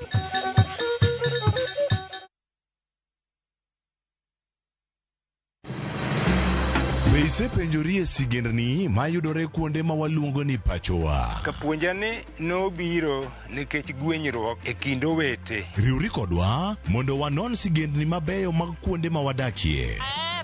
Nera nitie. Ninyuo kong'o kacha niluongo ni kilap joko wili. Kochakore bombe madongo nyaka e gwenge ma iye.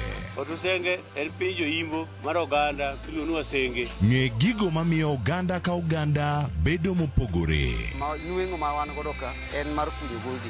Urudi. En kama ji duoge ji ok lal. Ng'e weche mane osekalo. Chon chande lweny nitie kor gweng'. Rwako sigendni mag kuonde ma wadakie. Iwacho ni kibedo piny e kom kineno ng'ama lwete fuare kama mano nyiso ni jakano mulo ka pigo sechope bwo mesa.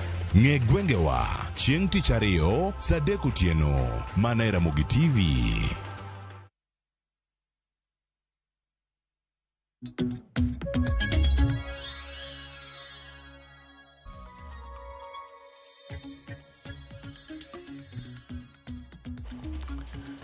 Nyakura moke jwang' oyawre kendo machiegni wantiere kodi karkae chenro mano mara mbako romo mabendo wakoni kacha ni dhi nyime mabendo bedo kae ka warango achiel kachiel ni Kenya ochung' e yo machal nade kotenore kod weche maga osuru, ochumi kod mathoth mana kama wantiere karkae. Ukinyi makoni nyakura moke jwang' an gimor ni mara daido thuolo matwa kod jolony e sekta mar uchumi mapacho kae mondo morangane ni piny Kenya to chung' kama chal nade. Mokwongo kaponi nitiere gigo mane becho mane nitiere paro mar chik mar omenda.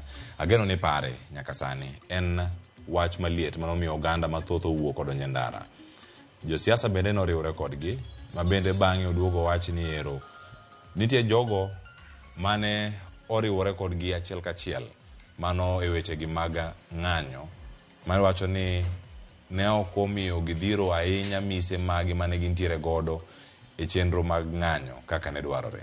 To dibed ni lek mane gintiere godo mar golo oganda e ndara koso mag rito nyaka thuolo moko mag dweche 3 kata 4 kal mondo mi giduok chenro moko mag sirkal mane chano e weche gi mag omenda mondo mi onen jopiny to bobedo gi paro machal nade.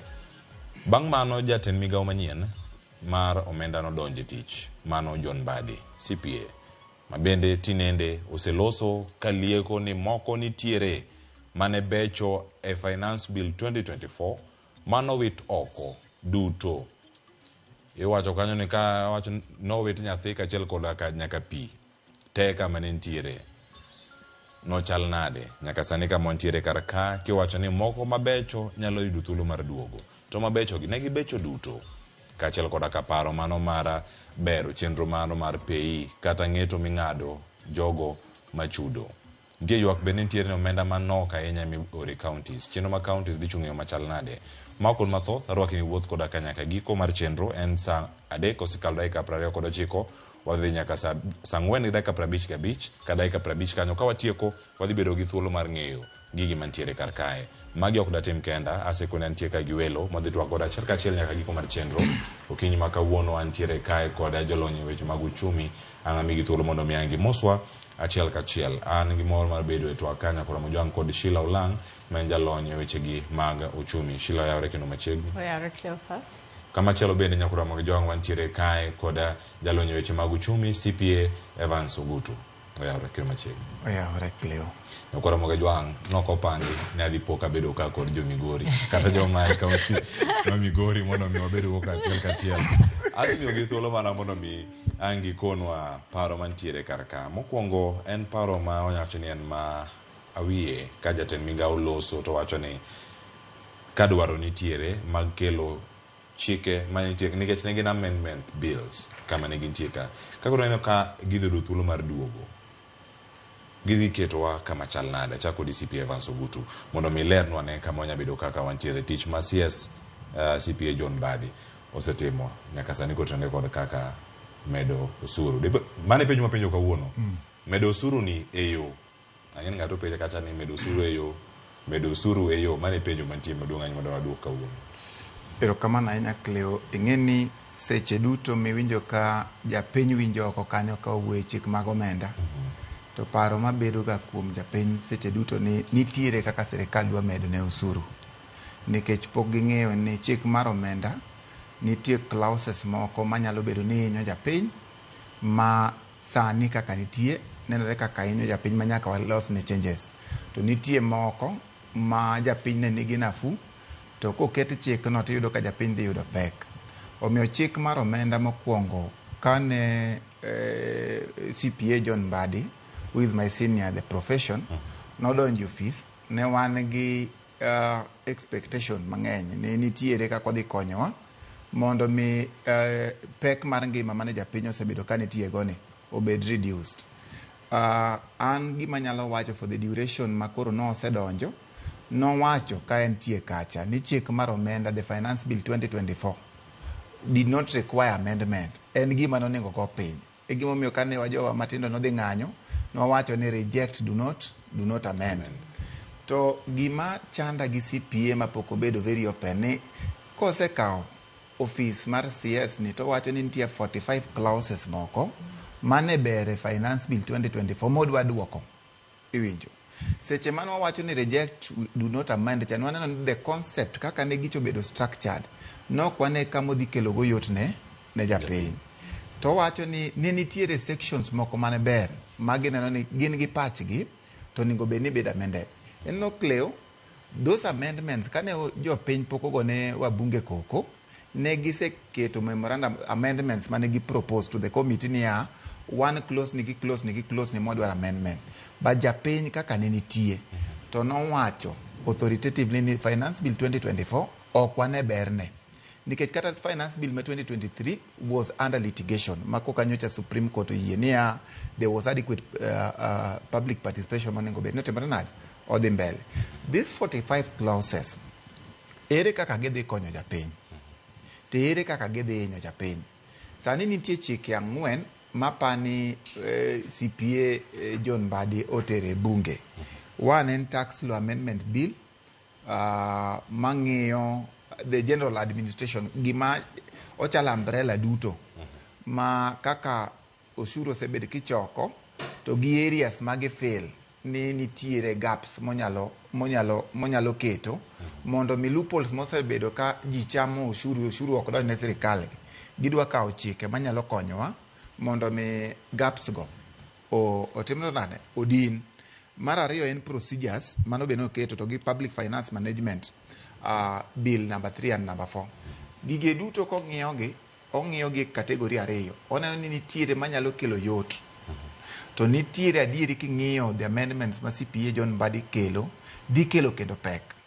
Koro wabro bedo ka wabro ng'iyo gi ni en mage madhi kelo yot, to en mage madhi kelo pek. Nikech an adwa compare October 2022 kane sirikal mar Kenya Kwanza donjo, the bottom up economic transformation agenda, to gi October 2024. Wang'iye gi jowa motiyo, both itiyo ne sirikal kati itiyo ne private. Ing'eni 2 years onego bed ni inflation nitie, nengo mag gik moko be medore.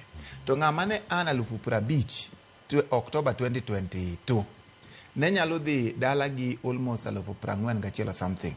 To sani ki an 50,000 tidhi dala gi 39,000. Ang'o miyo magi timore? Ere gik ma wasebe nikech adiero onego bed ni progressively nitie kaka gigie ibedo gi nafu. Ok ni kaka medo ngima medo dhi mbele te kaka imedo hinyori. Ne kaka gik moko wasebedo kwa kelo gitu to wakelo chike sani wawacho ni chike go bro konyo japiny.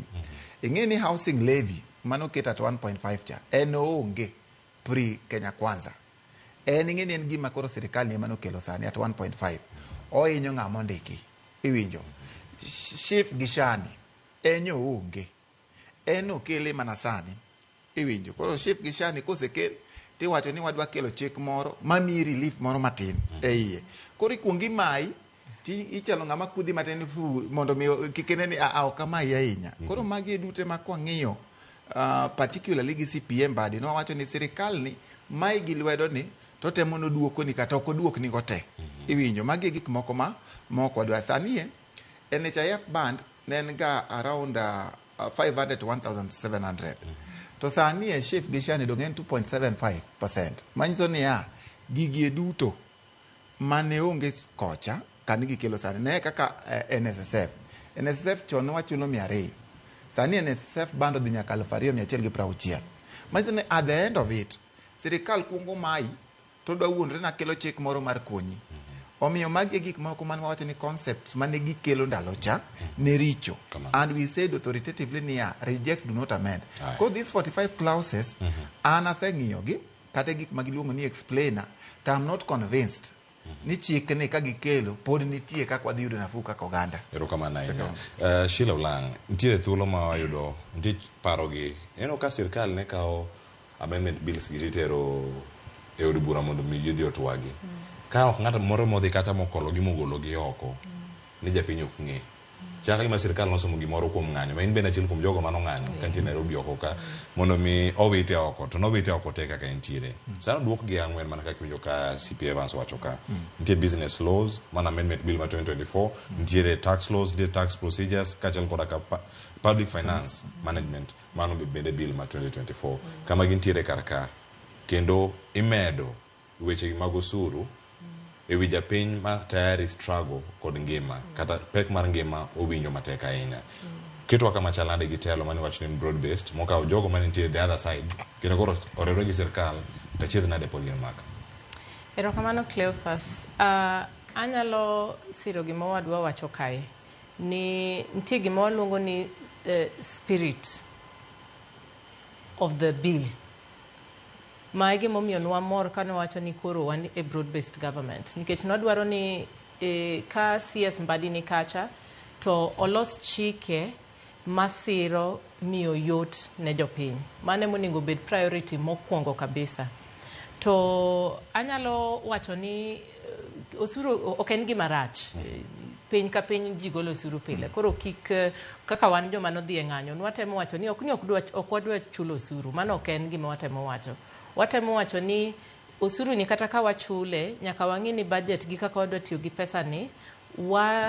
wazingatie kata wang'iyo ni japiny mantie kata Migori County wakacha japuonj kobiro kawuono to ng'iyo slip ne kaka ni wacho maber ni 2022 nyaka sani wane 2024 en ang'o matimore kode gimokwongo manyaka wang'i en ni ji adi mondike Kenya kae gima sector malongo ni formal employment nikech ng'eni ka wacho ni wachoko osuru e kuom jomondiki ineno to ji adi mondik mantie formal sector to ji adi mantie informal sector yani ji adi ma tiyo to gionge gi slip kata osuru magichulo king'ado gi e pesa gi cha Kenya en piny ma informal sector kata joma tiyo maonge gi salary ka ng'eny moingo jomondiki dhi atamalo okada atamalo 80 magi joma nitie informal sector magi nyiso ni in gi kiosk ni moro kata in kari moro miuso nyanya moro kata omena ni moro miketo kanyo bas mama mboga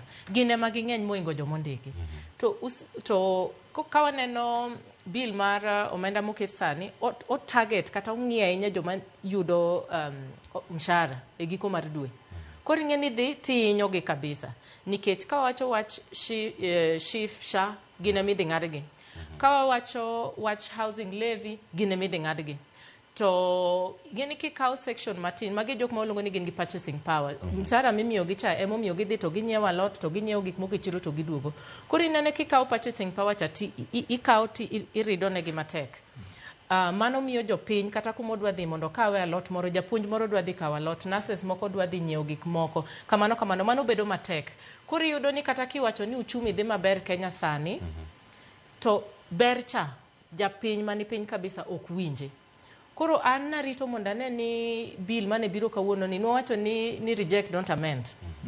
Arito neno ni bill mokel sani ni ere kaka odwa tang'ona ni wazingatia kata wang'iyo ni joma ni piny ka kabisa ere kaka wanyalo bedo ni mondo wakonyi to nitie yo apa ni wabodonje kaka wanyalo konyogi apa ni koro wabodonje mos mondo kaka wanyalo konyogi gi sani to anyalo wacho ni nitie koko gik mano wabedo go gi koko mang'eny magidhi to gigolo to kizungu wacho ga ni the devil is in the detail.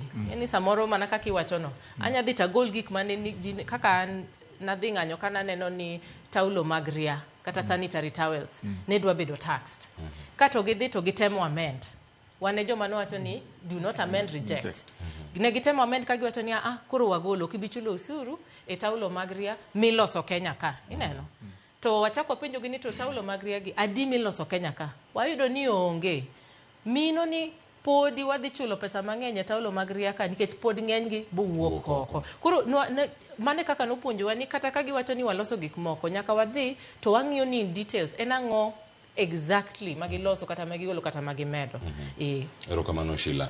CPA Evans Ogutu, e thuolo mwaneno karka sirkal ne nigi maino mare kata budget mane somo mar higani ka dwe mar 6 en mar bero lwasi mag jok madaloso mwandu pacho ka.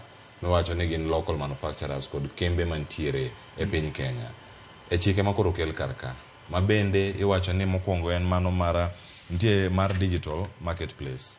Ka en osuru mano makoro nyaka bed ni gichulo magi jo ohala mawuok oko mawuok e pinje maoko ka gibiro pacho ka mondo mi giti e kin mamoko mantie giyudo thuolo mane mar tiyo loso lwasi makare nikech moko kuom gi ema chulo osuru man malo pacho ka imedo ride bende wan gi nyalo maromo piny kae mar loso mwandu ma jok mane oko loso kapo ni girengo kaluwore kod chike mag osuru.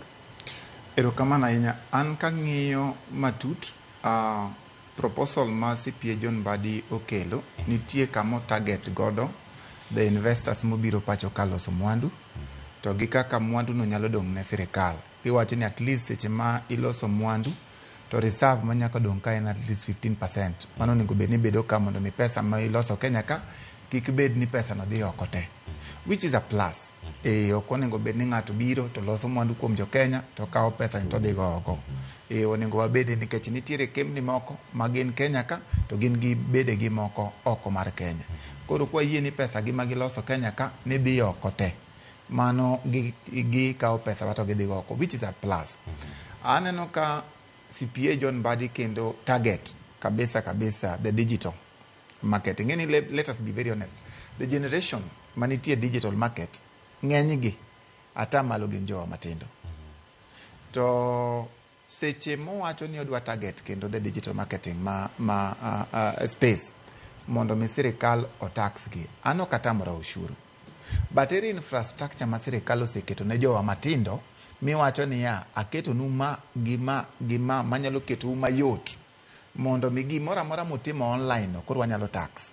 Iwinjo mane gima wawacho as young people ni seche ma idhi juogo ushuru ket infrastructure and structures in place ma ng'ato nyalo neni the government is providing.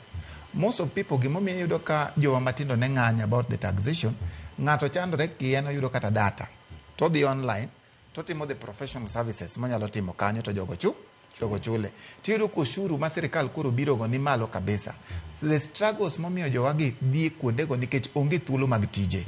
Iwinjo sani gichako ng'eyo iluongo ni food delivery jowa moko ma services ing'e gik ma ng'ato kiyode chiemo online kata nitie usuru ma koro gimedo manyiso ni sirikal temo owacho ni o broaden tax base but in essence o increase your tax rate. Gimomiyo wacho kamano seche moko pesa ni mani oda go chiemo no oseng'ade en net cha. Iwinjo kaka sirikal nitie en net nikech seche moko no macha ne take home idong kata galofu ni moro 30 emi wacho ni da cham. Seche moko gimomiyo koro yoda nikech thuolo mar dhi omo chiemo no emano tami koro wacho ni oda online koro bi sirikal koro menyo kanyo. Mazo ni onge thuolo ma sirikal dhi weyo iluongo ni gap in terms of all taxes magidwa timo magidwa timo. Riding and hailing services koro naseneno the services ma gidwa timo online kata iluongo ni digital space mane wacho, ging'iyo matut yore duto ma ginyalo juogo go ushuru maonge kama ng'ato nyalo dongo. Wan gima wacho ni those are proposals mane nitiere kata e finance bill 2024 to ne pod ok wawinjore gi sirikal nikech pok wabedo piny mowacho niya sirikal is doing ABCD infrastructure mondo miyo make sure ni ngima jowa matindo bedo mayot makata kidhi e online space no tiyudo ka en gimoro michulo ushuru ka in gi yot nikech at least sirikal be yudo kaka sapoti to kitime kiin e tekruok ni to jowa matindo mabe onge employment opportunity gimo mene wacho ni iyudo ka jotendwa moko ne dhi e graduation to wacho ni ya kawuono graduate to gima ok wanyal singo nwen tich iwinjo koro nego chuny jowa matindo koro gimo mene giyudo ni how do we survive out of such a harsh economic times emomiyo ne gidhi e spaces go koro sirikal of course they can tax mbadi nyalo tax kaka wacho but let them on one hand put structures manyalo konyowa kamano mana kaka ilero akela Sheila bende twak mondo lernwa wan ka gimoro ni digital economy ma sirikal osebedo ka dhiro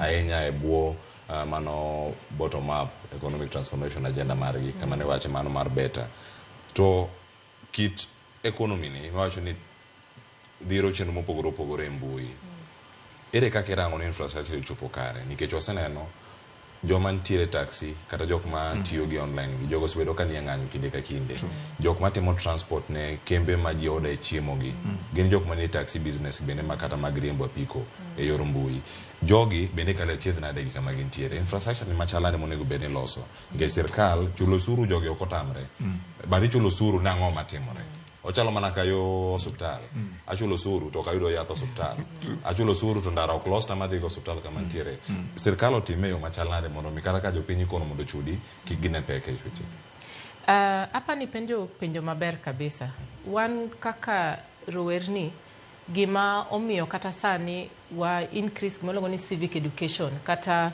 wamedo bedo e siasa mang'eny kabisa en ni waneno ni samoro sirkal kata jomobet kacha ok ne pek ma wan go. Gimokwongo inyisowa ni wadhi skul. Isandori michandri midhi skul. Samoro minwa uso kata dhok. Samoro idhi kata jodala wogo ni arambe mondo idhi skul. Idhi e university, itieko university. Sama koro isetieko university cha, graduation inyisi ni tich ting'e ni koro onge. Lakini un joma tindo sani, gima ber en niya, unyalo dhi e digital economy, ikaw kari moro iloso maber kata kiloso ine TikTok gi simbi ti uso ikaw goods kata itero kamacha to an adwa siro ni mano gima ber kabisa apa ni piny ma wantie sani kik ibed piny ng'ata matin kik ibed piny ni rito ni ng'ato ndiki tich nikech ka gindiki samo ndiki tich to gineno kaka ging'ado msara sani mang'eny kabisa koro ber onge ng'at moro amora ma bo wacho ni wan kaka joma tindo te ibo ndikwa tich mamiwa salary oningo wachako wala wane kaka wakonyore wan owuon to sirkal achiel ni moningo bed ni ndiko wa tich ni koseneno ni ok onyal ndiko wa tich ok onyal duogo kendo to inyowa gi matin moro ma wayudo cha awacho kama nang'o awacho kama nikech kineno taxation magidwa kete digital economy versus value kata gimiyudo kisechulo ushuru cha mache kuma wach bede adwa miyo example achiel anatiyo oko mogik atiye piny miluongo ni Denmark. Denmark atiye health sector, pharmaceutical, igni 7. Denmark kani neno slip na ni ng'ada 47%. Atamalo 47. Mano buoga kabisa nikech kane pok adhi kacha na Amerika nok ng'adwa mang'eny kama tachopo Denmark. To moko ng'ato ni idwa ng'ada pesa mang'eny kamacha. To Denmark kidhiye gimomiyo ne amor manyiso gi ni kauru kata tamalo 50 en nikech kidhi kacha hospital kidhiye nono. Security kata ng'ama nyako kan anya wuotho nikech ang'eni police nitie gi gintie ka dhi e school ineno ka school okichul kata kichulo tichulo matin kabisa ineno ok wanyal kao Denmark gi Kenya to wakete ratila achiel mano ok en gima temo wacho en ni jopiny onge chieng' ma gibong'ur e weche mag osuru ka gineno ni pesa gi cha itiyo go maber wan wapenjo mana very bare minimum adwaro ni ka dhi sani nitie joma nie dialysis oloko ket SHA shift pok gido dialysis gichulo kendgi nikech tungni moro nitie kae sani wan gi jomo ndike tich ka gindike gi tich gichulo usuru mani malo kabisa to giinyore adwa miyi example mar ariyo nyocha kae adhi Rongo Migori sub county ka wawuoyo gi jopuonje Jopuonje ka nyisa ni atamalo 42 kata 47 sani emi ng'ado gi slip. Koro ka in japuonj ni en onge gi nyathine modwa ni mondo pidh kata mondo ter skul. En tiego. Koro japuonj ni ing'ade mang'eny kama to kodhi osiptal ichaki nyise ni shift shacha nitie kaka okoti kata ma ok okava kata macha okava. Koro in jopuonje gi kaka mae kaka treat gi to nyithindwa ema wamiyo gi mondo gipuonj. Iparo ni ginyalo tiyo maber? Ok ginyal tiyo maber. To magi jok ma waneno ni mondo gi build nwa economy wa gipuonj nwa nyithindwa mondo wabed gi that base mar population manyalo tiyo maber. Gima watemo nyiso sirkal en ni taxation onge shida. Kauru usuru. To samuka usuru cha ng'iuru ni uwe Kenya jopiny. Example mar ariyo, joma ni malo. Kenya wantie gi this flat rate en 30% CPN, 30% 35% ma income tax. Income tax bracket sani en up to 35. En up to 35 donge. So ata malo 35 emi chulo. Wang'ia ne pinje maoko. Kech Kenya oeroga winjo weche mag IMF ahinya. IMF ni America. Penjgi ni income tax gi chalo nade. En progressive. Manyiso ni ng'ama dhi malo mayudo milion 10 embe ok nyal chungi ata malo 35 cha. Dak wakaw mano. Dak wakaw gima chal kamano mondo wambe waket kae. Koro yudo ni joma piny gi ma pod watemo manyo gi digital, watemo ni ng'ama yudo 3,000 ne cha ema pod wachak ng'iyo ni wadwa yudo nade kose dhi timo digital services. To nitie ng'ama obet piny sani kata kembni mobet piny sani ma yudo milion gi milion kaka msara gi kata e giko mar dwe. To gin pod gichung' achung'a e 35%. Kama jowete gintie. Why? Ang'o miyo gichung' kamata? So ntie policies kata ntie examples ma wanyalo ng'iyo mondo wa implement mondo wane ni ntie fair level moro mal fairness. Nikech kok watang' Cleophas, Kenya bolokre, Brazil gini gi kuonde moko ma inyisi ni GDP wadhi maber, uchumi dhi maber. To uchumi madhi maber ni mana ji adek kende mobet malo kata ma winjo berni. Wan jo modong piny ka onge gimoro amora winjo wacho ni wan wawinjo maber. Koro sami ka ji odhi mbele kanyo to ginyisi ni GDP mar Kenya dhi maber. Sani king'iyo dola gi shilling dhi maber. Aya sawa. Chung'ane sani idhi kumoro kata Kuria kacha kata Kuria East sacha. Ipenjgi ni to chak sani unyiewo pesa di. To be in gi pesa mar nyiewo chak cha. Macha ema is very important. Ema watemo nyiso sirkal ni ng'ini japiny cha kata kukaw usuru no ere kako nyalo konyore. Ero kamana ahinya. Millicent Adhiambo in Kisumu. Manye jo Kisumu ipenji ya ni penyo ma Shila wacho kani. Abichi ino mabe, manwa jo mabe. Jo Mombasa oko ni kanyo. Kachel koda ka Kisii Crispin Otieno koda joweto wa moko ale abich kani mabe jo Jumakani Migori. Ma Migori kangwa winji ahinya. Kangwa kalipona wale thulu marichopo karakacha chel kachiel. E piny ma jok mani malo mawinjo maber. E mathoth molo jogo mantiere piny. Gichopo kama chal nade CP Evans Ogutu nimar gin jogo mantiere piny to gine machak ineno ka gima imedo negi osigo to sirkal nogo no mantieni e machak wacho ni jok ma yudo sara mamalo okony jok mane piny chulo chenro gi moko mag thieth kuom ranyisi mag udi nikech wacho ni kokidwa ot ing'adi pesa dwe ka dwe ini chamo sara iwacho ni ok adwa oto aya sirkal koni gola idhi timo nade pesa no dhi konyo ng'ama chielo maonge ot. Chenro gi duto kama jok mani male ma wacho ni uchumi tegno to jok mani piny to winjo pek mar ngima. Wane risk machal nade kaka piny. Ero kamano Cleo, adwa wacho ni mondo mi wang'e ni sani ng'ama tayo office mar treasury en CPA John Mbadi dong kamano. To CPA John Mbadi ne en CPA kata ka pok obedo CS treasury. Manyiso ni ne en gi rieko mare mane ok oyiere ofis no kaka clerk. Aparo ka pod en e od bura nowacho ni economic advisors moluoro president gin economic saboteurs. Manyiso ni kar konyo piny to gimedo mana thiro. Sani kano yier CPA John Mbadi jok manowacho ni saboteurs ke ema nyo ochako bedo go piny be ema gikelo go paro ke.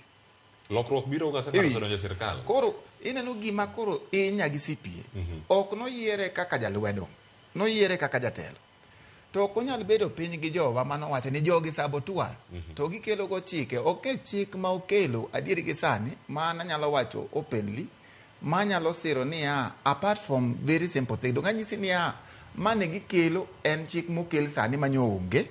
to wach niya kaka chef gi Shami wacho niya ni koro gima dhi konyo go jotich ni nwang'ado ahinya wadhi miyo relief iwinjo gini nyo onge 2.7% 2.75% nyo onge ne en 500 to 1700 nif ok inyal kelo nwa gimoro mang'ado ji kabisa tiwacho ni adhi golo moro matin e wiye maluongo ni relief omiyo an kipenja ila nanyalo duoki niya ni a structured sani nenore ni senior CPA John Mbadi pok owinjo gimomiyo nwadhi e ng'anyo nikech wan cost mar living ni malo manyiso ni pesa manwa nyalo bedo go ofuko wa ne tin kaka jopiny wang'iyo ni chakre 2022 nyaka sirikal ni ne kaw en ang'o ma japiny osebedo ka neno go yot e ofuko ne nyaka sani onge to en ang'o man waneno ka sirikal timo momiyo iwa ne wang' kabisa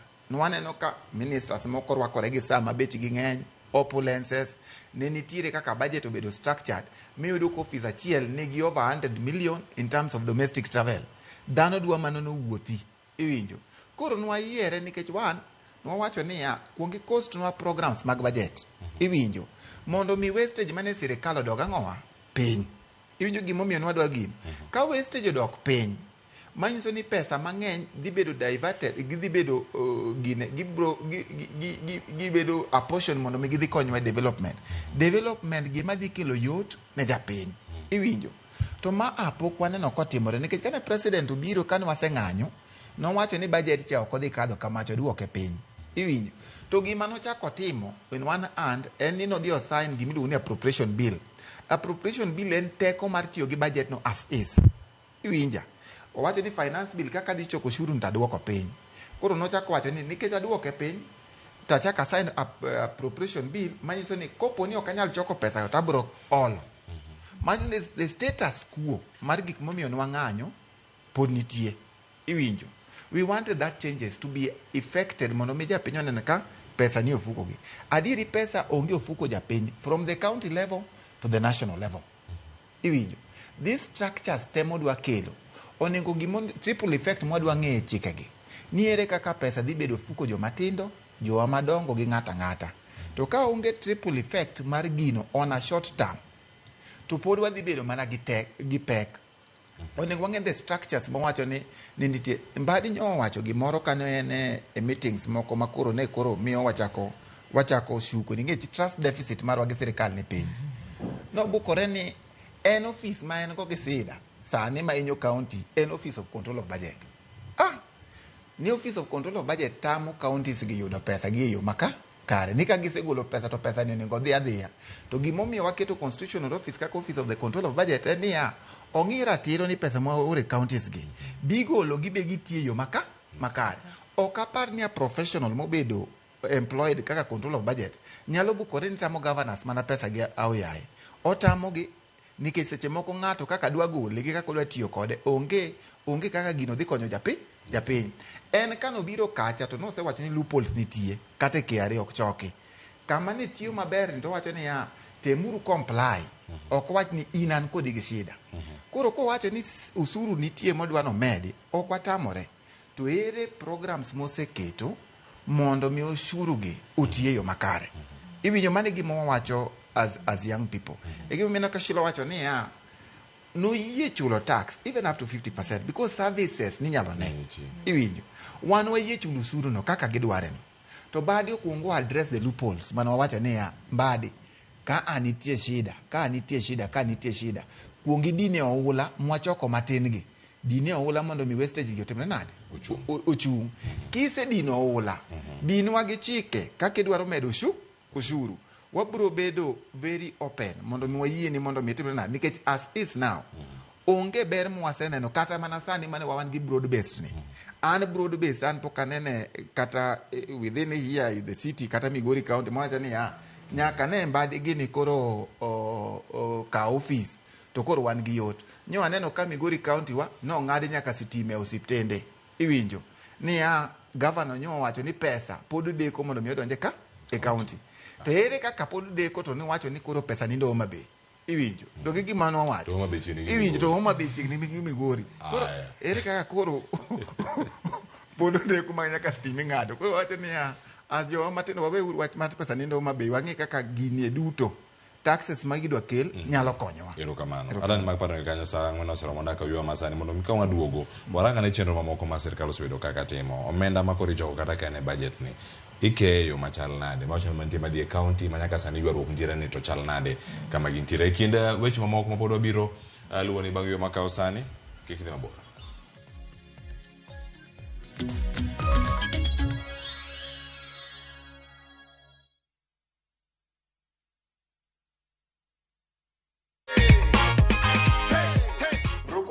Expect kushinda. Nilikuwa tu najaribu bahati. Iganji kuna venye umeipangia. Niende pale showroom, niongeze yenye niko nayo, nitoe kaboda man. Senke.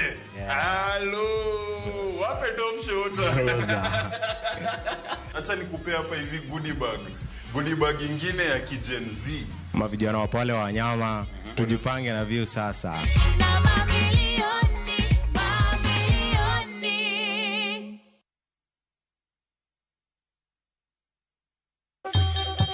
Ang'o mosetimore ne joma ne ochweyo Ugandawa? Adhi primary Kagonditi Primary School. Gin kanye sani? Mobilize kalere te ne wago poro to gibiro wasombo kidi to watero kacha jite e secondary kacha. Waromo gi jodgi to wafwenyo sigandgi magimopondo. Siasa ka ng'amoy waye maduong' kata e siasa en Daniel Arap Moi. Ng'e ranyisi mabeyo mane giweyo. Ne japiny mopogore kata ng'ama ne nie duond loch ne neno ni kopo ni Kenyatta dhi Tom okawie thuolo ni mondo tano pinyni kaluwore gi mwaseneno kuome. Ang'o magitimo sani? To kata kamano be pod gin kodwa. Nakedo ne wachukari ma jobunge jonjo kod buot nochaka ne bwana Sukari. Gin kanye kod Walter Nyambaga tich ang'wen saa 3 otieno mana e Ramogi TV.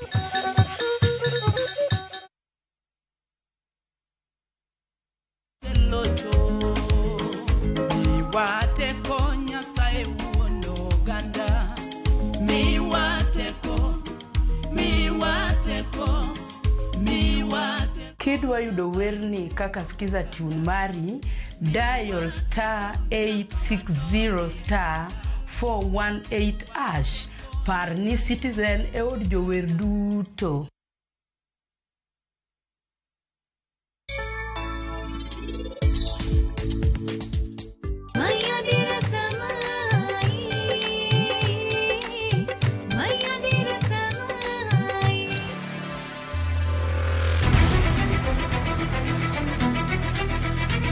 Seher, I love you Seher.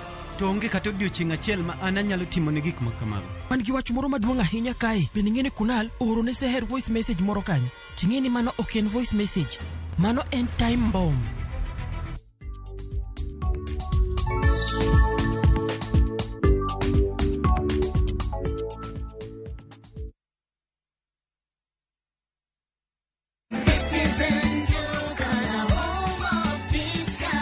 Najua unapanga kwenda shopping. Citizen Duka na Quickmart inakuletea ofa mpya ya mama mpenzi. For only 1,765 shillings unapata unga ya ugali ya 2 kg at 109 bob, unga ya chapati 2 kg at 149 bob, mchele ya basmati 2 kg at 649 bob, skari 2 kg at 279 bob, mafuta ya kupika 2 liters at 539 bob. Hizi zote ni less than 2,000 shillings, meaning una save 332 shillings ukitumia Citizen Duka. Piga *487*5#. Chagua Quickmart, then chagua mama mpenzi. Lipa na utapata message ya kwenda kuchukua package yako kwa Citizen Duka counter ya any Quickmart supermarket karibu na wewe. Citizen Duka, home of discount.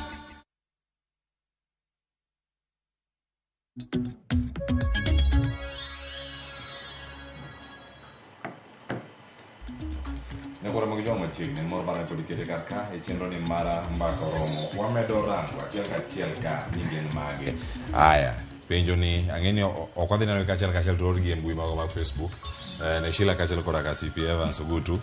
Odinga Darlington Nyang wacho ni ber mar chulo osuru ma waseneno for the last 2 years gin mage. Mr. President, we kik will ni next year kende modong mar tich, then wadonje campaign mode. Okinyo chogo wacho ni sani eka koro mibadhi dwa chuoyo chieng'. Wacho kanyo ni nikech pesa thoth, awuoro, pesa ni thoth. Wach mibadhi dibed ni fuok mantiere kata mwalose no nego bed ni dino ni. Yes. Koso gin rode mage mantiere. Ang' waduo kode kanyo kapok wadhi e twak machielo madhi bedo kwarango ka. Ruth Nyathi Ochieng' wacho niya, medo osuru ok rach.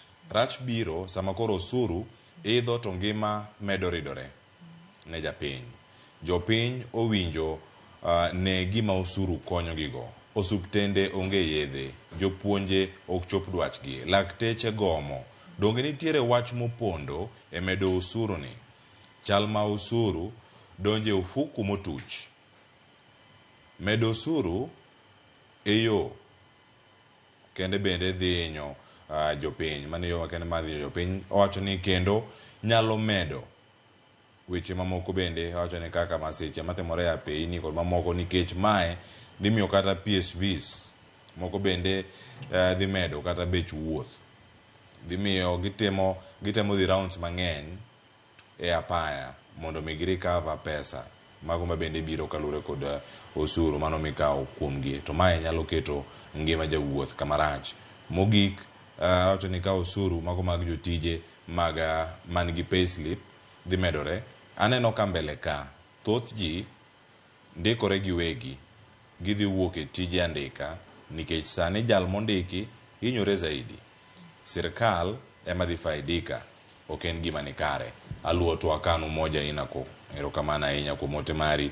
Frederick wacho ni Kenya ni usuri medo wang' ka wang'. Aya. Tai Calvins wacho ni usuru golo ok rach, but ka isegole titiyo kode marach, igero go udi, ok inyal claim even kata ok inyal afford. Mano ywak mabontie kara ka. George Ondulo wacho ni medo osuru pod medo mana hinyo japiny. Mano wach man kanyo. Millicent AO wacho ka ni asedonjo to penya uru ni telo mokalo nok tim dongruok. Momiyo telo masani nyaka medo osuru ne jo Kenya mayuto ne piny. Mathoth ang' aduogo ka mondo mi ang' akawa ne ote mantiere kar ka mawuok kuom Jovedi Orodi mabende nitiere kar ka oro mana ote ne CP Evans Ogutu kod Owigo Lang Shila. Mago ote mosedonjo. Mago Vedi Orodi mabende ni mbui mar Facebook kama gintiere kar ka. Mana ote moyudo kar kae. Achaka kodi Shila kaito bang'e ang' ayuda paro kuom ote masomogi kuom CP Evans bende. Mana mantiere kar ka. Ywak ma jopiny ntiere godo nikech chal ni mane kama nitie to rot maduong' malose en mibadhi. Kokodine gigi duto dhi bedo ka chopo kare. Mibadhi e shida maduong' kabisa. Mineno ka ji mang'eny ywak ni kata choko shurugi. That trust deficit mane wacho yie ni sirkal kata okawo pesa cha. Ben ng'ama onyacho ni wayie ni kanuru pesa cha kendi tawa maber. Mano onge. Koro ushuru ni kata choke to chok maber. Sama waneno ka CS Mbadi biro to leronwa gik moningo bed notimo ka. Oningo bed ni bathe kanyo be. Ochako siemonwa ni wastage mane waneno cha pesa mane dede tiketho cha. Kama e kaka wadwa chungi. Weche mag mibadhi kachakore national level nyaka county level. Kama e kaka wadwa chungi. Weche mag mibadhi ka wawacho to samoro ji paro ni wacho cha sirkal mamalo bed rais kata bed apana. Wawacho ni kate county level kai weche mag mibadhi ng'eny. Kate CDF. Samora se biro ka wacho gani jothuru antie kuonde ma wadhie miwinjo ni CDF ntie ti uso basari. Samori winjo ni ngafcha ntie to kineno kaka itiyo gi ngafcha bede mak mana dhogi nono. Nikech that level of mibadhi kata the level of lack of accountability kata transparency. Samoro wan gi situations ma oken kata ni mibadhi as much as in that accountability kata transparency gi kaka pesa ni otiyo. Samoro an kaka karungu sani adhi kacha to kase ido ngafna cha to wiya wila gi kuonde modong te koro dongruok teka kelo mana dalawa ganyuolawa. Ok na kwalo pesa cha to en mana ni atiyo kode nade nikech sani komia responsibility ni mondo ang'i county te to pesa cha akawe te taketo sub county na kende kata pesa cha akawe te taketa karanyuola na karungu cha kende to wiya gi jomodong mantie sub counties mopogore macha be ok ber. Koro wacho ni sama ne gibiro ni giwacho ni wadwa choko pesa mang'eny deber ka gitang'onwa ni sama otimo kamae measures waketo in place kama kaka wadwa attack wach mar mibadhi ne joma ondik tich e sirkal. Sani giwuok gi system I think is very ambitious. CPA ibo comment kae. Very ambitious mar e-teams gi kaka koro gidwa optimize tax collection KRA sani koro dwa make sure ni kati ilorori mana Kisumu kumoro kacha to intie kari moro monego bed ni suru ichoke to gidwa oro ji mondo dhi ochoke. Choncha ne giwacho ni gidwa keto foot soldiers madwa biro duongo ni wadhot ni pok ichulo ushuru man to gitema ngeni wadoka doka kendo Kenya wang'anya maber kabisa. Mano kik gitemwa.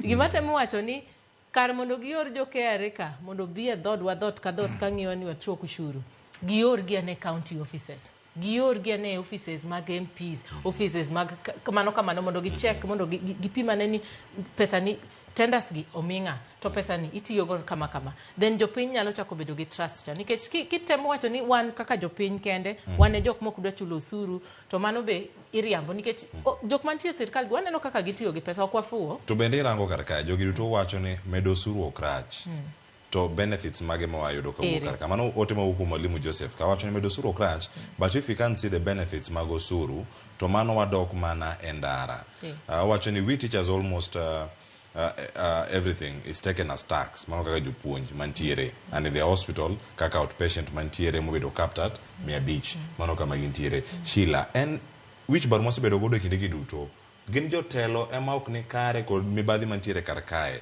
tinya thiedhe yo machal nade loko telo nyalo kelo mano ka jok matie pisno ok gol iwacho kata gidhi golo mbunge ni mbunge mok time kata mbunge ok tere kocha mbunge nigi ji ofise ka en county ni wuok to we jok moko e ofis kacha en gima kigolo tigole gi kuku mare te koso nego bende range yo machal nade mondo mi wathiedhe kata ka wasun ke chigni to thoth Kenya osekalo higni 60 gi wiye kama wantiere karka. Ing'eni ok wadwa gimoro ni wa rely on personality mar ng'ato ni an kora ero Sheila ni maero ni ok bikwalo mayie ni ok bikwalo pesa kiny to kiyudo ng'at moro mopogore embomi wacho ni gigi nyaka bede chik nyaka waket structures in place mamiyo weche mag mibadhi watieko nyadichiel ok wanyal keto ni warito ni mondo wang'e the goodness kata ber mar chuny ng'acha chunye ber koro ok bikwalo waketa kata very clear structures in place they are there kata sani kiwuok ilalo kitambulisho ni dong wan gi structure in place mawacho ni dhi OB number kati dhi Huduma Center kati tim kama why can't we do the same ne weche mag mibadhi dakwa wach ni koro wadwaro transparency gigi ntie unyadhi kata watim the benchmarking kwene mang'eny kabisa ma is very transparent idhi e website sani ko dhi e pinje maoko kaka wan mane wasomo London ginika kidhi tiya website titang'o ni county ni en kanye county na en Migori county no mi 10,000 mar nyiewo yath cha ineno kaka cha umi link ichake link ni idonje hospital Migori district yath makama sani nitie procurement system very transparent maonge ng'at moro ni podi chandri ni wacho ni ke samoro jibe nyalo tiyo gi weche mag mibadhi riamboni samoro ijatelo to onge gimikwalo to koro ji dwa chaka go inja ku samoro onge gimikwalo koro transparency gi structure cha konyo mondo gik moko kaka mibadhi timore to be konyo joma nie tich masani tiyo mondo giwach ni kikibi ka iwach na kwalo pesa mar ngafa dhi e chomo ndine kaka tiyogo mondo ipenj questions mora midwa penjo it is very transparent ine kaka tiyogo erokamano ahinya CPA Evans Ogutu paro mag jopiny kamiyo jogi karka jogi wacho osuru ok gitamre chulo to gima osuru ne dhi timo ema ok gine iwacho ni kata kamentiere karka kata kimedo ready ngech John Badika ne loso CPA owacho ni nitie fuok mantiere ka kata bed ni giruto timo Kenya kaka timo gi kur dok gidhi IMF kama wacho ni wich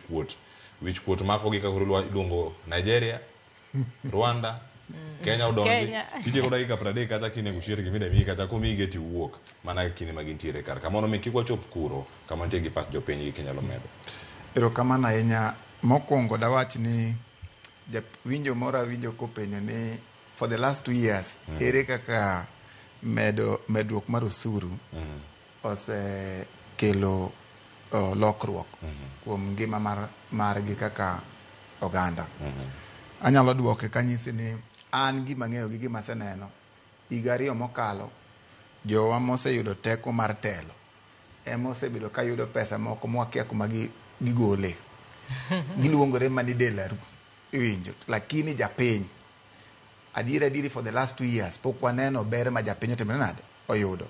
Gina jok minyalo lidho ka bando ma en angela ma kogol ng'ato niya ni konywa kata rambe to ng'ato achiel ema nyalo ting'o kata 500,000 okelo ni arambe. Iwinjo magi ng'eni mana pes jopiny. To in kaka common mwananchi for the last 2 years ok waseneno ber. Ma e gima omiyo wadhi e ng'anyo. Iwinjo. Mar ariyo, medo usuru ok rach to service to nyaka wayudi. One, medo usuru rach. Nyisa japiny nikech nitie level moro ma ng'ato nyalo stretchi mok inyalo afford.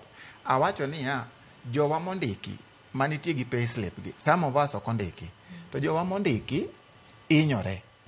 Ing'eni we must stand with the informal and formal. Jowa mondiki indiki ne salary tidwa ng'ado usuri moko nyadi 4 kata nyadi 5. Iyudo ka ni ionge gimoro. Ing'eni, let me just tell you, the universal health coverage mokelni under SHIF and SHANI ober ndi nowach niya ni the concept mare en ni ng'ato ka ng'ato ma ni Kenya ka onego bed ni yudo thieth e nengo mayot. Iwinjo. To e nengo mayot, to at the end of it, gimidwa chajo ng'at mondiki en gima literally he cannot be able to afford. Ang'o miyo wa e tax bracket manyocha nitie kaka mag NIF mano wacho ni minimum of 500 to maximum of 1700. Ang'o miyo ichake dhi ne ng'at mondiki kidwa kelo SHANI tikele ni a 2.75%. Manyiso ni at the end of it nitiere level moro ma kata ka joma moko ni wacho ni medo ushuru ok rach. Nitiere level moro ma komede to you take home ok en gimoro manyalo even fund the most basic thing kata mar odi mar chiemo kende. Aya kwa dhi issues ma pod giwacho mar campaign mode ni maybe wadongi higa achiel to wadonje campaign mode. It is true. Ing'e gima inyowa adieri, gima inyowa is the political structures and the political class ma wan go. Nikech adieri ka ji odhi campaign mode, ji dhi pogore dhoudi. Iwinjo. Koro kati inyori ti jaluo to wadhi uru kan ni odwa en ot achiel. Kinyori to in Okuyu wadhi uru koni. Kinyori to idhi Akamba. Koro the political class bro yudo chance ma gidonjo go e kindwa tipogo and the common issue ma inyowa kaka jopiny, kaka jowa matindo pod bro ma inyowa. But one good thing ma sani anyalo wacho ni it will not take a day but eventually it will come. The issue mag tribalism kata dhoudi dhi rumo. Nikech chon inyalo penji ni what is your mother tongue. Mother tongue mari ne en dhok ma mamani literally ne nyalo wacho. Sani nyithindwa mang'eny kata udi mwawacho go sach kind of mother ni nyathi wacho go dholuo kata wacho go Akamba onge. We are growing up to a new generation ma bro wacho ni Kenya is one and we cannot be divided on those political classes. Koro gima temo wacho ni oshuru manitie as is sani an kapacha chik mano se mimbadi mar Supreme Court cha do no miye 2023 finance bill ni oti no ningo ng'iye areas e iye ma pok obedo optimized o make sure ni gibedo optimized mondo mi ochoki ushuru kati kel chik aila mane to mentality mar leader pod rach pod odhi mana ng'iyo kaka ibro kwale. Iwinjo jakuma kati kel ne chik aila mane ratego ibro yudo ni kelo the tax laws amendment bill to pod ng'ato wacho ni gini wakele to en gi loophole. So the kind of mindset ma wan ge manyaka change at leadership point emomiyo gima wanyise ni manyaka winji ni opulence and wastage pod nie sirikal. Chik mikelo ni ober ndi kata ko wacho ni ng'ini owacho ni kodhi oriedo to nitie pride momone riedo to odhi oriedo nade to seng'e kuma solution nitie. Ang'o mi idhi riedo ni Nigeria Kenya to wacho ni 74 billion to chako wacho ni ya ni kopo ni adiyo jowagi to anyalo yudo kata billion 400 to kare ang'o mamone diyogi nikech sani onge ng'ama idwaro kwayo rusa. Ang'o miyo pod wadok bana oko kwayo nikech adieri in CS treasury. Koro ang'o mamono wacho ni IMF ni koro kadhiye debe ni en kanyo to kara lwete bende omaki. Emomiyo awacho ni ya gimomiyo anta pani weche mag oyiem ni ka nikech ok onyalo wacho ni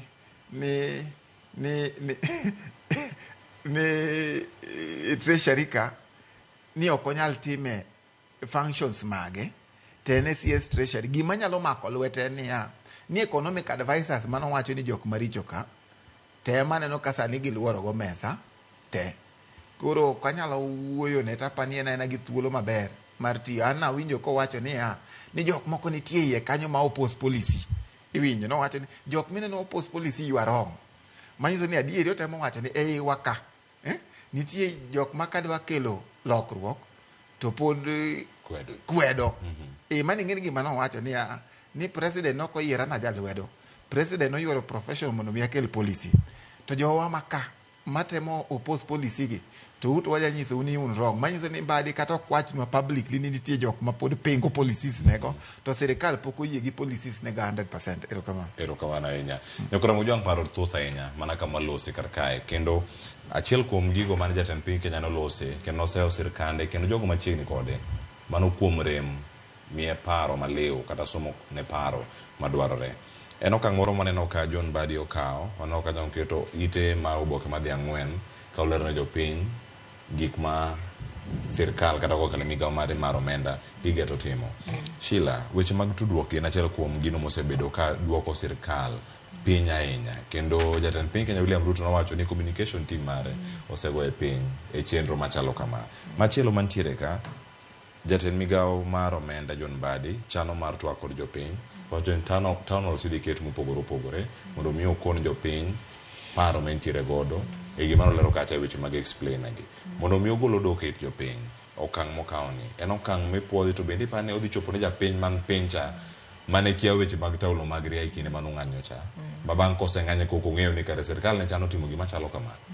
Weche mag tudruok kawo gini kigolo kumoro achiel kitero ne jopiny. Anyalo puoyo gima CS timono. Awinjo ka ing'eni gimoro kaber to nyaka wayie ni kae to timo maber. Awinjo Mbadi kano biro apani last week kae kano wacho ni nowet nyathi nyaka gi piluok. To wacho ni en koro one of the biggest problems manentie ndalo cha en wach mar communication to mana diere nikech kata ka sirkal lengo gine ber kata nia gine ber to beno ni nok gidwa wuoyo kodwa cha bende nomiyo wadhi e ng'anyo nikech samoro winjruok ing'eni winjruok bet piny to winjruok samoro ging'o ga dhawo mang'eny manyalo bede. Koro anyalo puoyo gima CS timo. CS owacho ni en kaka CS sani odwa timo public participation. To odwa ni gigi kapok ochopo e bunge kiwango mane moro cha nochopo cha to yudo ka nose engage jopiny mano oseketo jopiny mobet piny mowuoyo mogo mbaka maber moyudo feedback. Anyalo wacho ni that is a perfect step in the right direction.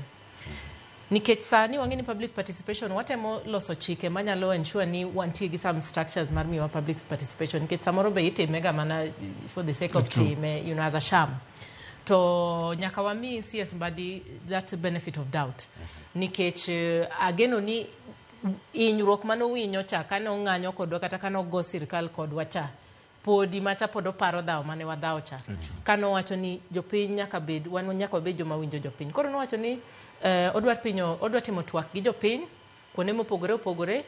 Ageno mana ni structure mar twak mopango cha obed twak mar adiere manyalo winjo jopiny. Samoro twak gi bedo ga organized, samoro itimo gi kizungu, sama kata dhok ma jomodong' ok nyal winjo, samoro idhi to gikaka osiepe gi to giketo piny tema giketo wuoyo to bora ni wayudo documentation otim. Kwaye ni koyie wantie gi structures mang'eny mar ji nyalo bet piny to duol to twak to winjo mondo bedane mondo winj jopiny koa kacha to bo winjo mana duol kaka ma wan wanyise ni chike mag omenda gi nyaka otang'nwa ni ng'ama ni piny cha dwa yudo benefit mane kanyo.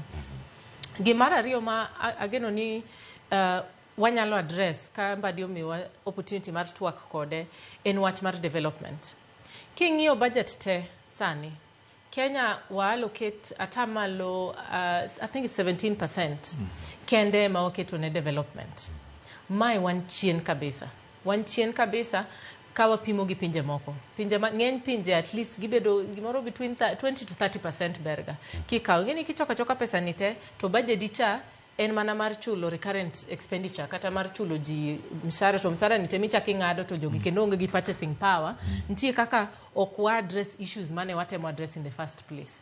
Nikech king'iyo budget cha maber ineno ka recurrent expenditure pod ni malo ok giduoko chien.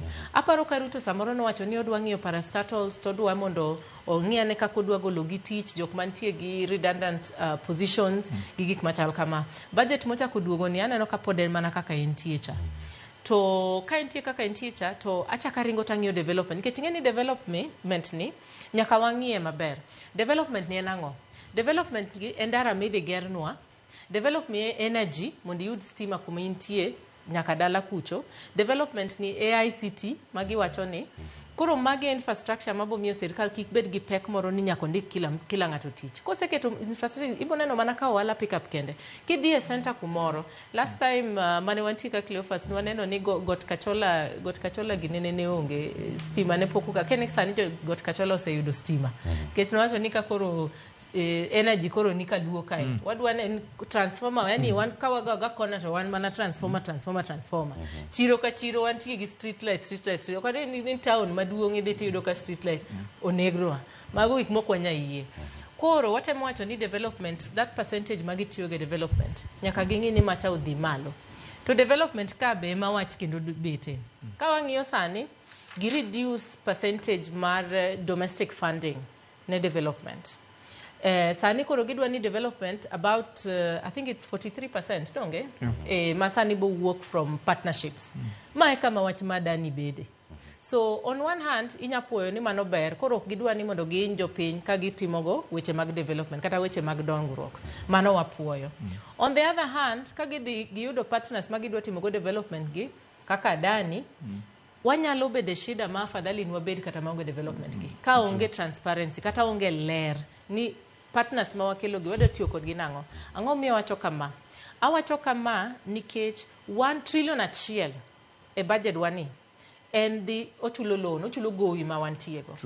To ka wadwa kao ng'eny mar dongruok, budget mar dongruok ka wamiyo joma oko wakia ni conditions mage moketnegi. Koro wanyalo yudre case ma next year ka waduogo, ka wachako waduogo next year, to koro wayudo ni mondo wachako wachul loan ka koro dhi moidho malo moingo kaka entie sani trillion achiel ma entie ni.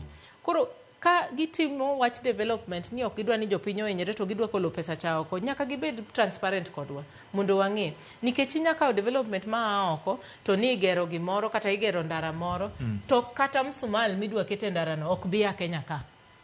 Ineno? Koro magi gik ma kawa talk about kawa wacho weche mag ni communication is key, nyaka communication include transparency. Last time CS naneno ka wacho ni kipenje ni tapenji wacha danini nodonjo gokinyi to bai godhiambo no sebedo approved to CS odwoko ni mano en efficiency in government. Nodwoko ni mano efficiency in government. Kwayo efficiency in communication. Kawa penji ni adani cha drop no ane agreement cha efficiency 5 hours to sekete internet to koro wan wadhi to kaka jolony wa analyze ni ang'o matimore. Mano kende gik ma wakwayo. Erokamano.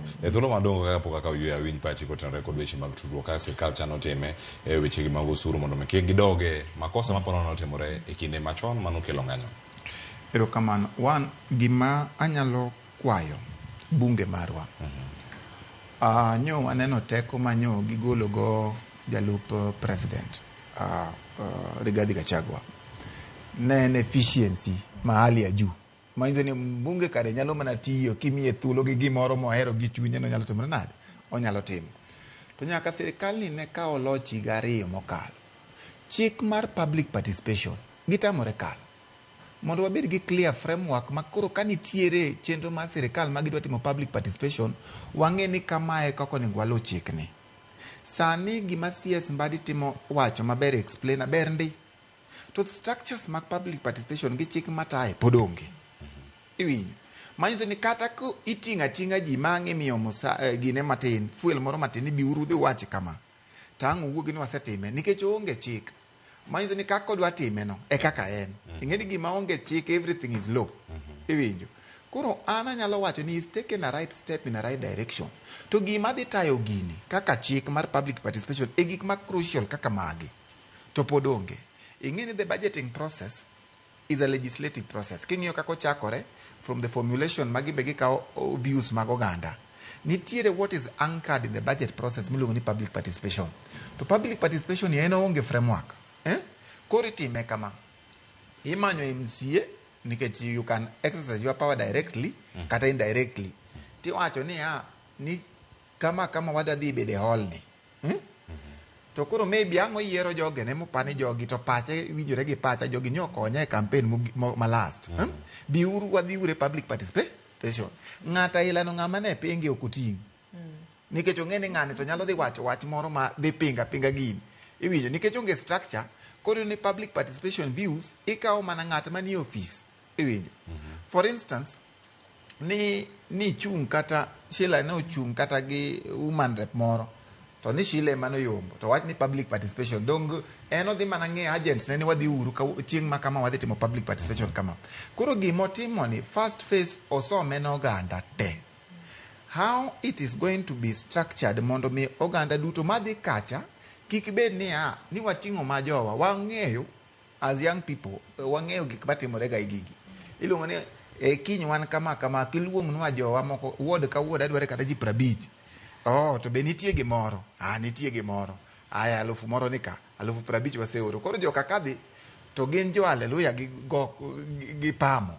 gik miwacho go gik maber kabisa mana dieri koro at the end of it can be a step in the right direction to put a blame wabunge wabeduru joma timo dwa jopiny wa enact public participation law maka gimoro aila ni timore to the trust deficit nikech sirikal ni to wan go kiondko ing'eni ng'ama in go kiondko kidhi romo go ok en kata kowacho ni ulem ting'iyo mawangi kama ulemo mutiek mana king'iye nikech ne wan kode gi issue koro Kambadi owacho ni okelo gigi mondo jo Kenya ng'e nyako ng'e ni the trust deficit ma wan go kodgi nikech waonge framework mar public participation seche moko wanyalo goyo jo Kenya nyalo goyo paro no piny to be en gadieri ni Kenya koko paro no piny to pach jo Kenya gima dhi tiyo maga the issues ma wan go koro we encourage him he has done a good thing but one thing mana kaka en treasury kata ka en omenda manyalo tero committee cha out mondo committee olosnwa public participation bill mondo mi okadh mondo bed chik mondo wang'e mondo mi next time kodhi loso gik makamago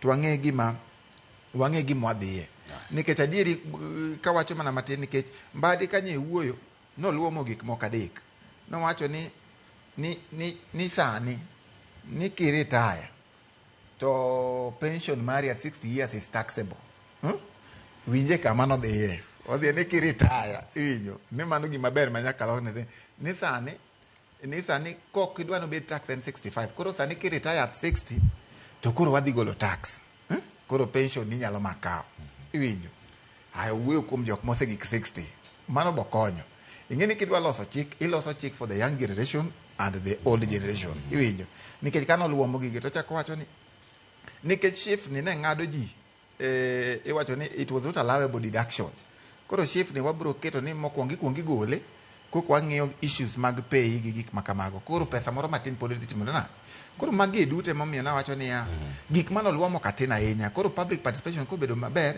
to wadhi nyisi adieri nyakoro mane gino mantiere karakata dayo skalo 32 oleo ne yweyo lakini ama dhi yweyo no sani ka duogo ka paro ponitie ka ote ma imedo oro orgi kendo wadhi somo gi atielo mogik wadhi duogo ka e chenro mar mbaka romo kikidhi mabor.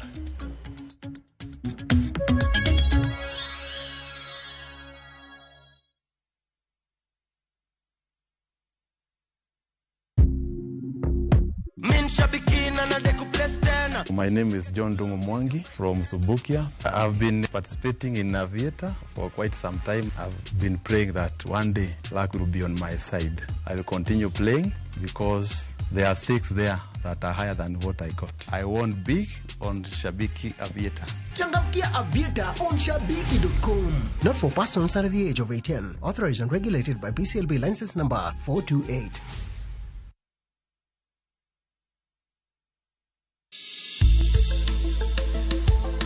Gimawa en gima duong' moloyo. Onego bed ni wang'eyo kaka wadak, korka chiemo, exercise, nindo maber. Wakelo ni achiel kachiel lakteche man gi lony mar arieya e weche ngima dhano. Kikwa discriminate ne joma nigi ndulume to tikwa pandgi. Ng'eyo en teko. To kodok korka ngima mar del, bedo gi ng'eyo nyalo kelo lokruok maduong'. Wacho ni kendo Ruth pile ni e penj laktar kaindi chiemo watiyo godo mondo wageng tuoche. Wabiro wuoyo gi ji e yo mabiro mulo chunyi kendo miyo pachi yawre. Obwongo gi del gin ga gigo motimre nade moriwore. Koro gimi pidho obwongo mari luwore gi gino mipidho dendi. Riwri kod Ruth Otieno e penj laktar. Wuok tich nyaka tich abich sa 12 odhiambo mane Ramogi TV. Penj laktar. Ngima en mwandu.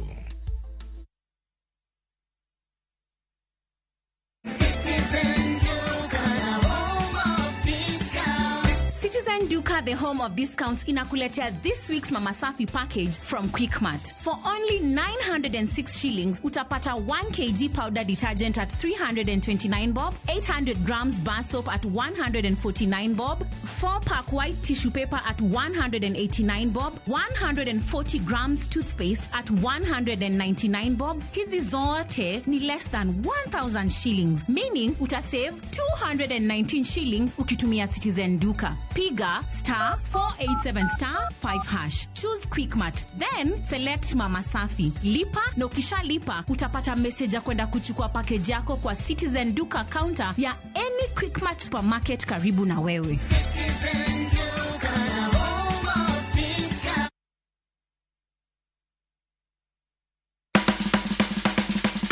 Milimili mar dhogi ne wuodh kid chiemo mopogore. Koro kwa keto pi dhi chwakore maber kendo dhi tedore maber. Mok ni wang'e mo. Chenro ka chenro dhialo mit chiemo.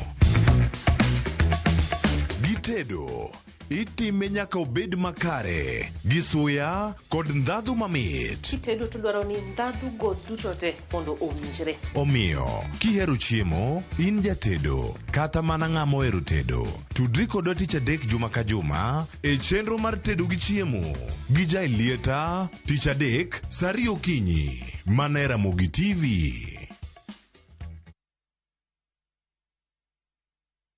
Panda ndege twende Cape Town this festive season na View Travel. Experience the Table Mountain, a cable car ride, amazing tours to Wineland Estate, the Peninsula and Cape Town City, all in one incredible trip. Enjoy it all in 5 days, starting from $1,617 USD per person sharing. Angukia festive deals na View Travel. Book now na lipa pole pole. Visit viewtravel.com or call and WhatsApp 0703 254 254. View Travel. Dream, explore, discover.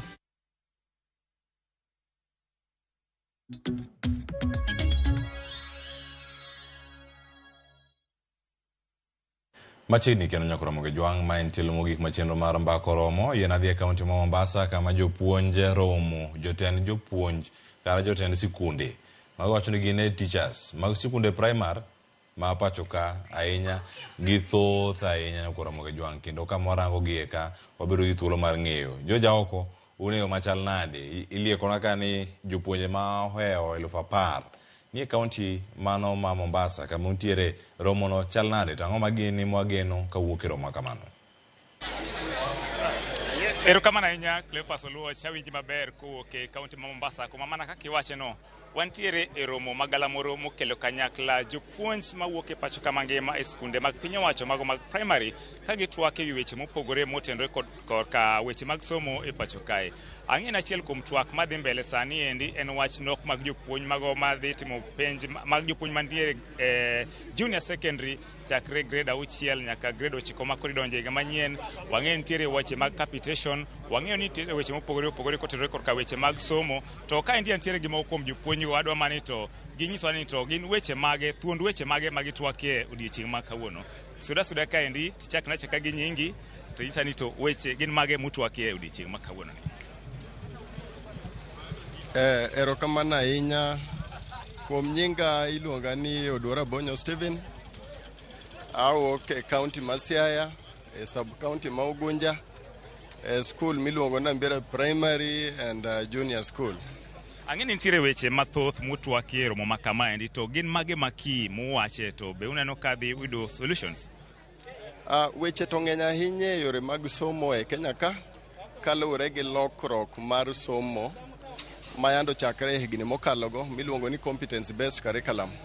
Aparo ni wang'eyo waduto ni kochopo higa manyien wadhi bedo gi joklas 9 for the first time e environment ma primary miluongo ni grade 9.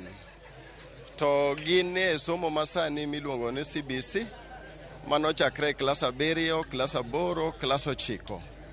Koro mago wawacho ka to moloyo duto wawuoye e lony masani moro wake yor somo kata ICT makoro watiyogo especially in junior school mondo impart knowledge and to the learners. Nikech somo ma sani kod machon nie tie pogruok matin. machon ng'enyne ne wuoye wach penj ne wach ahinya, to sani somo masani opogre, kech somo masani wawuoye skills mwamiyo nyithindo, to somo masani bende mopogre gi somo machon ne yudo ni bang' penj nyithindo mang'eny ne dong' nikech girem. Somo masani wach moro nyathi orem onge, en mana ni dwaro to lain man monyalo donje mondo kiny obed dhano kendo kony Kenya. Wang'e ni jatend migawo onego bed ni chopo ka odiochieng' ma kawuono, kendo en mang'e ni en wendo mogwel. Gin weche mage moparo ni onego bed ni ichwalone kaka jatend migawo mar weche mag somo?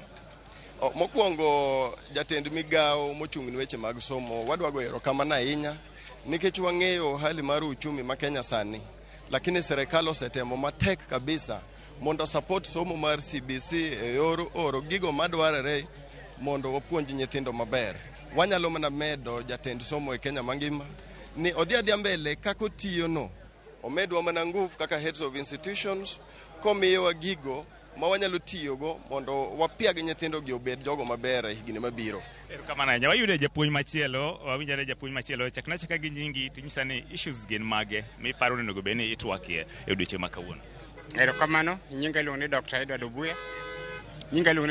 Obuya. An expert mar education. Ambe abire chokruok ni. Wadhi mbele gi CBC.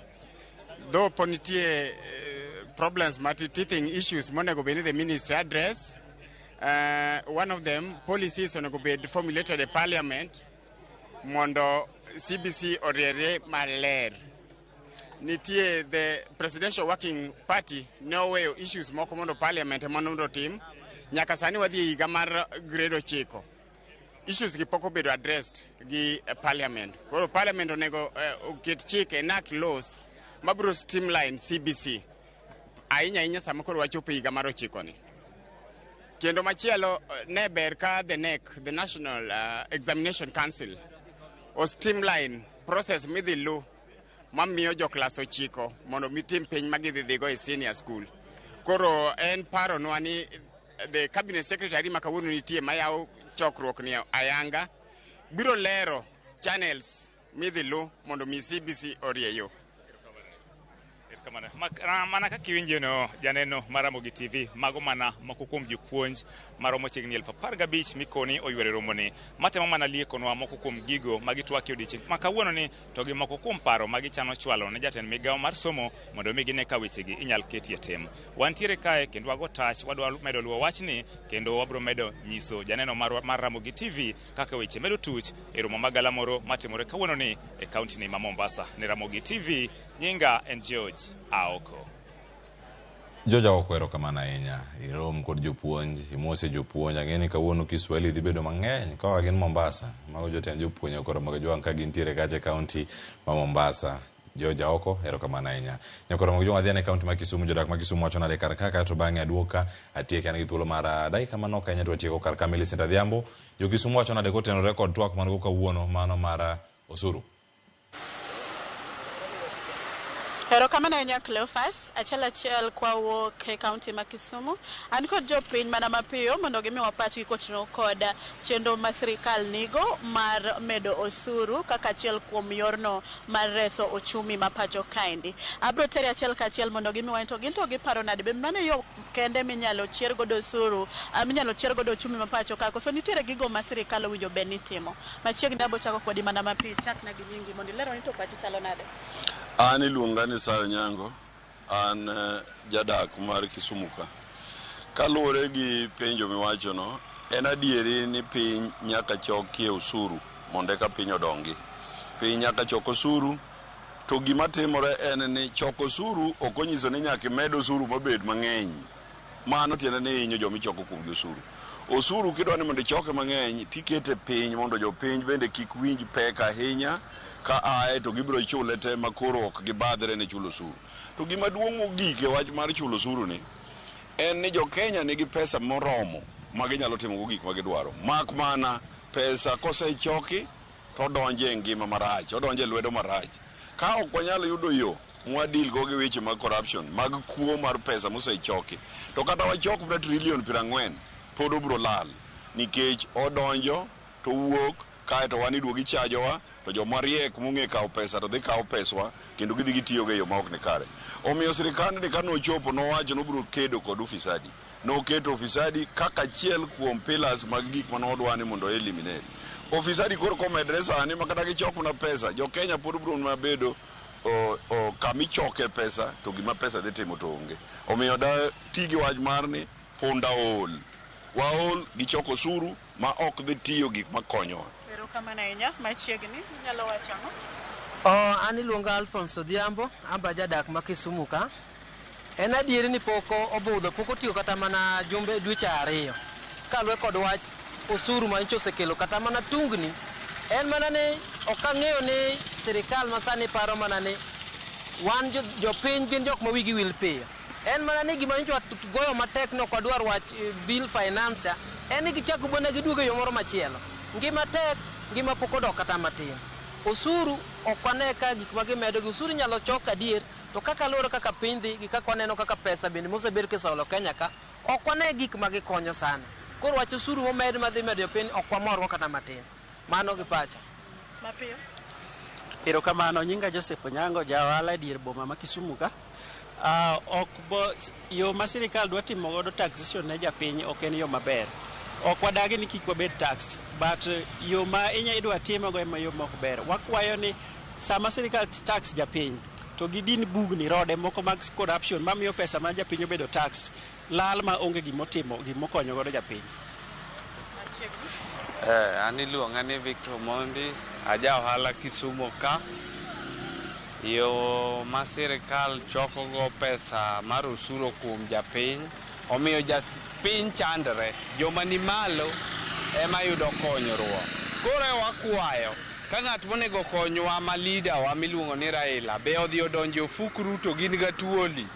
Koro ng'ama dhi konyowa, koro japiny wan Willis ema waneno ni dhi konyowa, wan Willis ni ema support, wan joluo waluru tok Willis mondo Willis ni oreswa. Willis ni en lawyer wa Nairobi, en lawyer mantie Nairobi. En ema nyalo konyowa. Erokamano, an iluonga ni Gilbert Obuya, jadak ma Kisumu. An gima dawach kuom osuru michoko mondo mi gine godo. Osuru michoko, osuru nyaka choki nikech osuru kochoki eka ji yudo kaka ji timo ang'o, eka ji yudo kaka ji sirikal riembo gige. To osuru kata kichoko, osuru kochoke to onego bed ni timo kode gima onego bed ni timogo. To kata kimedo osuru kata ikelo osuru moko machon mane ji odagi ka. To wakwayo ni ka ikelo osuru, gikelo osuru manyalo konyo jopiny. Nitiere gik moko, mwandu moko makonyo jopiny, ma jopiny tiyogo pile pile, ma ok piny chidi moko onyiewo. Mago kane gikelo osuru, kata gikelo ni ing'ado osuru, ginto gikete gi malo, mondo mi kik bedi, ging'i gik moko ma iketo osuru nyaka ng'adi. Erokamano. Erokamano, atieko kodi, Bwana Mapiyo. An iluonga ni Jackton Odhiambo, an jadak ma Kisumu. Nyakuro gi joma ko pa jodak e kaunti ma Kisumu kendo gimedo konwa gik mathoth ahinya matimore kar ka. Yena mondo mi akaw weche mogik nikech sa mag welo mantie od studio kinyi ma kawuono ka acha kod Shilo Lang. Wach mari mogik ka watieko sani ibedo man waseto akae weche mag osuru sano wachopo akire kike maro winjo pa jodak ma Kisumu bende mapek ahinya winjo kar ka nyaka sani meda gi wach mari mogik. Wach mara mogik nyalo bedo nyiso sirkal kata CS Mbadi ni ageno ni winjo duond jopiny. Ok ni wan kende ma wabete studio kae ma watemo wacho ni onge ng'ama nigi shida gi weche mag usuru, lakini wadwa ni mondo udemonstrate wakati utang'nwa ni ere kaka ng'ama ni piny cha nyalo benefit. Gimoro ni udwaro enhance tax collection measures, donge? Makuru wacho ni kata mama mboga moro mauso gimoro e chiro kacha, udwa ni mondo chul osuru cha mondo kaka kunyalo kawo kata rowerni kaka wan mantie digital space, udwa ni mondo wachul usuru, kata usuru gi ukawo ugero go ute ma affordable housing gi, to affordable housing gi kidwa nyiewe inyiewo gi million keni million 3. Koro ntie ji mang'eny mapok noneno kata million 1. Koro million 3 ni kidwa nyiewo ni en odi wabodak e chieng' mane. Nyoro kae waneno ka flooding ne ntie. Mkuru wajenga gi kuonde gi. Dak ne gi ka wara jogo. Giket gi affordable housing magisegero gi. Koro mogik anya wacho ni adwa mana jiwo CS Mbadi ni mondo ging'ini measures magintiego ka mondo gitang'nwa ni ere kaka gigi dwa konyo jopiny. To mogik kabisa nyaka kora mos jo Homa Bay County Cleophas. Ineno ka Homa Bay County mobet kaka tayo weche mag usuru. Achako gi Homa Bay Monday. Katieko gi Homa Bay, gimomiyo achako gi Homa Bay Monday. Homa Bay e dala gi CS. Koro nyaka mos jo Homa Bay County Monday nikech wachung' kodgi. Kato atieko ka moso jo Migori County. Migori County e county wagi wadwa mantie okani. Moso maber kabisa. Erokamano Shilo Lang, CPA Evans Ogutu. Shilo kao sani moro mantie kanyo mar moso. Koro kaki ni moso to wach mari mogik. Gima nyalo wacho ni Shila ni kata kinene, kata kako chalo, dongo chalo Gen Z. Koro miyo lek ma en go maber be warwako as young people. Gima da nyiso CS Mbadi in senior na e profession ni an junior ni, lakini nyocha nitiere pachwa ma nyocha wasang'iyo. Wakwaye ni ng'egi ane matut, ing'ege ni wach manyo wakedo go kabisa. En weche mag mibadhi gi budget kako bedo structure. Nyocha wanyisi ni nitie pesa mang'eny mwalocate mok dhi konyowa. Gol gi uru nikech iwacho ga ni kinyalo bedo interested gi matin. To kari nyalo bedo interested gi mang'eny. To kwanyal medi kakoro matin ni be pod ok wane berne. Omiyo wan kaka gi jopiny wacho ni ya choko osuru ok rach. Services must be delivered. Mane gima wacho kwa tieko ni kiyie to winje pachwa nikech kok kiwinjo pachwa sani to nitie okang' makoro wabro make sure ni koro sirikal ni winje pachwa. Erokamano ahinya. Erokamano ahinya. Yuduru mos kawuok kuom jogo mawuok e kaunti ma Migori. Bernard Nyangega wacho ni amor maneno CPA Evans Ogutu kod Shila anoka ntiere Osogo Kanyamkago Kenya ka olokre. Nyakuna mujang mane makelo e giko saa osekalo dakika 54 elojo esedur gi jogo duto motudre godo Mombasa kod Kisumu. Oriti masani nyinga Cleophas Oluoch ja Kisumu Kanyakwaro mukeo nyakati sango. Kete manaka.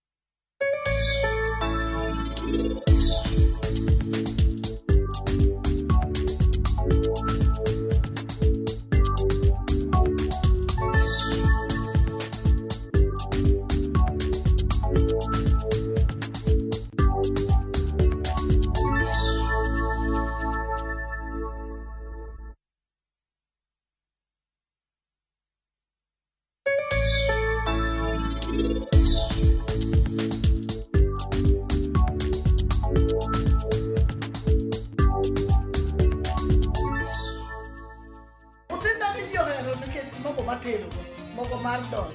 Oyom, opilore. Otedo mandas, otedo nyaka sambusa. Dhi los kodo ot. Erokamano made.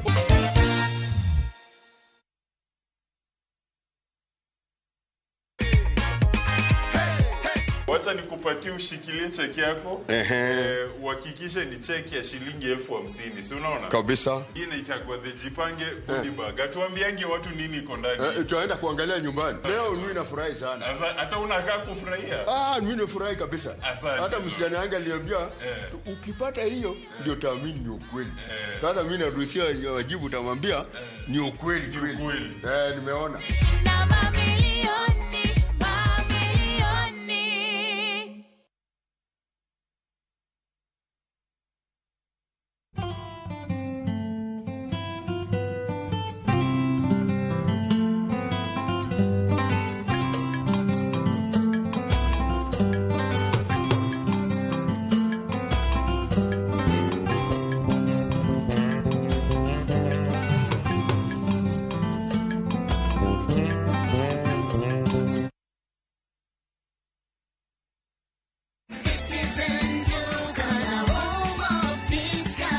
Najua unapanga kwenda shopping. Citizen Duka na Quickmart inakuletea ofa mpya ya mama mpenzi. For only 1,765 shillings unapata unga ya ugali ya 2 kg at 109 bob, unga ya chapati 2 kg at 149 bob, mchele ya basmati 2 kg at 649 bob, sukari 2 kg at 279 bob, mafuta ya kupika 2 liters at 539 bob. Hizi zote ni less than 2,000 shillings, meaning una save 330